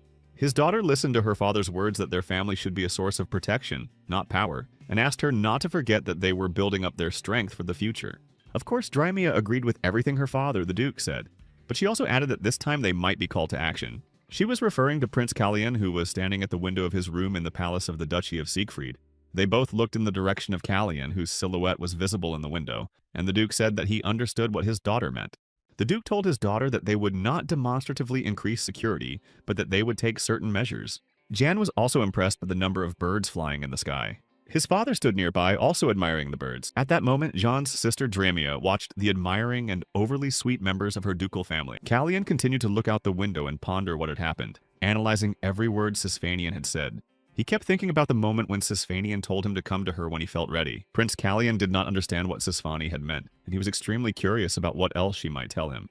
At that moment, the prince's loyal servant and friend, Jan, entered the room with tea and noticed that the prince had been standing at the window for a long time.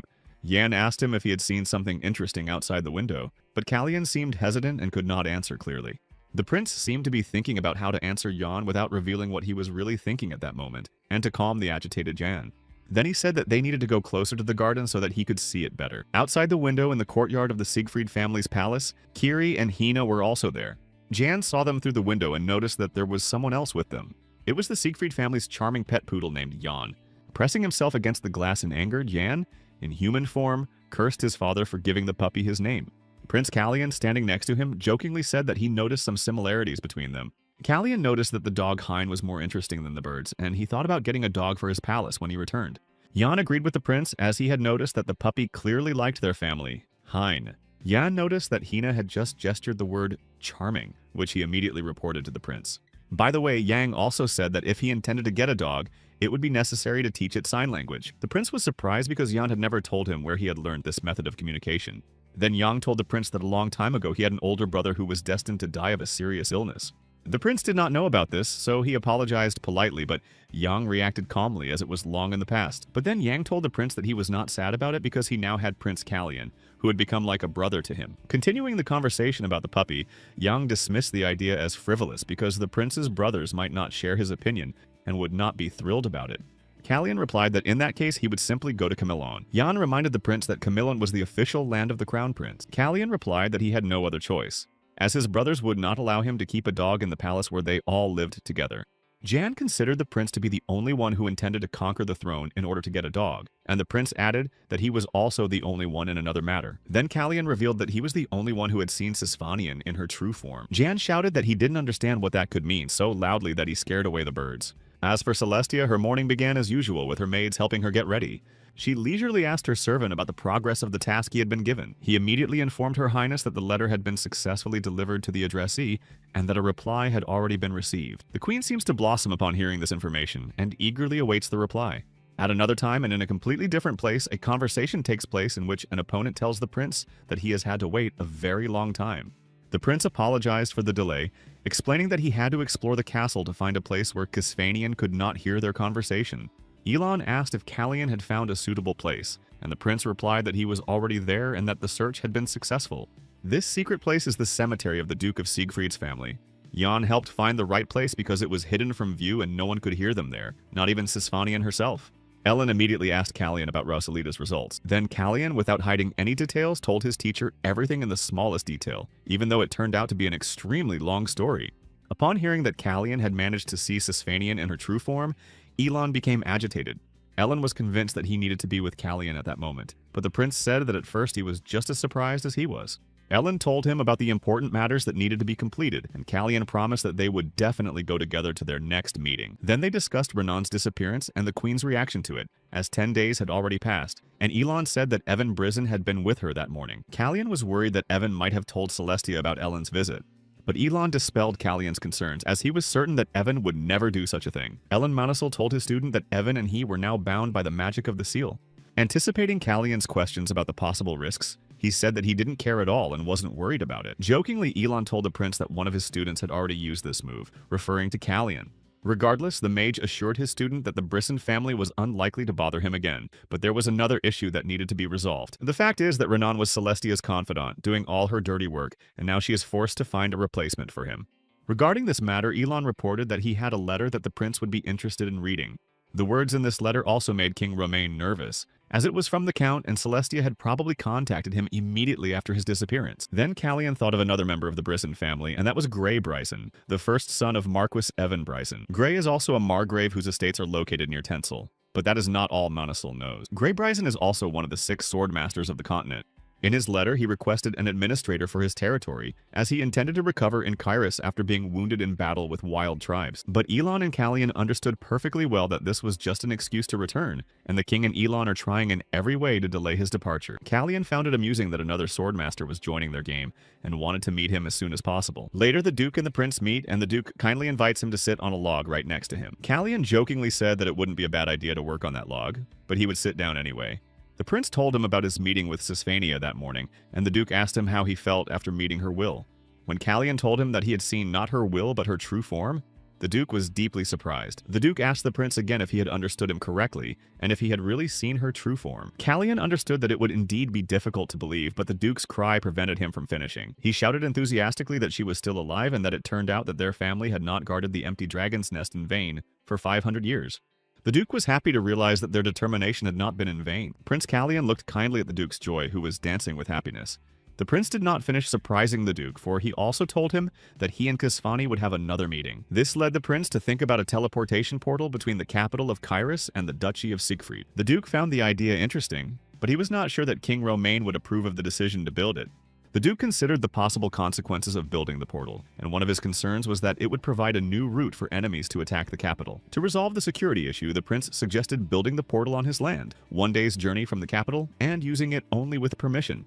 Siegfried would be able to remove the portal at any time in case of a threat to their state, and the Duke saw no reason to refuse if the king did not object. Then Callian said that he wished to ask the Duke one more question, but Siegfried immediately understood that it was about a fight, because Callian had once asked him to be present at the training ground. And when the decision was made to begin a friendly battle, Callian created a magical weapon using his aura.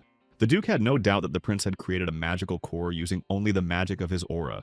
Then the prince skillfully made a weapon from this core and decided to use it in his attack. The Duke immediately understood that the prince intended to test the power of his new blade, and so the Viscount was the first to attack, calling on the prince to defend himself immediately. A look of excitement appeared in Callian's eyes, and he boldly entered into battle with Duke Viscount Siegfried. The second most powerful swordsman on the continent is Slayman. This means that he is second only to the Duke in terms of experience when it comes to wielding a weapon. He kept up his attack considering the Viscount to be a strong opponent, just as he had thought before. The prince also concluded that his opponent's weapon was capable of carrying its owner's weight without losing any speed.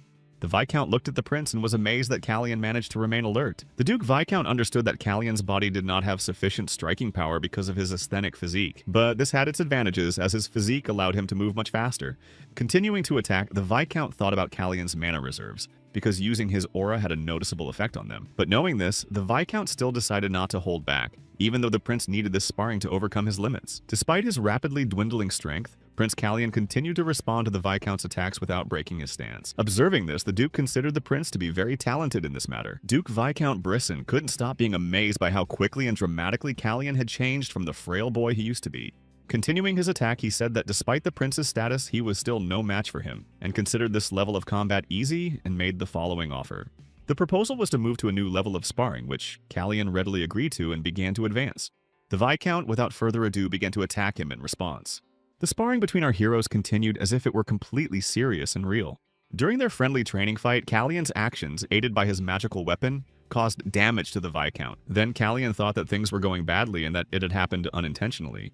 Then Callian noticed that an endless stream of powerful energy was emanating from the Duke, and he thought that he probably wouldn't be able to handle it. And then came the moment Callian had feared, when he faced the powerful energy of Sir Viscount. At that moment, Callian thought that there was no way he could handle this power when it was already so close to him. The prince also suffered a minor injury, but it was not life-threatening. They met each other's gaze and paused their sparring for a moment. The Viscount looked at the prince and reminded him of his last swing with his weapon. Callian seemed to have lost his words and could barely speak. But at that very moment, his explanation was interrupted by Euron, who sensed something was wrong. Looking at the Viscount and Callian, who were standing frozen by Euron's gaze, he saw a cracked weapon, which gave him pause. Then he saw the cut on the Duke Viscount's neck and realized exactly what had happened. Then everyone realized that the Viscount had lost the battle, which shocked the remaining knights who had come to his aid. Later, a ball was held in the palace with music, beautiful dresses, and many guests. The entire hall where the ball was taking place was filled with the beautiful melody of a violin, played by the skilled hands of Sir Viscount Bryson. Callian noted the Viscount's skill with the violin, comparing it to his skill with weapons, to which the Viscount replied that it was in their blood. He then told the prince that he would be happy to play the violin for him anytime in the future. Then Callian mentioned his injury, saying that he hoped it would not prevent him from continuing to play. Putting the object of his admiration back in its place, the Viscount said that nothing could stop him, because then he would not be a master. Then he said that only his heart had been hurt, for his son, Yang, was very angry with his father for leaving a scratch on his beloved prince. Then Jan, like a ferocious tiger, scolded his father for it. Callian was embarrassed to hear this, for the Viscount said that now his son hated him. Callian thanked the Viscount for the fight and the opportunity to learn something new, and kindly suggested celebrating the occasion. Of course, the Viscount could not refuse his offer, for what he had heard was music to his ears. Callian was happy to understand how his weapon made of aura worked before it disappeared, and this was a great opportunity to learn how to survive. Callian decided to discuss with the Duke the moment when he released a large burst of his aura and realized how long the road ahead was. Callian thought it was wonderful to see what he could improve in himself by seeing a worthy example before him, and the Duke listened with interest. The Duke decided to change the subject, mentioning Callian's injury after learning about his health, but Callian said there was no need to worry about it. The Viscount also couldn't help but notice Callian's speed and use of his body to generate power in his side blows, which he mentioned to the prince. The Viscount believed that all of this had led to an unplanned complication in their fight. Then he mentioned something that almost made Callian choke. He said that this type of attack was typical of the knights of the state of Sakrika. Tension hung in the air, and the prince did not yet know how to respond to the Duke's words. The Duke Viscount considered this habit rather strange, since there was no one in Caries who could have picked up this habit. A distinctive feature of a Caris knight is that they rely on their feet when attacking, and their balance is maintained by their hips during side strikes. But when the Viscount spoke to Callian, he mentioned twists that involved the back. Then he asked him to be more careful, because someone from the Brisson family would definitely notice the difference. Prince Callian seemed to have lost his gift of speech, as he was simply shocked by what he had heard, and by the Duke's attentiveness. Siegfried had probably already guessed that the person in front of him was definitely not a prince, and he was curious why he hadn't asked him about it. But the Viscount was honest with the prince and said that he didn't care who was in Callian's body because it was his land. Duke Viscount Siegfried smiled broadly and said that he would wait for the next sparring match and that he didn't care about anything else. Callian thanked him because the Duke had saved him from an endless number of uncomfortable questions that he would hardly have wanted to answer. Looking at his hand, the prince wondered if Grey Bryson would be able to see his aura and decided to consult with the Duke about it. Grey lives far from home, and it is said that the Marquis sent him there because he did not agree with his choice and approach to the art of sword fighting. Despite everything, the Duke told the prince that he would most likely notice his aura, since he was also one of the continent's master swordsmen. The Viscount advised Callian to always be prepared for any outcome. Prince Callian agreed with him, as he really did have a lot to prepare for. 10 days later, the action takes place in the same duchy of Siegfried. Ellen had already begun to think that his prince had no intention of returning to the palace, but Callian apologized and explained that he had to finish some business. He promised his mentor that he would return as soon as he had finished what he needed to do, and then asked about Grey Bryson. Ellen said that he had managed to postpone his visit to Caris for 2 weeks, and Callian was grateful to Ellen for that. Then he began to think about the plan he would follow during the time Alon had given him. Callian reasoned that he was a mage who was also a master swordsman, but society did not yet know this. He understood that Grey did not yet know who would stand before him, but he would notice his magical aura in any case, and therefore begin to suspect something. After the banquet, the prince discussed this with Arsene, who said that there were special spells to hide his aura. Arsene was sure that Callian would quickly master them, as his 4th level magic was strong enough for this, and Arsene would gladly help him. But first, thanks to Elon's advice, they began studying information about the teleportation circle. Callian and Arsene were assisted in this by Elon's daughters-in-law Rachel and Veronica. Ellen spoke of Rachel as an accomplished mage in her own right, as she had devoted much of her research to the study of teleportation. When they gathered together, Callian explained why they were there at that moment. Callian said that he intended to discuss a topic that was important for the territory of the country of Caris, to which Arson replied that he dreamed of serving him. And so they began working on a magical teleportation circle. At the same time, Callian began training to learn how to deliberately hide his aura. Learning the spell itself was not difficult for the prince.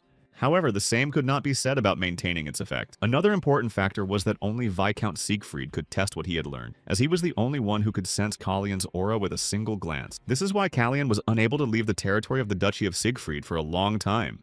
All this time was spent training and studying all the information. Finally, the desired results were achieved, and the Viscount could no longer see the aura that Callian had hidden. The Viscount shouted enthusiastically that he could not sense even the slightest manifestation of the prince's aura. Now, anyone who looked at the prince would consider him someone who had never held a weapon in his seemingly unskilled hands. And so, finally, all preparations for the upcoming meeting with Grey Brisson were complete, and so sometime later our heroes set off on their journey. Viscount Siegfried said goodbye to the prince, telling him that during their next sparring match, he did not intend to hold back. In response to these remarks, the prince said only that he had no desire to be defeated, and the Viscount said that he would look forward to the meeting. After finishing all the farewell speeches, Prince Callian gave the order to set off. After all, the capital of Caris had been waiting for their return home for a long time. At this time, the action takes place in the palace of Grey Brisson. A man bowed his head and listened as Grey spoke of the time wasted waiting to find a manager like him. He was clearly dissatisfied with the results of his search for a manager for his estates. The manager, looking at all this, thought about his indecent attire, but at the same time addressed him as my lord. In response, Grey Brisson gave a sneering smile accompanied by an unpleasant laugh. But the manager had no idea how to react to Grey's lack of manners and behavior in general. As he rose from his bed, the manager was covered by a huge shadow cast by Grey's body, who said that the royal court had become merry in his absence. Grey then asked the steward for his opinion on the matter. By this, he wanted to make it clear to the manager that he intended to return to the capital, Caris. At that time, in the palace of the royal family of Elon Manasil, he was in Prince Callian's room. He glanced at the place where the prince's treasures were kept, and noticed that he never ceased to be amazed by what he saw there every time. He was always shocked by the amount of treasures the prince kept there. He understood that most of the income came from Viterin, as it was the richest wheat-producing land in Caris. Another portion of the income came from the trading guild that had replaced the Bryson family. Absolutely happy, Elon left the palace singing, for Callian's income would never cease. The maid asked several times to make sure that the door could be locked, but she only received an answer when Elon was already far away. And so he began to go about his business in a wonderful mood. But suddenly something distracted him from his thoughts, and he focused his attention, glancing to the side. On his way, he encountered Prince Planche, who was walking toward him. As he climbed the stairs, Prince Planche also caught Ellen's eye. Ellen Manasil smiled and greeted the middle prince. Ellen jokingly found their meeting with the prince to be a coincidence. Planche looked as if he was not very happy to see the mage. Planche asked Elon directly, expressing his curiosity about the reasons for Callian's change, as he believed that the mage was to blame. He also mentioned the possibility that Callian's change had prompted him to seek out Elon to become his mentor. He cunningly said that he had not been able to get an answer from anyone else, and therefore he was putting all his hope in Elon. Ellen seemed to have no idea how to answer Planche's uncomfortable questions, but he finally found a solution and reminded Planche of his love for the bottle and his sudden renunciation of his harmful and destructive habit. Sarcastically, he thought that another joker who missed Planche's past had appeared. Ellen tried to explain to the prince that people tend to change, even when it comes to getting out of the bottle. Ellen also spoke about the changes that had come over his brother and, as a result, his freedom from fear of recklessness. He summed up by saying that he considered the place and time of change completely unimportant, because the only thing that mattered was the result. Not thrilled with the answer he got, Planche just kept quiet because he had nothing to add. Ending the conversation, Elon wished the dissatisfied Planche a good day and quickly left. Planche watched the departing mage and thought about his words. He was particularly struck by the words about his recklessness. Some time had passed since Callian had set off on his journey. 20 days later, our heroes found themselves at Lake Reddington, which Kiri found to be a very beautiful place with no noise. Callian agreed with his companion as he looked at the beauty of the surroundings. The prince did not want to leave, but he immediately mentioned the trouble that had happened with Veronica's horse, and said that it was fortunate that something good had come of it.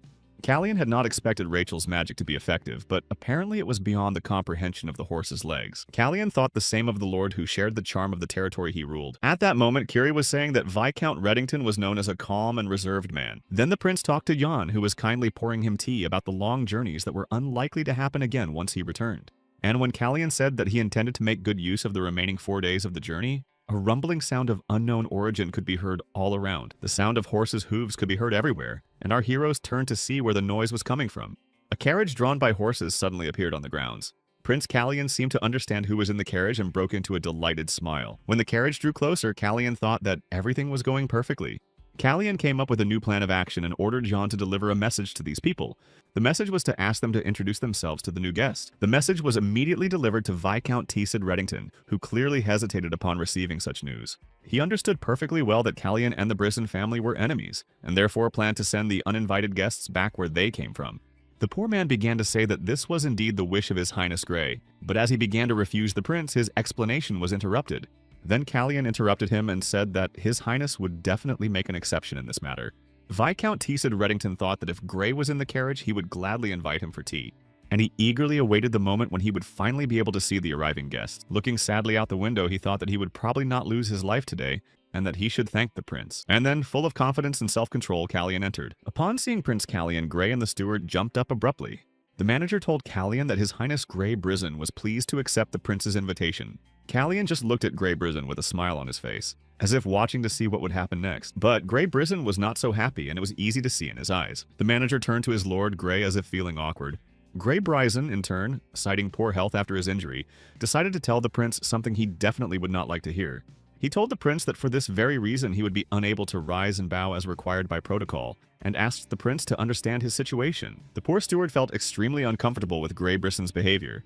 Everyone understood that such behavior could only be permitted to one nobleman, and that person was Slayman Hans Siegfried. And then Callian replied to Grey as briefly as possible, as if he understood him. Then Grey thanked the prince for his generosity and understanding, for when he stood up, the pain became simply unbearable. Callian understood that Grey was not someone who could behave like this, so he asked him to bow his head in respect to the prince.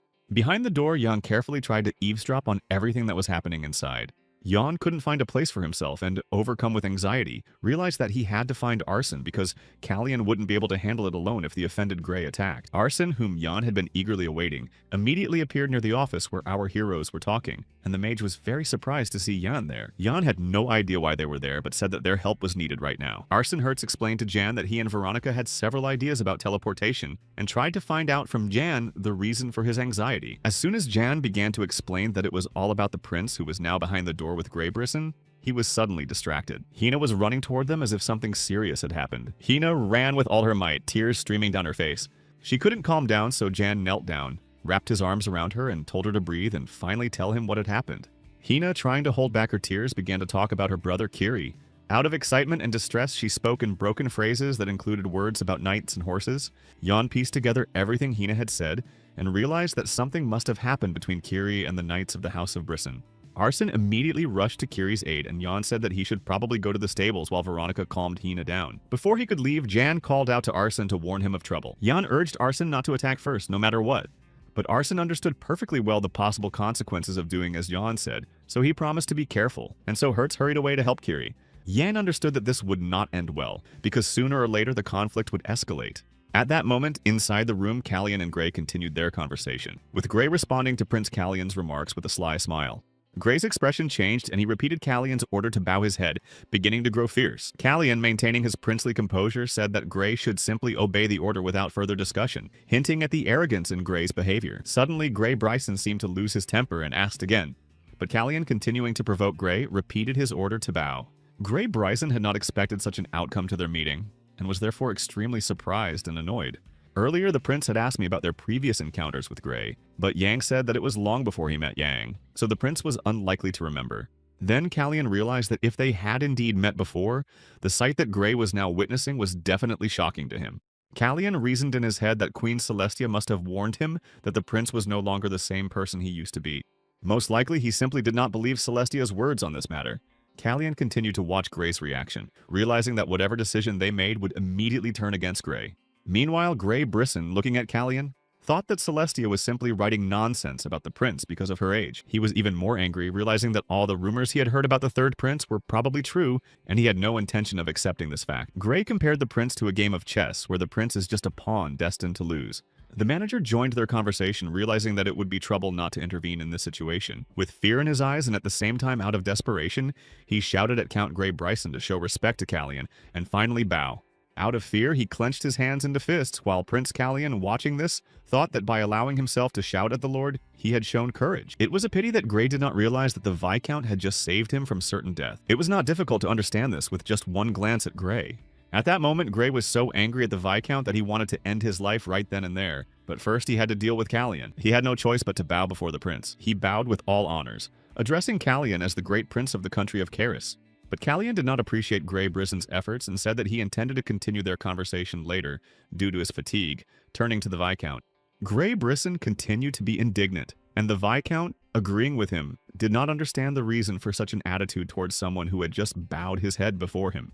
Leaving the room, he told the Viscount to take care of Count Grey while the prince rested.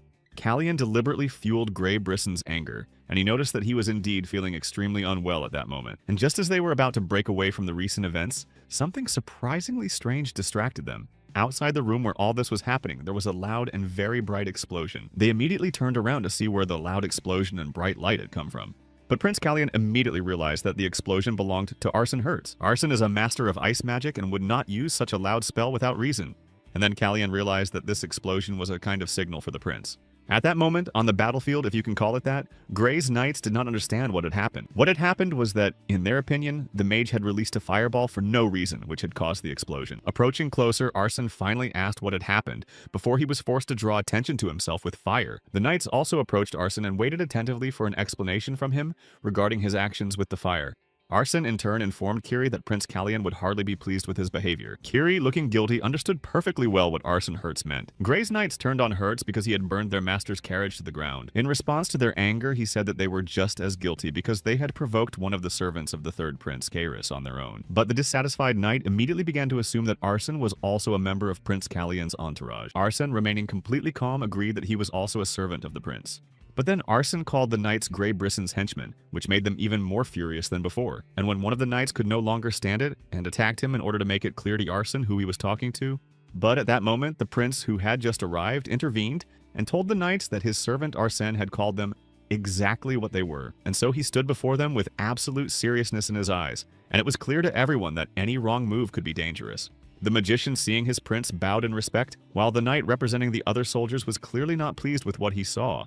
Callian looked at Grey's damaged property and asked Arson how the damage to Grey's burned carriage would be compensated. But Arson said he would be happy to pay for the damage out of his own pocket. The matter was settled, and the prince said that he had been worried when he saw his servants here, but it seemed that nothing serious had happened. However, when the prince did not find Hina among his subordinates, he asked them about her. They immediately replied that Hina was always with her brother Kiri, but now he was here and the maids were nowhere to be found. Arson then explained that the knights had decided that Hina was a girl suitable for the count's entertainment, and had tried to take her away by force. Arson Hertz said that, according to the knights, they had no idea that the girl was part of the prince's team of servants. Callian rolled his eyes and thought that there were always such slippery people wherever he went. Without waiting for further explanations, the prince's offenders were severely punished with a single swing of his weapon. When Grey Brison arrived at the scene, he immediately demanded an explanation. Grey immediately said that the prince had no right to take away his knight's ability to speak forever. But Callian felt no guilt or doubt that he had acted wrongly toward his knights. Arson Hertz quickly clarified the situation, telling Grey that they were no longer knights as they had been stripped of their titles for their unacceptable behavior. Hertz explained that their unacceptable behavior included paying excessive attention to the girl and attacking Kiri, despite the fact that both were servants of the prince. Grey Brisson was furious at the behavior of his knights and was even more enraged after meeting with the prince at the palace. This day was not the best for Grey, as he had been humiliated in front of the Viscount. The same could be said of the servants, who had clearly seen what had happened, and who were equally unimpressed by Grey's behavior. Leaving the place of Grey's humiliation, Callian passed by him, and promised to pay for the damaged property immediately as soon as Grey returned to the capital. Hearing this and considering the recent events, Grey was overcome with anger, and Grey then said that Callian would definitely pay for everything. Then he passed by Kiri, who bowed his head before him with a guilty look. As he passed by, he asked him if he had any words of excuse for what had happened, but there was no answer because Kiri really couldn't find the words. Kiri had been through similar situations many times before, where he had to protect his sister. And when the knight spoke of Hina's pretty face and the opportunity to serve the count thanks to her, Kiri could not bear it. He was forced to stand up for his defenseless sister. And Kiri did not consider this situation a cause for concern for Prince Callian. And then he told the prince that he had no words to defend himself. But Prince Callian, without stopping, said that he had no further questions for his servant Kiri. Kiri, in turn, continued to escort the prince, bowing his head. And so our heroes watched the wonderful view of the beautiful lake. Callian enjoyed the taste of the delicious tea and the silence around him, which he had missed so much for a long time. The Viscount was pleased that Callian was happy and immediately decided to inquire about the actions that had been taken against Count Grey. He spoke of his suspicion that the Count, out of resentment, might cause trouble for Callian and prevent him from returning home. Then he mentioned that the Count was a master swordsman, to which Callian responded with a smile. The The smile on the prince's face was caused by the realization that during their meeting, Callian had easily sensed the Count's aura. This meant only one thing: their auras were on the same level, and Gray's aura might even be lower, meaning the prince could defeat him at any moment. Callian just thought about it and then reassured the poor manager that their confrontation would have happened anyway, so there was no need to worry. Observing the prince's behavior, Viscount Callian concluded that he saw no signs of anxiety on the prince's face. It was surprising for the Count to see such a serious young man who was able to keep himself under control. The Viscount's questions and concerns did not end there, and he turned to the prince again. Callian continued to listen attentively, asking for clarification about the reasons for his concern. The question referred to Curie, who, according to the Viscount's observations, was already running far from his first lap on the training ground. The manager thought that Callian intended to let Curie train all night long. Callian glanced menacingly at Curie running by and told the Viscount that this was exactly what he planned to do. The prince explained that he intended to teach Curie a good lesson. The manager was curious about the reason for such a severe punishment for Curie, to which Callian replied that he could never trust his life to someone who couldn't even handle such difficulties. Then, looking at Curie with a kinder gaze, he added that it was high time to understand that everyone in life has their own heavy burden to bear. But then the Viscount realized that it was not Curie's actions that were the issue. After all, even the mage who burned Grey Brisson's carriage had escaped punishment. And then it became absolutely clear to the Viscount that at that moment Curie was paying not for his actions, but for his distrust of the prince. Callian expects complete and total trust from those around him and his subordinates. At one point, the Viscount even became sad because deep down he really wanted to serve a man like the prince. The prince changed the subject, mentioning that Grey had asked for a replacement carriage for the one that had burned down, but for some reason the Viscount had not done so. Callian knew that the Viscount simply could not give him what he wanted, because he did not have any intact carriages. Then he asked why there were no wheels. The Viscount immediately realized that Callian already knew the answer and understood that the absence of wheels was just an excuse. The Viscount knew that the prince's actions were now linked to his understanding that he had no intention of supporting Grey's side, even if his reputation was at stake.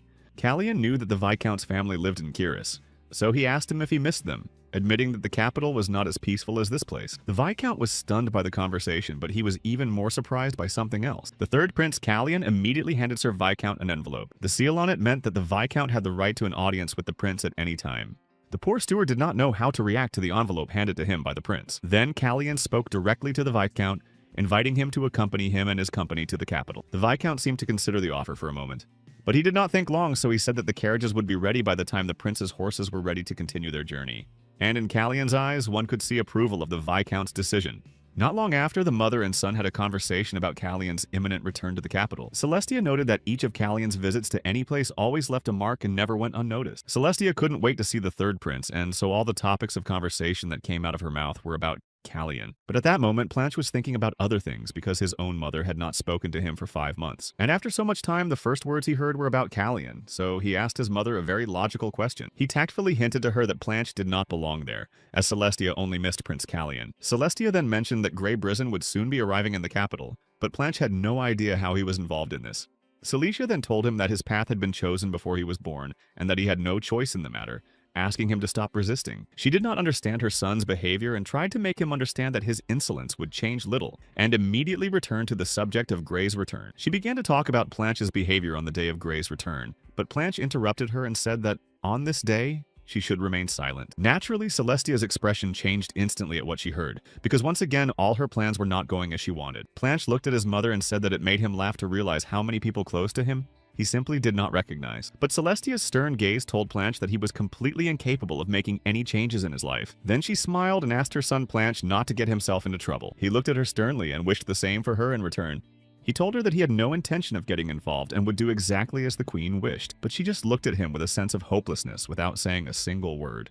Meanwhile, Prince Callian and his team continued on their way, and a conversation took place between Elon and his student, Prince Callian. Callian told his teacher that Viscount Reddington would be arriving in a week, and Elon said that was very good because now Pollen would have help. Pollen was indeed having a hard time, as were the prince's other subordinates, because he had a knack for getting into trouble. Then Callian realized that his exploits had long since spread throughout the district as gossip, and Callian was curious about his father, the king's, reaction to this. Callian couldn't believe his ears because Elon told him about the king's plans to speed up the creation of a magical squad. The last straw was the situation in the Duchy of Siegfried, and when Grey Brisson was humiliated in front of everyone, the king began to worry about his son. But Elon told the king that such actions would be the beginning of a declaration of war against the House of Brisson. But Romain replied that if it would help distract them from his son, he would make such sacrifices, putting his own safety at risk.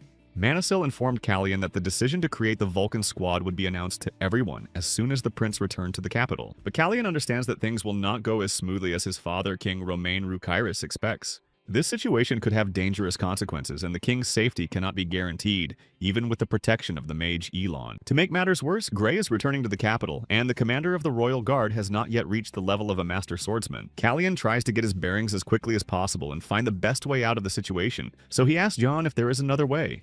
When Jan said that there was no point in taking another route, Callian decided to do something else, which he immediately confessed to his teacher. Callian will have to resort to extreme measures to prevent Gray from setting foot in the capital of Kairos. At that time, Gray Bryson was openly indignant for several reasons. The reason for his indignation was the women's carriage prepared for him, which was clearly too small for him. He kicked the coachman with his foot, thereby speeding up the carriage. He was annoyed that he was a man and had to continue traveling in a women's carriage, which was extremely humiliating. The driver of Gray's carriage told him that they were probably being followed by an unknown person. Looking out of the tiny window, Gray still could not understand who was following them. And then the sound of hooves pounding on the ground could be heard clearly, and it was likely that the pursuer had caught up with Gray Brisson's carriage. Count Gray couldn't believe his eyes when he saw Prince Callian standing before him. Callian immediately informed Gray that he had finally found the person he was looking for. Gray was curious how the prince had managed to catch up with the carriage in such a short time, and then he assumed that it was the work of his mentor, the magician. Naturally, Gray immediately asked the obvious and most important question: why was the prince here? Without leaving his carriage, Gray thought of the prince as the weakest of the princes. Callian noted that despite recent events, Gray still had not learned the proper way to greet members of the royal family. At that moment, Gray simply lost his temper because Callian's remarks about his manners completely threw him off balance. Without a moment's hesitation, he kicked open the carriage door and ordered the coachman to stop immediately. He jumped out of the carriage with the intention of depriving the royal family of one of its members, and so he activated his aura against the prince who had deliberately provoked him. But Gray's attempt was unsuccessful as Callian had enough strength to resist him. Prince Callian, with just one hand and seemingly without much effort, threw Gray Brisson into the air. At that moment, Brisson could not understand where this young man, in his opinion, had gotten such incredible strength, but Callian immediately said that it was only his intention to stop the unprovoked insults directed at him. Callian told Gray that he was wrong to think that Callian would not defend himself. Callian wanted to make it clear to Gray that no one was allowed to insult him or his family. Shortly thereafter, Gray began to beg the prince for mercy. He fell at the prince's feet, apologizing because he admitted that he had indeed behaved in a manner unbecoming of an earl. Holding his foot over Bryson's hand, intending to step on it, the prince asked him if he knew anything about the disappearance of his own brother. The prince then told Gray that his father had been paid a large sum of money to make his son disappear without a trace. Gay Bryson could not believe his ears, for it was his father who had treated his own son in such a terrible way.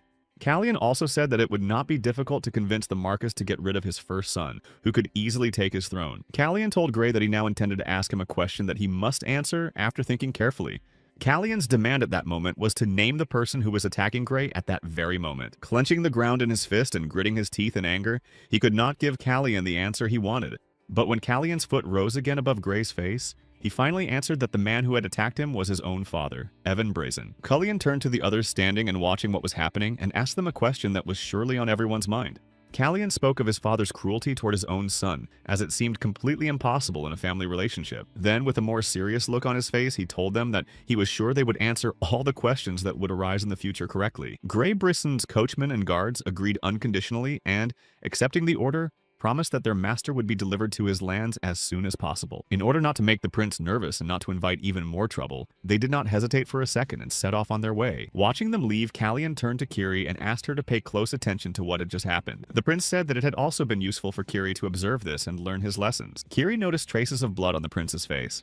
Kiri wanted to explain his earlier behavior to the prince, but the prince did not think it necessary, knowing that Kiri now thought very differently. And suddenly, with sadness in his eyes and nostalgia for the past, Callian said that Kiri used to know the prince better than he had ever known himself. But Kiri, hearing this, did not understand what the prince meant, but without showing it, continued to listen. Then he couldn't help himself and asked about the time the prince was talking about, because he really couldn't grasp the connection or explanation. The prince decided to tell Kiri the truth about what had happened 10 years ago. They would have enough time on their journey to discuss it. The long-awaited moment of Prince Callian's return to his homeland had arrived, and everyone around was discussing his meeting with Sisphania herself. Everyone was happy and at the same time said that Callian was the only one who deserved such an honor, and that the throne clearly belonged to him. Everyone also understood perfectly well that King Romain was surely of the same opinion, as Callian was probably his favorite son. Everyone around him seemed to prophesy Callian's reign and considered him the only one worthy of the throne. The moment Prince Callian crossed the threshold of the royal castle of the Karis family, his name was solemnly announced. Prince Callian bowed politely to his brothers, expressing his respect and apologizing for his long absence. Blanche greeted Callian in return and said a few words about his return. The brothers Randall and Callian immediately noticed Blanche, as such behavior was completely out of character for him. Callian found this behavior very suspicious and thought that Blanche must be up to something. His Majesty the King joined the meal and asked the eldest prince about the book he intended to read. Randall replied that he had read the treatises of Surte and that the king would like to hear the eldest son's thoughts on the contents of the book later. Turning to Blanche, the king noted the increase in his muscles thanks to his efforts and suggested that his middle son go hunting with him. It was difficult to describe the atmosphere that prevailed at that moment during the royal family's dinner, but Callian clearly understood that he could not remember a time when he had ever felt such awkwardness. The changes had not only affected Callian and Blanche, but also the king, who had been a completely different father in the past. Interrupting the family dinner, one of the servants approached the king, intending to inform him that there was another guest at the door who would like to join them. When the servant was ordered to let the guest in, Blanche seemed to understand who was standing there, and was probably not happy about it. Callian knew that the guest was Celestia, who had surely spent her last nerves waiting and impatiently. And so Queen Celestia was announced and managed to approach Prince Callian to greet him. Prince Callian told Celestia in front of everyone that he was glad to see her. Celicia, in turn, passing by Callian, replied with mutual feelings, albeit insincere.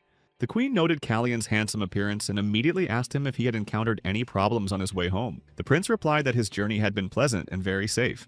Celestia feared that Callian might be suffering from the illness that had overcome him last time, but it was clear to everyone that her words were merely hypocritical. Callian did not lose his composure and told Celestia that his previous bout of melancholy had made him much stronger and that his journey had been quite easy and uneventful. Callian told Celestia that outside the walls of home, all problems seemed insignificant. Celicia, in turn, continued to exchange pleasantries and said how nice it was to hear such things. The queen was quite cunning and therefore reminded him of the news from the Duchy of Siegfried, which was the cause of her concern. She also said that news of the third prince's exploits had reached her ears and that she considered it a truly wonderful event. Then she asked the king's permission to ask a question related to the news that had arrived later.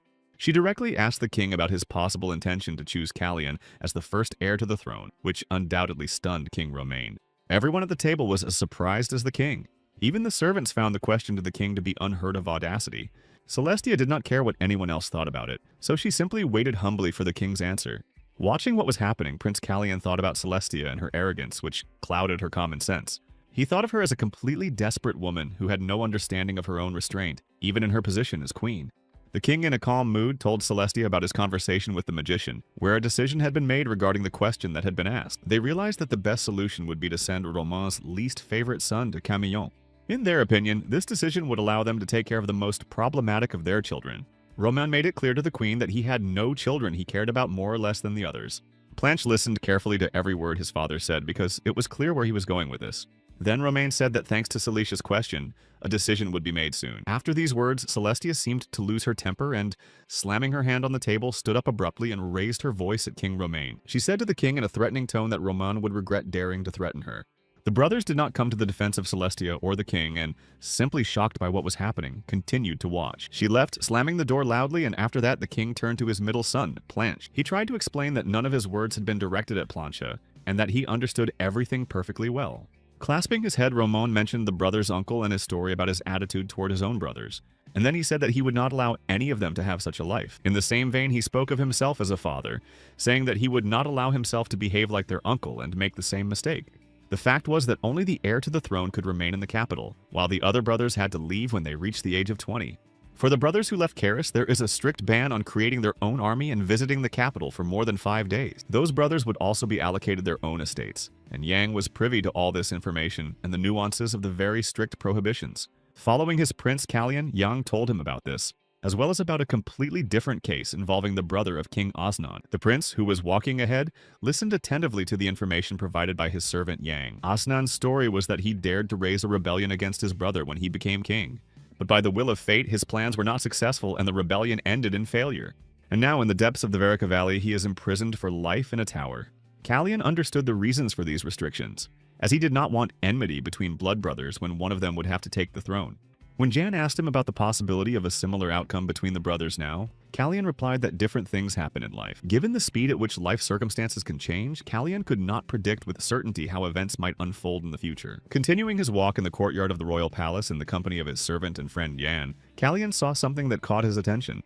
It was a blooming rose that shone as if with a magical light. They both noticed the magical glow at the same time and were extremely surprised. It turned out that Yana was more surprised not by the rose but by the bright glow of the same color in the prince's trouser pocket. In his pocket was the black magical stone that Sifanian had ordered the prince to carry with him when they met. Besides this flower, there were no other roses left in the royal garden, and Callian could not understand the reason for this strange glow. Then he realized that the stone must somehow be influencing the flower and its magical glow. Callian became curious about the reason for this connection between the stone and the rose, especially in the courtyard of the royal palace. Then, when Callian barely touched one of the petals of the miraculous rosebud, he heard a crack. At that very moment, the rose began to dissolve into the air as if turning into burnt ashes. This happened in a matter of seconds, and neither Yong nor Callian understood what it could mean. The prince compared it to time standing still, which began to move again with the slightest touch of his hands to the rose. He began to understand that all the situations that had happened to him before, such as the situation with the magical black stone, were similar. He remembered the situation with the elf girl and the rose. Of course, he couldn't help but remember that ill-fated axis of time. And of course, the great Sifanian and the divine Serenti. And Callian realized that all these memories were connected by one thing, and that thing was definitely time. After thinking through all the details that seemed significant to Callian, he thought that time was passing too quickly and he was not keeping up with it, and this could not help but worry him. And now, 2 days had passed since the incident, and Prince Callian had not attended breakfast with his brothers, and he surely had his reasons for this. His caring servant, John, feeling concerned, decided to ask the prince if he intended to join his brothers for breakfast the next morning. Callian replied that he was forced to skip the upcoming family breakfast because he still had not managed to rest and regain his strength after the trip. Yang, standing over the prince's bed, looked at him in surprise and said that he would be sure to pass on the information to the others. Then, wishing the prince good night, John quietly left, leaving Callian alone with his thoughts. Prince Callian really did look unwell, and he was probably very sad because he was confused by what was happening and probably didn't know what to do about it. Then he closed his eyes and tried to fall asleep, trying not to think about anything. Callian woke up because he sensed someone's presence in his room and glanced toward the window, which had been open the whole time. Callian jumped out of bed and asked the person who had come at such a late hour why they were there. The uninvited guest, comfortably settled on Callian's balcony, noted the prince's magic, for even the slightest breeze in his direction could wake him. Callian repeated his question about why this man had come here since no one had invited him, especially at such a late hour. Prince Callian was surprised to see his brother Plancha sitting on his balcony. Looking at him, Callian thought that the new troubles were not leaving him alone. The prince looked at his brother and realized that he and Celicia were similar in some ways, as they both allowed themselves to appear whenever they wanted without permission. Planch finally got down to business and explained the reason for his visit. It turned out that he was interested in Randall's rose, which had been growing in the garden but had now disappeared. Then he asked Callian directly if he had anything to do with the rose's disappearance, and Callian got a little angry. Callian sat down on the bed and, with a snap of his fingers, created a protective field around them. Callian didn't understand why such a fuss was being made over a single rose, which Callian had questions about even before Plancha's visit. But Callian understood that the rose was also important to Plancha's brother, otherwise he would not have come to him in the middle of the night with questions about it. Planch replied to his brother that they both knew very well that this was no ordinary rose, but a magical flower, which Callian couldn't help but notice. Then Planch, with a sly expression on his face, tried to trick his brother because he believed that the rose was the reason for skipping breakfast. Callian looked at him with a slightly suspicious look because he understood that Planch surely knew everything and was telling him this for a reason. This rose belonged to their older brother Prince Randall and grew in the garden of the royal palace. Randall's mother was from Tencel, and so Callian believed that his brother's sacred power was somehow connected to Randall's blood. Planch also told his brother that he had made several attempts to learn about this flower from Randall, but none of his attempts had been successful. Callian was surprised to hear this and asked Planch again. Prince Callian began to feel nervous because he thought it was foolish to ask someone the same question over and over again, in the hope of getting a different answer. Planch explained to his brother that Randall was hiding his power for unknown reasons, as it was clear that only his power could prolong the life of the flower. At that moment, Callian realized that Randall was indeed capable of using his sacred magic. Then Planch told his brother that he just wanted to warn him about this information, and that he had already told Randall that it was Planch who had burned the rose.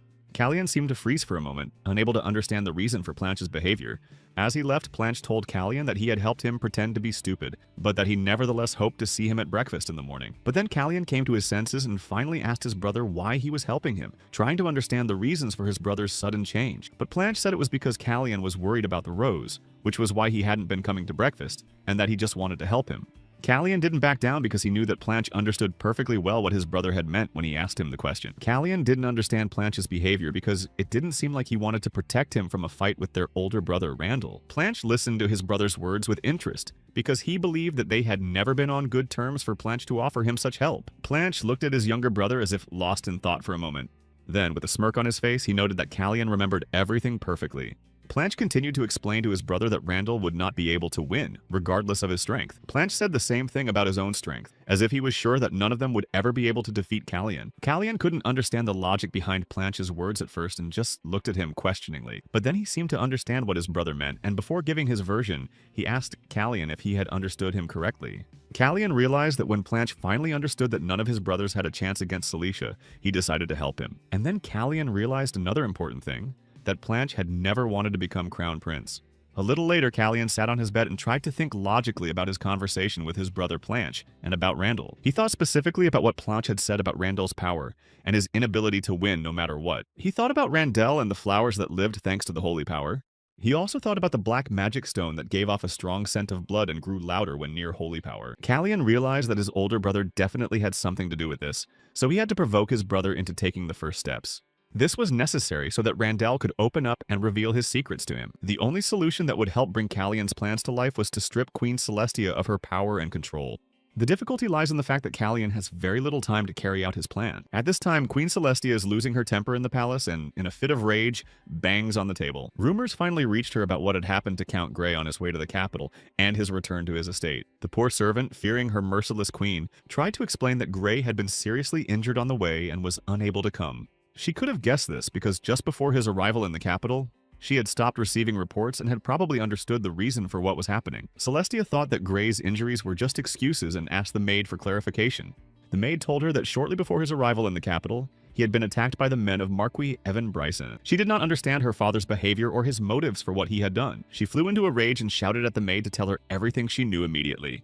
The maid said that Count Bryson was planning to obtain the title of Marquis, so Evan had warned him in this way to never return. At first, she thought that her father had found out about their agreement with the Count and Planche's request for help in obtaining the throne in exchange for her father's title. But this thought was quickly dispelled, as no one could have known about it, and her father could not have intervened directly at such a vulnerable moment. The maid suggested that Grey had been unable to defend himself properly because of his previous injuries, since he was a master swordsman. Hearing this, Celestia smiled sarcastically, as if she knew something more about Grey's previous injuries. She then ordered the maid to send Grey some medicine and find out how serious his injuries were, as well as the name of his attacker. The maid accepted her queen's order and immediately set out to carry it out. Celestia in turn saw her off with only a cold, stern look. Then she laughed out loud and, as if addressing the person who had done this, said that his plan to implicate her father in the attack was doomed to failure. She was certain of this because Grey's past injuries had been part of her plan, even though Grey had actually been unharmed at the time. Later, in the same place, Celestia threw a bag of money on the table with an order to give it to someone. Celicia told the man sitting in front of her that in exchange for this reward, he had to carry out one important task for her. The man invited to Celestia's table was Teal, who was the deputy commander of the Fable Knights. Behind Teal's smile lies a cold-blooded nature who takes people's lives on order for a minimal fee. Celestia asked him to find the person who had been assigned to the prince at his coming-of-age ceremony and to find out if they had seen Grey Bryson. She then promised him another bag of money if he could silence this man forever. And when Teal smelled the scent of big money, he immediately asked Celestia to name the person he was supposed to target. Finally, she named Arson Hertz, but she couldn't shake the feeling that this was all the work of Prince Callian. Rumors began to spread everywhere about Evan Bryson and his attack on the prince, and there was also talk that the Marquis was trying to find the source of the rumors. It cannot be overlooked that Evan began to appear quite rarely at court and did not attend meetings, as was the case on this day. All discussion ceased as soon as the king intended to make a public and extremely important announcement to the nobles. The king announced the creation of a squad of magicians to correct the mistake of betting on knights and their weapons, and not recognizing the power of magic. Of course, it was surprising for all the nobles to hear about the creation of a squad of magicians in the capital of Karis, since many places here were already occupied by knight families. And then many began to whisper about Marquis Evan Bryson, who in their opinion should intervene. The king announced their future name, Vulcan, and the ceremony to mark the formation of the unit, which would take place in 7 days. The king's last announcement was a notification of an agreement to transfer the barracks and training grounds of the Fable Knights to the Vulcan squad. Then he ended the meeting and all the royal nobles left the palace. After the meeting, the king decided to be alone, so he sent away the servant who had been patiently following him after the event. As he continued on his way, King Romain met someone who had decided to discuss the nobles' opinions on the information received at the meeting a few minutes earlier. It was the third prince, Callian, who greeted his father, the king, with a smile. King Romain told his son that he had thought everything through and that Callian had nothing to worry about. As they continued on their way together, Callian told his father that he wanted to talk to him about something very important to him. Callian asked permission to visit the knight families living in Karis. Looking at Kalyan, Romain understood that Kalyan intended to secure their allies and find out whether the king considered them a threat. The king found this decision very logical and well thought out, and was amazed at Kalyan's intelligence at his age and allowed his son to proceed. Prince Kalyan simply thanked his father in response with a sincere smile on his face. Then Kalyan told the king that he must avoid the Brison family if he intends to have a dialogue with the people of the knightly families. He then asked his father to arrange the joint hunt he had promised Plancha. Kalyan couldn't stop admiring his prince because now he had his own power in the form of a squad of magicians. Kalyan then told him that this status was not officially documented, but Yang did not consider this a reason not to celebrate the event. When the mages from the squad saw the prince, they couldn't believe their eyes, because Kalyan's eyes were exactly as they had been described, with their scarlet color. Kalyan compared Yan to fire because the thought of the squad made him burn with passion, but Yan saw the exact opposite in the prince: calmness. But then they were distracted by Arsene Hertz, who said that he had finally managed to find the problem with the teleportation circle. He compared its principle of operation to a magical oath seal, and said that this made it possible to conclude contracts for the use of the circle. Arsene explained to Kalyan that in that case, control over the circle would be solely in the hands of Prince Kalyan. Kalyan asked Arsene to discuss everything later, as Arsene needed to rest now. He couldn't go rest because he had promised Ilona to meet her, and he was afraid of Manisil's reaction, but the prince told him not to worry about it. Arsene did not need much persuasion as he was truly exhausted. Kalyan in turn waved his hand, sending the tired Arsene off to his well-deserved rest. Following Arsene, Prince Kalyan warned him to be careful and not fall asleep on the road. And finally, the carriage of the magician Arsene Hertz set off on its journey. Leaning against the carriage window, Hertz fell asleep and Kalyan's voice echoed in his head, warning him not to fall asleep. But suddenly, Hertz was awakened by the loud cry of the coachman driving the carriage, and Arsene immediately jumped to his feet. Arsene opened the carriage door and confirmed the coachman's words about the number of people pursuing them. A whole group of unknown people was indeed following them. Jumping out of the carriage, he ordered the coachman to keep moving without stopping. When the first attack was launched against Arsene, he immediately stopped it using his magic. He greeted his enemies, introducing himself as the deputy commander of the Vulcan Mage Squad. Then Hertz introduced himself to the attacking villains, giving his name. At that time, a banquet was taking place in the royal palace, which was strangely quieter than usual. Ellen Manisil noticed the absence of his deputy, but Kalyan said that he was probably busy with something else. Kalyan told Elon his plan, in which Arsene would act as bait for Celestia, since she had learned the news about Grey that morning, and would begin to take action. Ellen Manisil was sure that the prince was using Sir Hertz for his own ends. Kalyan knew that Celestia must now be doubting Grey's loyalty to her. Celestia understood that the decision to help her had definitely not come from any familial love for her. Grey Bryson could only get the throne after Marcus Evan was killed. For this very reason, Celestia might think that Evan had learned of their plan and was now acting one step ahead of them. Ellen continued Kalyan's thought, saying that Celestia needed time to think everything through. Kalyan agreed with his mentor and continued to argue that Celestia had never met Arsene before, and therefore could not know anything about his strength. He suspected that she would decide to send only a few knights on the mission to attack Arsene, but Kalyan was sure that Hertz was quite capable of dealing with them, and Elon noted the prince's newfound trust in him after their journey. Prince Kalyan agreed with his teacher, but seemed to be thinking about something else entirely.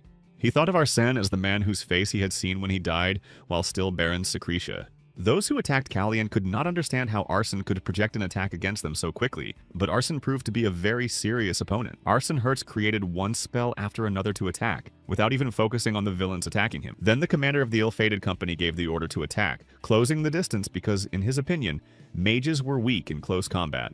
He ordered them to think only of the reward they would receive for completing the task given to them by Celestia. But Arsene Hertz easily dealt with these troubles, for he was a magician strong enough to do so. They couldn't stop marveling at how quickly the mage was able to deal with them. And then Tail realized that he should not have accepted Celestia's order in the first place, because this undertaking was impossible from the start. He understood that it would be impossible to defeat a wizard of such a level with only 10 knights in his team, and now that number seemed insignificant. Then Tail realized that he had no intention of losing his life in this way. Even with the opportunity Celestia had given him to become rich, he knew that his company was no match for Arsene. And so they came face to face, alone on the battlefield. Tail fell to his knees and begged Arsene for mercy, for he had no other choice if he wanted to save his life. He shouted that he had information and was ready to tell Prince Kalyan everything he knew. Arsene seemed ready to listen to Tail's confession, but he needed concrete facts, not empty words.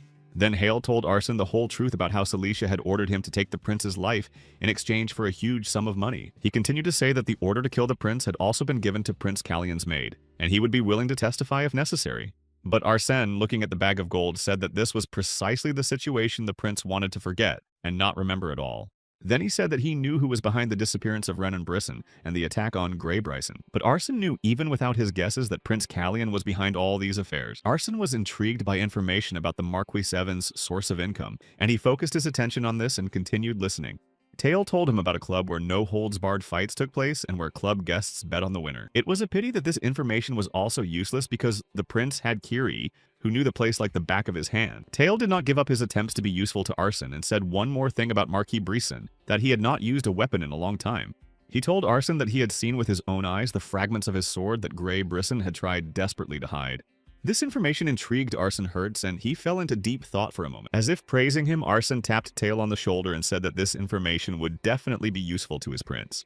Encouraged, Teal revealed one secret after another, such as the dispute between his father and son over the title of Margrave. Teal begged Arson to take him alive to the prince, where he could provide more valuable information. At that very moment, Teal was killed, for a man who cannot keep his mouth shut cannot be valuable and will betray you at any moment. Left alone in the middle of the forest, Arson began to think about how to get to his destination, as his carriage and horses had long since left the scene of the battle. Just as he decided not to waste his strength, someone appeared behind him. Later, Callion was given the bag from the scene of the fight between Arson and Teal, and he examined it closely. Prince Planche stood silently beside him, as if they were both trying to think about something important. Not long after, Marquis Evan was charged with the disappearance of the mage Hertz from Callion's servants, who was also a mage of the Vulcan squad. His servant informed him of the upcoming visit of the royal guard, and Evan was distraught because they would not dare to enter his castle. He thought about the king's thoughts, for surely he believed the Marquis to be involved with the squad of magicians. He asked his servant about the reasons for Teal's attack on Arson Hertz. The servant immediately told him that Tale had been seen in the royal palace that day. When the servant said that the reason might be a meeting with Queen Celestia, Evan lost his temper. Evan then said that he intended to go to the palace, and the servant kindly offered to inform His Majesty immediately. Evan shouted at him, informing him of his intention to meet not with Celestia, as there was a high probability that she would react too harshly. Marcus Evan Bryson's intention was to meet with Celestia's son, Prince Planche. Callion, as promised, came to the family breakfast with his brothers that morning. Prince Randall brought up the subject of the missing wizard Arson and told Callion that he could see that it was bothering him. Callion replied to Randall that he had grown accustomed to Arson Hertz because they had spent a lot of time together during the initiation ceremony. But then he added that Elon Manisil and their father were much more concerned about the matter. Prince Randall graciously agreed with his brother's statements. But then Prince Planche intervened, saying that the date of their planned hunt had already been set. He then kindly invited Prince Randall to join their plans. Randall refused, and Callion thought that the reason for this might be that the hunt was planned only for Prince Planche. Planche did not give up trying to persuade his brother to go hunting with him, pointing out the benefits of being out in the fresh air. Callion understood that Planche was helping him because it was clear from the start that Randall was not fond of such activities, but Planche wanted to make sure. However, at that moment, Callion noticed that Planche's behavior was not at all like his usual behavior, and this seemed very strange to him.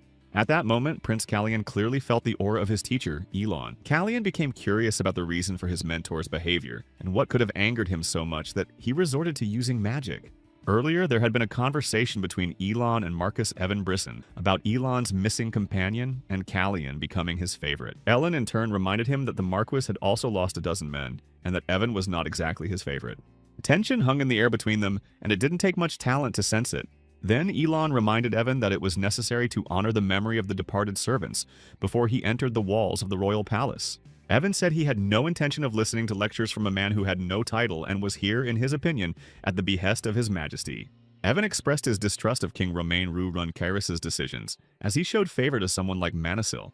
But Elon replied that Evan Bryson had no right to judge the behavior of His Majesty the King. Evan then mentioned Prince Callion, who in his opinion had succumbed to the influence of the magician Manisil along with the king. In response, Manisil smiled as if he disagreed with every word Evan had said. Ellen said that the prince deserved more trust than the knightly house, which had been unable to cope with a single magician and had lost their lives. Ellen inquired about the reward offered to those who attacked Arson Hertz. Manisil also suggested that the amount this time was higher than what Evan, Marquis Brisson, had received from selling his own child. In an instant, Marquis Evan Bryson flew into a terrible rage at Manisil's words. But then Elon decided to remind Evan that as a mage, he was not weak, as he had warned him earlier. Continuing to speak, he pointed out to Evan his forgetfulness about various situations that had occurred earlier. Ellen was referring to Evan's inability to remember his place. The fire magic used by Manisil literally engulfed the Marquis. and Elon Manasil advised him to think carefully before taking any action. He also advised him to always consider who his opponent was and who he would have to deal with. After saying this, Elon stopped using magic, and Evan Brisson tried to recover from what had happened. Mentioning Elon's power, Marcus Brisson said that the mage would hardly be able to hold out for long on his own. But Manasil did not believe that he was alone, but also mentioned Evan's strength when he worked alone. Ellen's next question was about Gray Brisson's absence from the capital and his hopes of getting something, as well as the names of those who were helping him. Elon tried to convey to Evan that Gray would not have visited the capital without reason, as he had received an offer he could not refuse. He explained that this offer could have been the title of Marquis Evan Brisson. Then he realized that Elon Manasil was leading him to believe that his daughter, Queen Celestia, was now involved in this situation. Callian watched Elon and Evan Brisson's conversation from the window. The Marquis was heading toward the entrance, and his servant tried to explain to him that enough time had already passed. Following his master, he tried to find out Evan's intention to visit the prince's chambers. But Evan was extremely stern, as he had planned to visit the palace of Shermil to see how mother and son were getting along. But now his plans had changed and he decided to return. He decided that it would be wiser to meet with Prince Planche when he understood whose side the prince had taken. Then he withdrew, confused by his feelings after what had happened. Outside the window it was raining incessantly, and Callian thought that due to the weather conditions, there was a risk that the hunting plans would be cancelled. Then he turned to his brother and asked him to share his thoughts on the matter. Planche did not answer his brother's question, but said that he had seen the mage chasing away the knights that morning. Callian realized that his brother Planche had also sensed the surge of mana from Elon Manasil. Now Callian understood that their father had been right when he spoke of Planche's abilities in the art of swordplay. Then Callian became curious and asked about Planche's relationship with Marquis Evan Brisson, but Planche said that he had never had the opportunity to speak with the Marquis alone. Callian jokingly praised the strength of their family and told Planche that this was probably why the Marquis had wanted to meet with him today. Then Callian revealed that the Marquis intended to strip Celestia of her title and make Planche the crown prince. Callian also added that if Planche's goal was to bring down his mother, then it was not worth continuing to support him. He went on to explain that he needed to meet with the Marquis in person if he truly wanted to become crown prince. But Planche stood his ground and said that he had no intention of fighting for the position of the next ruler of the country of Kairos. Then Callian's brother looked at Planche with a serious expression and said that in that case, they needed to discuss only one pressing issue. Callian warned his brother right away that they would be talking about Celestia, as she was facing a rather unpleasant outcome. Callian expressed himself in this way because he already had a plan for Celestia. Callian continued to tell Planche about the seriousness of his intentions, for he would not protect Celicia from possible dangerous consequences. Then Callian extended his hand to his brother, inviting him to shake it if he agreed to all the possible consequences. Without thinking twice, Planche took his brother's hand and said that his mother had chosen this path for herself. Callian told Jan about the agreement with his brother Planche, and he was surprised because he thought that his prince would choose his brother Randall as an ally. Jan was also surprised that Planche had reasons to turn away from his own mother, but Callian corrected his loyal and caring servant, saying that it could not be called that, for he had merely closed his heart to her. Planche could not come to terms with her actions to put him on the throne, so he was forced to hide his identity behind the mask of a rebel. He deliberately doused himself with alcohol to give the impression of a rebellious drunkard, but it turned out that only his body smelled of alcohol, while his breath and clear mind always remained fresh. His disgusting attitude toward his younger brother was also intended to hide his identity behind a mask of bad behavior. This behavior was only displayed in front of an audience to portray himself as a troubled child in order to make his mother abandon him. But in the end, Planche realized that all his efforts were in vain because Celestia had already crossed all boundaries and passed the point of no return. And then Callian told Jan that in this situation, only death could stop her. But Jan's questions did not stop, because he did not understand why Planche had allowed himself to behave this way with Prince Callian for so long. But Callian replied that he had no answer to that question and had not even tried to find out. Callian didn't find out because the only person who could understand or forgive Planche had long since departed on his final journey, and now it was too late to give the real Callian that opportunity. At this time, a report on the results of the search of the estate of the magician Arsene Hertz in Brisson was being presented, where no traces were found, just as in the neighboring buildings.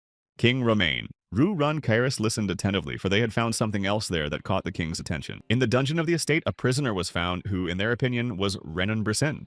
After hearing the information, he ordered the reporter to leave. Ellen Manasil watched everything that was happening and then asked the king if he was sure that this was the best course of action. But the king replied that now was not the time for whims and reminded Elon of his position. The king reminded Elon that he was the commander of the Vulcan Mage Squad, albeit for an indefinite period of time. Roman tried to show the mage the power of the new squad of mages in the royal palace, but Manasil considered this a reason to raise the royal guard. Elon meant to intensify the search for Arsene Hertz on the Brisson estate. After all, the royal guard had previously been sent there to search for Arsene, as the king had accused the Marquis of Brisson of stealing him. For Elon, this was a bit strange, since not long ago they were all just ordinary people. Roman told him that those who valued titles and social status would consider him a mere magician until they realized their mistake through their own experience. After the king's words, Elon thought that Romain must know about Evan's attitude towards him. This led the king to ask Elon to confirm that he had become a viscount in Riberine. Ellen agreed with this statement, but also explained that he was better known to many as an archmage. Ellen also held the title of Baron of Secretia, but he was most fond of his position as mentor to the third prince, Callian. In response to Elon's words, the king said to leave this position for later discussion. The king had another idea to discuss, as he had decided to bestow the title of Count of Kairos upon this position, which greatly surprised Elon. The king did not seem to understand the reason for Elon Manisil's surprise, but Elon immediately explained that he was surprised by how ordinary the phrase sounded, as if they were discussing the weather outside at that moment. Later, Callian was overjoyed that the rain had stopped, because it meant that the hunt would still take place, and everything was going according to plan. At that moment, the servant Jan entered Callian's room to wish the prince a good morning. But then Callian came in from the balcony with his own good morning wishes, and Jan flew into a rage because his prince was outside again without an escort. Callian explained to Jan that he needed to deliver something, which is why he had taken a short morning walk. But Yang merely thanked the prince for going out in the morning rather than at night, when anything could have happened. In the course of their conversation, Jan mentioned something else that the prince needed to look at. Jan spoke of the gifts that Baron Pollen had sent to Prince Callian. Callian considered these horses to be worthy, and realized that Viscount Reddington must have already reached the capital safe and sound. It seemed that the list of gifts from Pollen included horses of the same breed as Raven. Among the horses, there was also a wonderful kitten as a gift. Callian considered this gift a lucky one, as he had been unsure whether to buy a dog or a bird.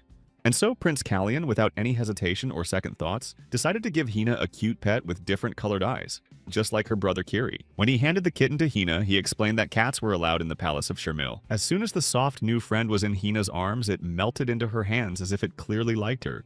Hina was happy because the prince remembered her love for animals and did what he promised. She immediately ran to show Prince Callian's gift to her brother Kiri. Callian was pleased to see Hina's happy smile, and at that moment, Jan told him something else important that had happened the previous night. Jan told him about the search for Arson Hertz that had taken place at the Brisen estate, but unfortunately, he was not there. But Callian was not in a hurry to get upset because his teacher had always said that Hertz would always be fine, no matter where he was. However, he also understood that this matter could not be ignored, as the disappearance of the deputy commander of the Vulcan Magical Squad was a serious problem. He believed that such a problem must be addressed with the utmost seriousness and attention. Then he mounted his horse and set off, saying that he intended to repay the Brisson family with the same attitude and actions. And finally, the time came to set off on the previously planned hunt.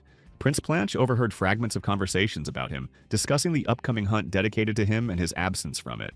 They discussed Planche's poor health and considered it an excuse they had heard before. Planche came closer and heard every word they said and smiled, because he and Callian had already discussed this earlier. A little earlier, Planche had asked Callian's brother about the date of the upcoming hunt.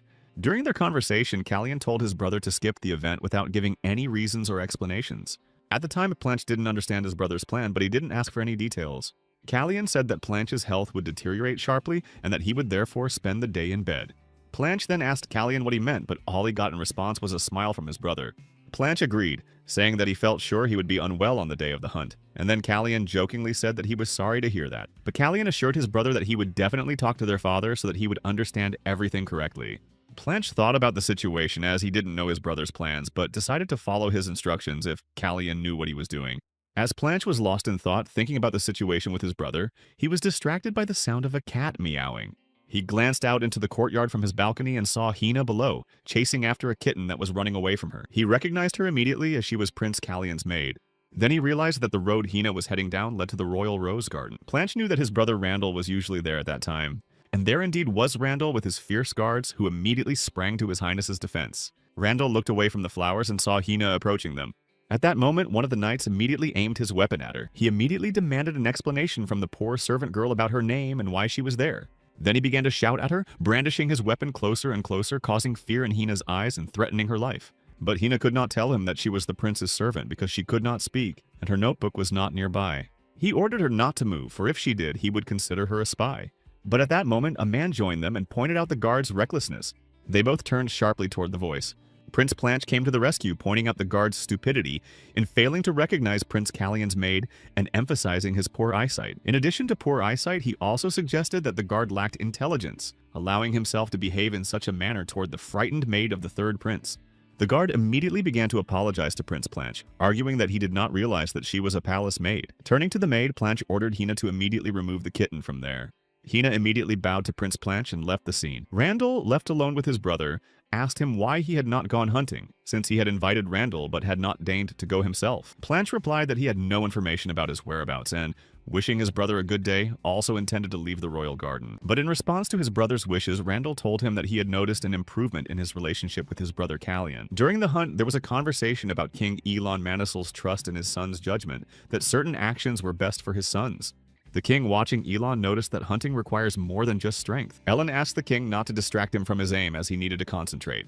Ellen assured him that if he was given silence and the opportunity to concentrate, everything would work out. The knights discussed among themselves the strangeness of the hunt, because recently hunting had begun to take place in groups and they did not understand how they were formed. They also discussed that, for some reason, there were families in their group who collaborated with the House of Brizen. Finally, Manasel released an arrow, which flew past the target without reaching the desired distance, causing the king to laugh heartily.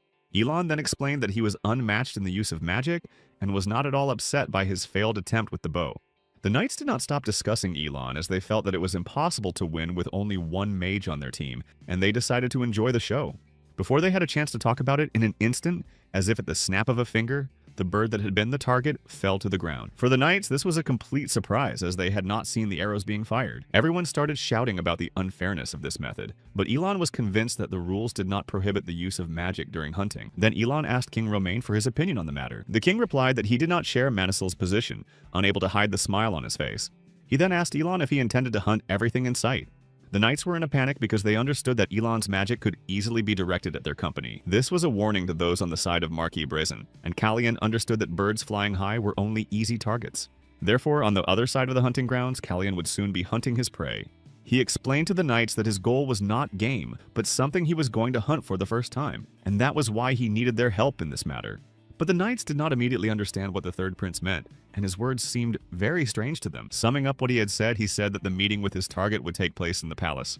Meanwhile, in the palace of Cilicia, she was having another nervous breakdown and, in a rage, was pounding her fist on the table. A maid who was worried about the queen asked about the contents of the letter that had arrived from the Margrave, but Celestia told her to leave and not let anyone in. She was informed that the messenger had not been allowed to see Gray and had been sent back, saying that he needed absolute peace, but from a distance he did not appear to be injured. Meanwhile, Gray could not understand why he could no longer use his aura.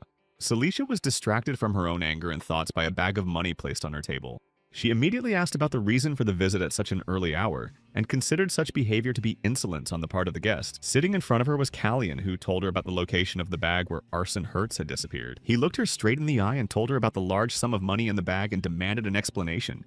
He reminded her of her meeting with Taylor, but Celestia continued to pretend that she did not have the information Callion needed. She acted as if nothing terrible had happened that would cause him to come to her with this question. Then she asked directly about Gray, believing that Callion had promised him something in exchange for his help, but she was seriously mistaken about the details. But Callion only told her that her judgment was wrong because he would never ask Gray for help, and she should have understood that. Then his expression changed, becoming more serious, and he said that he did not need Celestia's sympathy. Celestia considered his words insolent and quickly cut him off, but the prince responded with a threat, saying that she had dared to touch someone from his entourage. He then added that he would use his influence to put an end to her misdeeds. But in response to his words, Celestia only laughed aloud as if she felt no threat from Prince Callion. Her nerves on edge again, she threw the bag off the table, for her plan had failed once more. Then, as if coming up with a new plan of action, she agreed with some of Callion's statements, thinking that it was indeed time to end this. Well, the day was over and night had fallen, with everyone long since gone to bed, preparing for the coming day. The guest climbed through the window and quietly approached Prince Planche, who was sleeping in his bed. Planche noticed that Callion had a lot of free time, since he had turned off the alert spell of Cephanian. The guest was Callion, who promised that he would not do it again and that it was not his doing, but that of his mentor, Elon. Callion promised that he would not enter Planche's room again after that day. Finally, Planche asked his brother why he had come at such a late hour. Prince Callion had 3 things to discuss with his brother. First, Callion asked his brother if he was aware of his relationship with Planche. Planche guiltily told his brother that he had already discussed this topic with Randall. Callion noted that it was impossible to keep secrets in the palace, but he still hoped that the secrets would remain hidden for a little longer. Planche then told his brother about the situation that had occurred during his meeting with Randall in the garden, and what Randall had said about his relationship with Callion. That day, Planche asked Randall about his concerns on this matter, but Randall replied that it did not concern him at all. Callion thought that now he needed to be even more careful, because the union of Callion and Planche's factions was a clear reason for him to be wary. Callion then changed the subject, saying that he intended to thank Planche's brother. Callion was referring to the situation with his servant Hina, whom Planche had helped deal with the trouble she had encountered in the royal garden. Planche looked his brother in the eye and said that he did not need his gratitude for that. After all, Hina had already beaten her master to it and thanked her savior herself. Callian was clearly pleased that he did not have to thank Planche, and now there was only one last question left to discuss. Callian again asked Planche to stay at home, as tomorrow there was a planned event to mark the opening of the Vulcan Magic Squad. But Planche was no longer so compliant and advised Callian not to overstep the bounds of what was permissible. Callian did not try to persuade his companion to stay home, but asked him for something else. He urged Planche not to interfere no matter what the situation might be. Morning came and Queen Celestia began her morning routine to get herself ready, assisted by her maids. One of the maids combing Her Highness's hair wondered about her mood today. She thought about her mood because lately she had been in a bad mood every day, and she understood that it was very difficult to serve someone who was not in a good mood. Thoughts of her father, who had told her to get married so she wouldn't have to live in this nightmare, completely distracted her from reality. And then, lost in thought, she accidentally pulled a lock of Celestia's hair. The poor girl immediately began to apologize because it was an accident, and she had no intention of hurting her mistress. But Celestia would not listen to her apologies and was completely indifferent to the maid's explanations, striking her with her palm.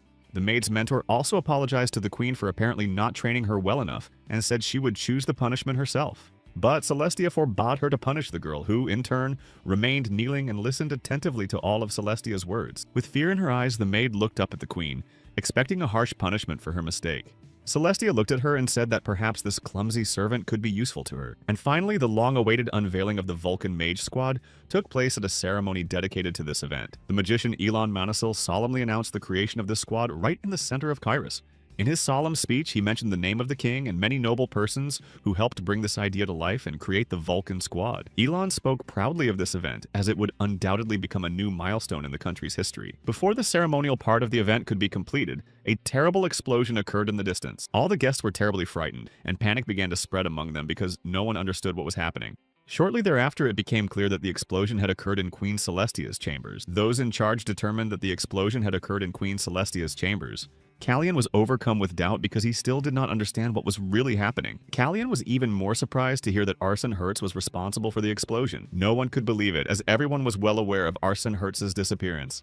It immediately dawned on everyone that Arson Hertz was Callian's servant. Then Callian realized that the matter was taking a serious turn and, out of anger toward the queen, clenched his fists. He realized that she had decided to make the first move by accusing him of the assassination attempt. But then the king's hand rested reassuringly on his shoulder and said that they would definitely get to the bottom of everything, and that there was no need to give in to emotions. The king said that the criminal was surely trying to create chaos among those present, including themselves. He added that conclusions should only be drawn after they had managed to find out the cause of the explosion. At that moment, the sound of heels could be heard, and the woman who owned them said that she had seen the culprit with her own eyes, and was ready to tell them about it immediately. Callian and the king watched what was happening and continued to wait. Then, right in front of them, Celicia appeared, repeating that she had seen the criminal with her own eyes at the moment of the attack. Callian stood directly opposite her, and a serious tension arose between them. Planche also could not help but react to this, but for now, as Callian had told him, he remained on the sidelines. Planche's eyes were filled with confusion, as the situation had taken a serious turn and he found himself caught between two fires. The prince told her that they had all heard the explosion clearly and expressed his relief that she had not been hurt, but it was not difficult to see that he did not mean it. Celestia, on the other hand, did not express any courtesy and directly told him how shameless he was, because in her opinion, he should not have been surprised by what had happened. Then, without thinking twice, she declared Callian the culprit behind the attack because she knew that he was behind it all. But Callian did not give in to the provocation and asked her not to rush to conclusions and wait until the king could sort everything out. But Celicia was cunning and therefore mentioned what had happened just before the attack. She said that Arson himself had told her that she was the one who had organized the attack on him. According to her, Arson said that Callian had told him this information. Returning to the past for a moment, Celestia turned to the girl who had made the mistake, saying that she clearly owed the queen a favor. She ordered her to place a magic ball in a box located at the entrance to the living room. She handed her the orb and, speaking very kindly to the young servant, asked her to take good care of it. And so the unfortunate servant immediately set off to carry out the task in the place indicated by Queen Celestia. Finding the box, she immediately placed the ball given to her by Celestia inside. Celestia had set the poor girl up, for this ball was the cause of the explosion in Celestia's palace, and it was her cunning plan. Celestia made a deal with Calliana. If she brought Arson to them, she would identify the criminal. Callian lowered his eyes and reminded Celestia that Arson Hertz was currently missing. But the truth doesn't matter to Celestia because it's all part of her cunning plan, and Callian must find Hertz to prove his innocence. Celestia's plan was a trap for Callian from which he would hardly be able to escape, because if Arson was not there, he would have no way to prove his innocence. Suddenly, a voice came from behind, addressing Queen Celestia, and she turned her gaze in that direction.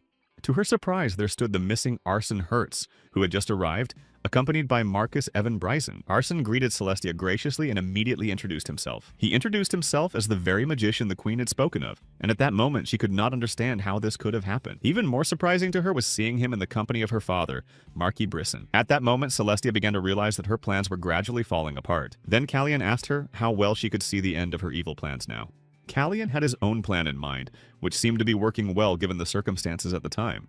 The fact was that Arson Hertz had not disappeared after the situation with Taylor. He was given 5 days leave for dealing with the attack, and Curie, who had followed him, helped him get to his destination. But Arson's disappearance raised doubts in one person's mind about Grey Brisson, doubts about who could not have failed to notice the false accusations against him and let the person who started it go unpunished. And the man in this story is Marquis Evan Bryson. Arson was then ordered to remain in the Marquis's palace, as Callian warned that Celestia could use Arson's disappearance to her advantage. And after Arson Hertz asked for assistance for the prince, the Marquis could not refuse. He agreed because, by doing so, the false accusations against him would be dropped. In turn, Prince Callian skillfully took advantage of the situation. Without hesitation, Prince Callian requested that an investigation be conducted without delay. After all, the Queen's request regarding Arson Hertz's presence here had been fulfilled in full. The king, without a moment's hesitation, naturally agreed, while the anxious Prince Blanche watched from the sidelines. Callian said that this was precisely why he had repeated the same phrase to her over and over again. The phrase that she should not have acted rashly.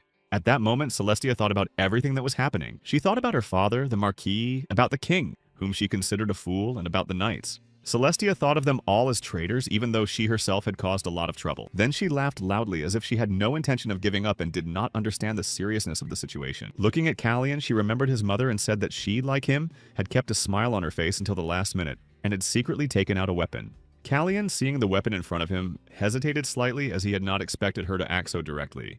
The king, seeing this, immediately rushed to Prince Callian's aid.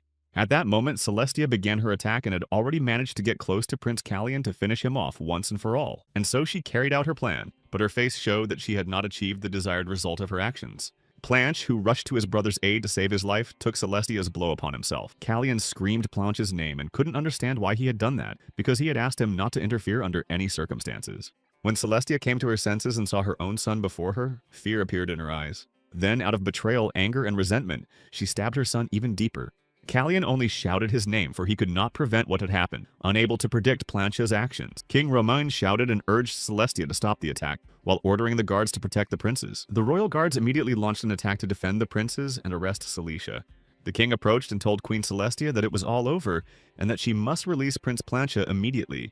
At that moment, Celestia felt an excruciating pain in her hand that forced her to release Planche. From the pain, Celestia fell to her knees and clutched her hand. Then Callian asked her again if she had heard the king's order to release the prince immediately. Holding his lifeless brother Planche, he demanded once again that she stop. Of course, everyone saw the aura sword that Callian had used, and no one could remain silent about it, for it was clear to all that Callian was a master swordsman. Callian descended to his brother Planche, who was sitting on the floor with his back leaning against the wall, his strength rapidly leaving him. Planche was breathing heavily because the injury inflicted by Celestia was serious, but he still asked Callian about his ability to use the aura. Planche began to lose consciousness before Callian could answer his question. At that moment, the queen was already being restrained by guards to be taken away, and await further orders from the king regarding her fate. The king shouted for a healer to be brought to his son Planche as quickly as possible, as every minute counted. Callian shouted to his teacher, Elon Manasil, to take the king away from this place. Elon immediately obeyed his prince's order and tried to take the king away under the pretext that it was unsafe for him to remain there. King Romain reacted aggressively because his son, who had been injured by Celicia, was still there and needed his father's help and support. Elon told him that he too had lost his own son, and that he understood him, but nevertheless reminded him that he was the king. Ellen asked him to think about the possible consequences of staying there, saying that Prince Callian could take care of his brother Planche. He thought about Elon's words for a moment before making a decision, looking at the two brothers who had been hurt by Celestia. But then he made the right decision and left the matter to Prince Callian. The healer had not yet arrived, but Callian was trying to stop the bleeding on his own and asked for many rags that could help. Callian, trying to save Planche, thought about him and immediately scolded him, because Planche should have understood how important his brother's life was to Callian. He looked at him and asked him not to do this, and immediately realized that Sisfanian's blessing was not enough to help him. Callian asked Kiri to bring a healer himself, but he said that the healer was already on his way, so Jan also went to the prince's chambers. Jan went to the prince's chambers to bring Hina to the scene, as this was the fastest way to help Planche. When he heard the words about the princes, he immediately paused for a moment. He remembered that there was already a healer who could help, and began to search for Prince Randell with his eyes. But Randell stood aside, not even intending to help save Planche's life. Looking at his brother Randall, Callian realized one thing, that a person's true character can only be revealed in times of turmoil. And then he realized that his brother Randall was cold, callous, and calculating. After all, Randall was willing to let his brother die rather than reveal his true power to everyone. Callian tried to save his brother, demanding that he try to open his eyes and stay awake. Finally, Hina arrived, who was acting as the healer that day, and everyone was ordered to step aside and make way for her. At that time, Celicia was already behind bars in the royal dungeon. Later, Callian decided to visit the ill-fated queen. For some reason, Celestia herself had asked to meet with him. A question had been spinning around in her head for a long time, but she couldn't bring herself to ask the prince. But before asking her question, she asked Callian to be honest with each other at least once. Then she tried to find out what he had been hiding from her all this time. Callian just looked at her questioningly as if he didn't understand what she was talking about.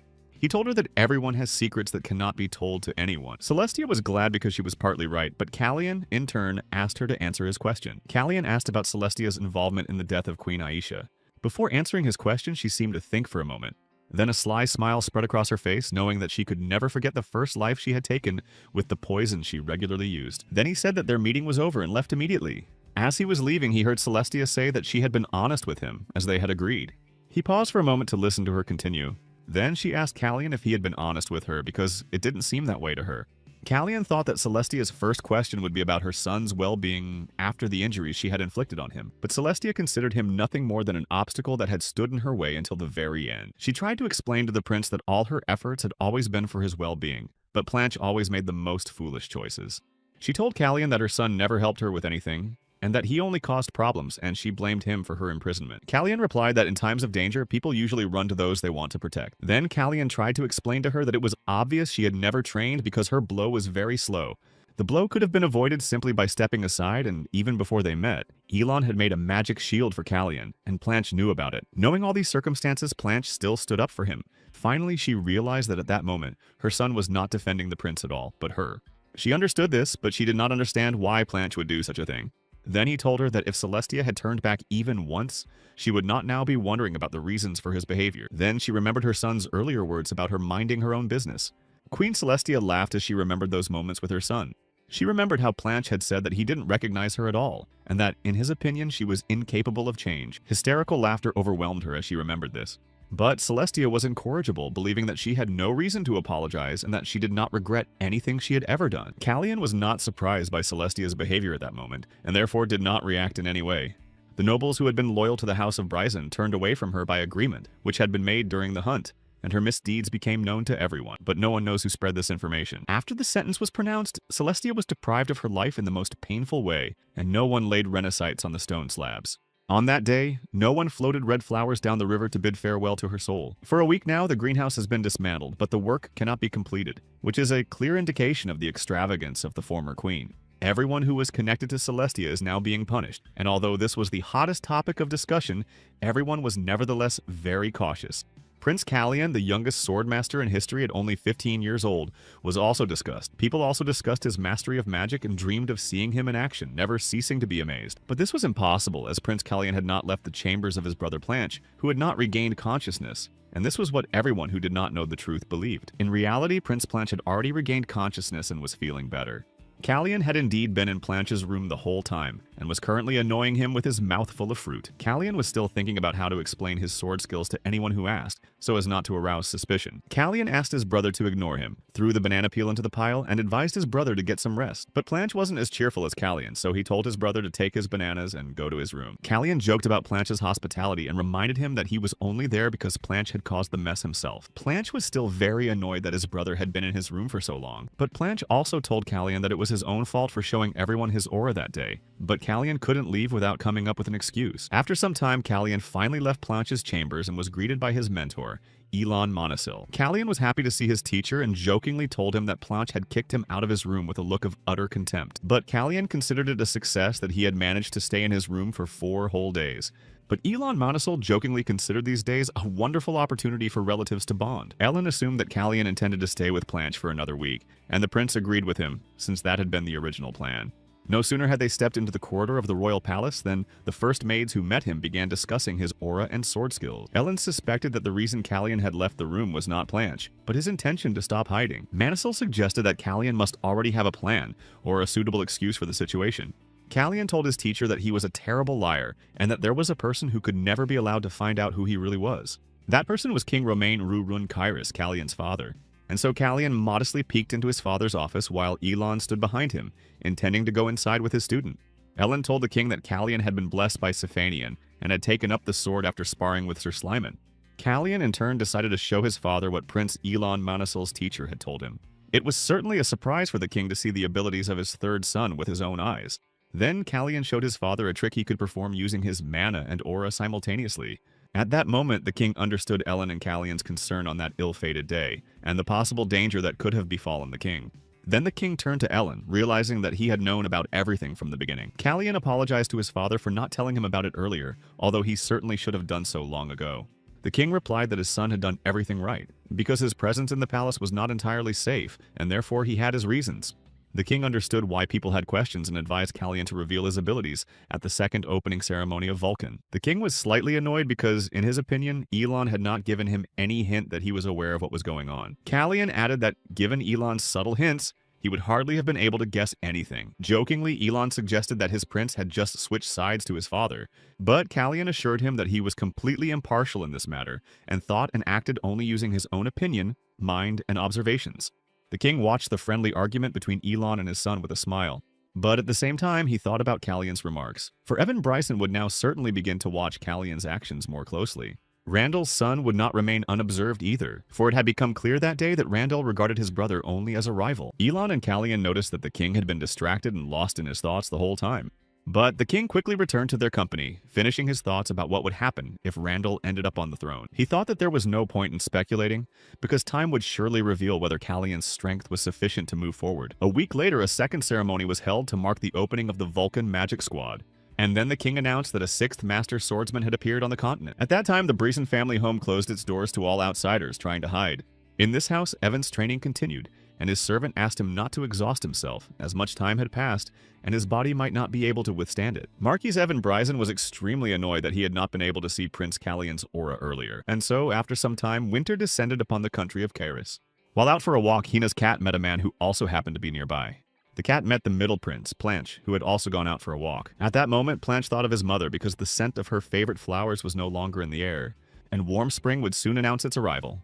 In the spring, everyone celebrated King Romain's birthday again.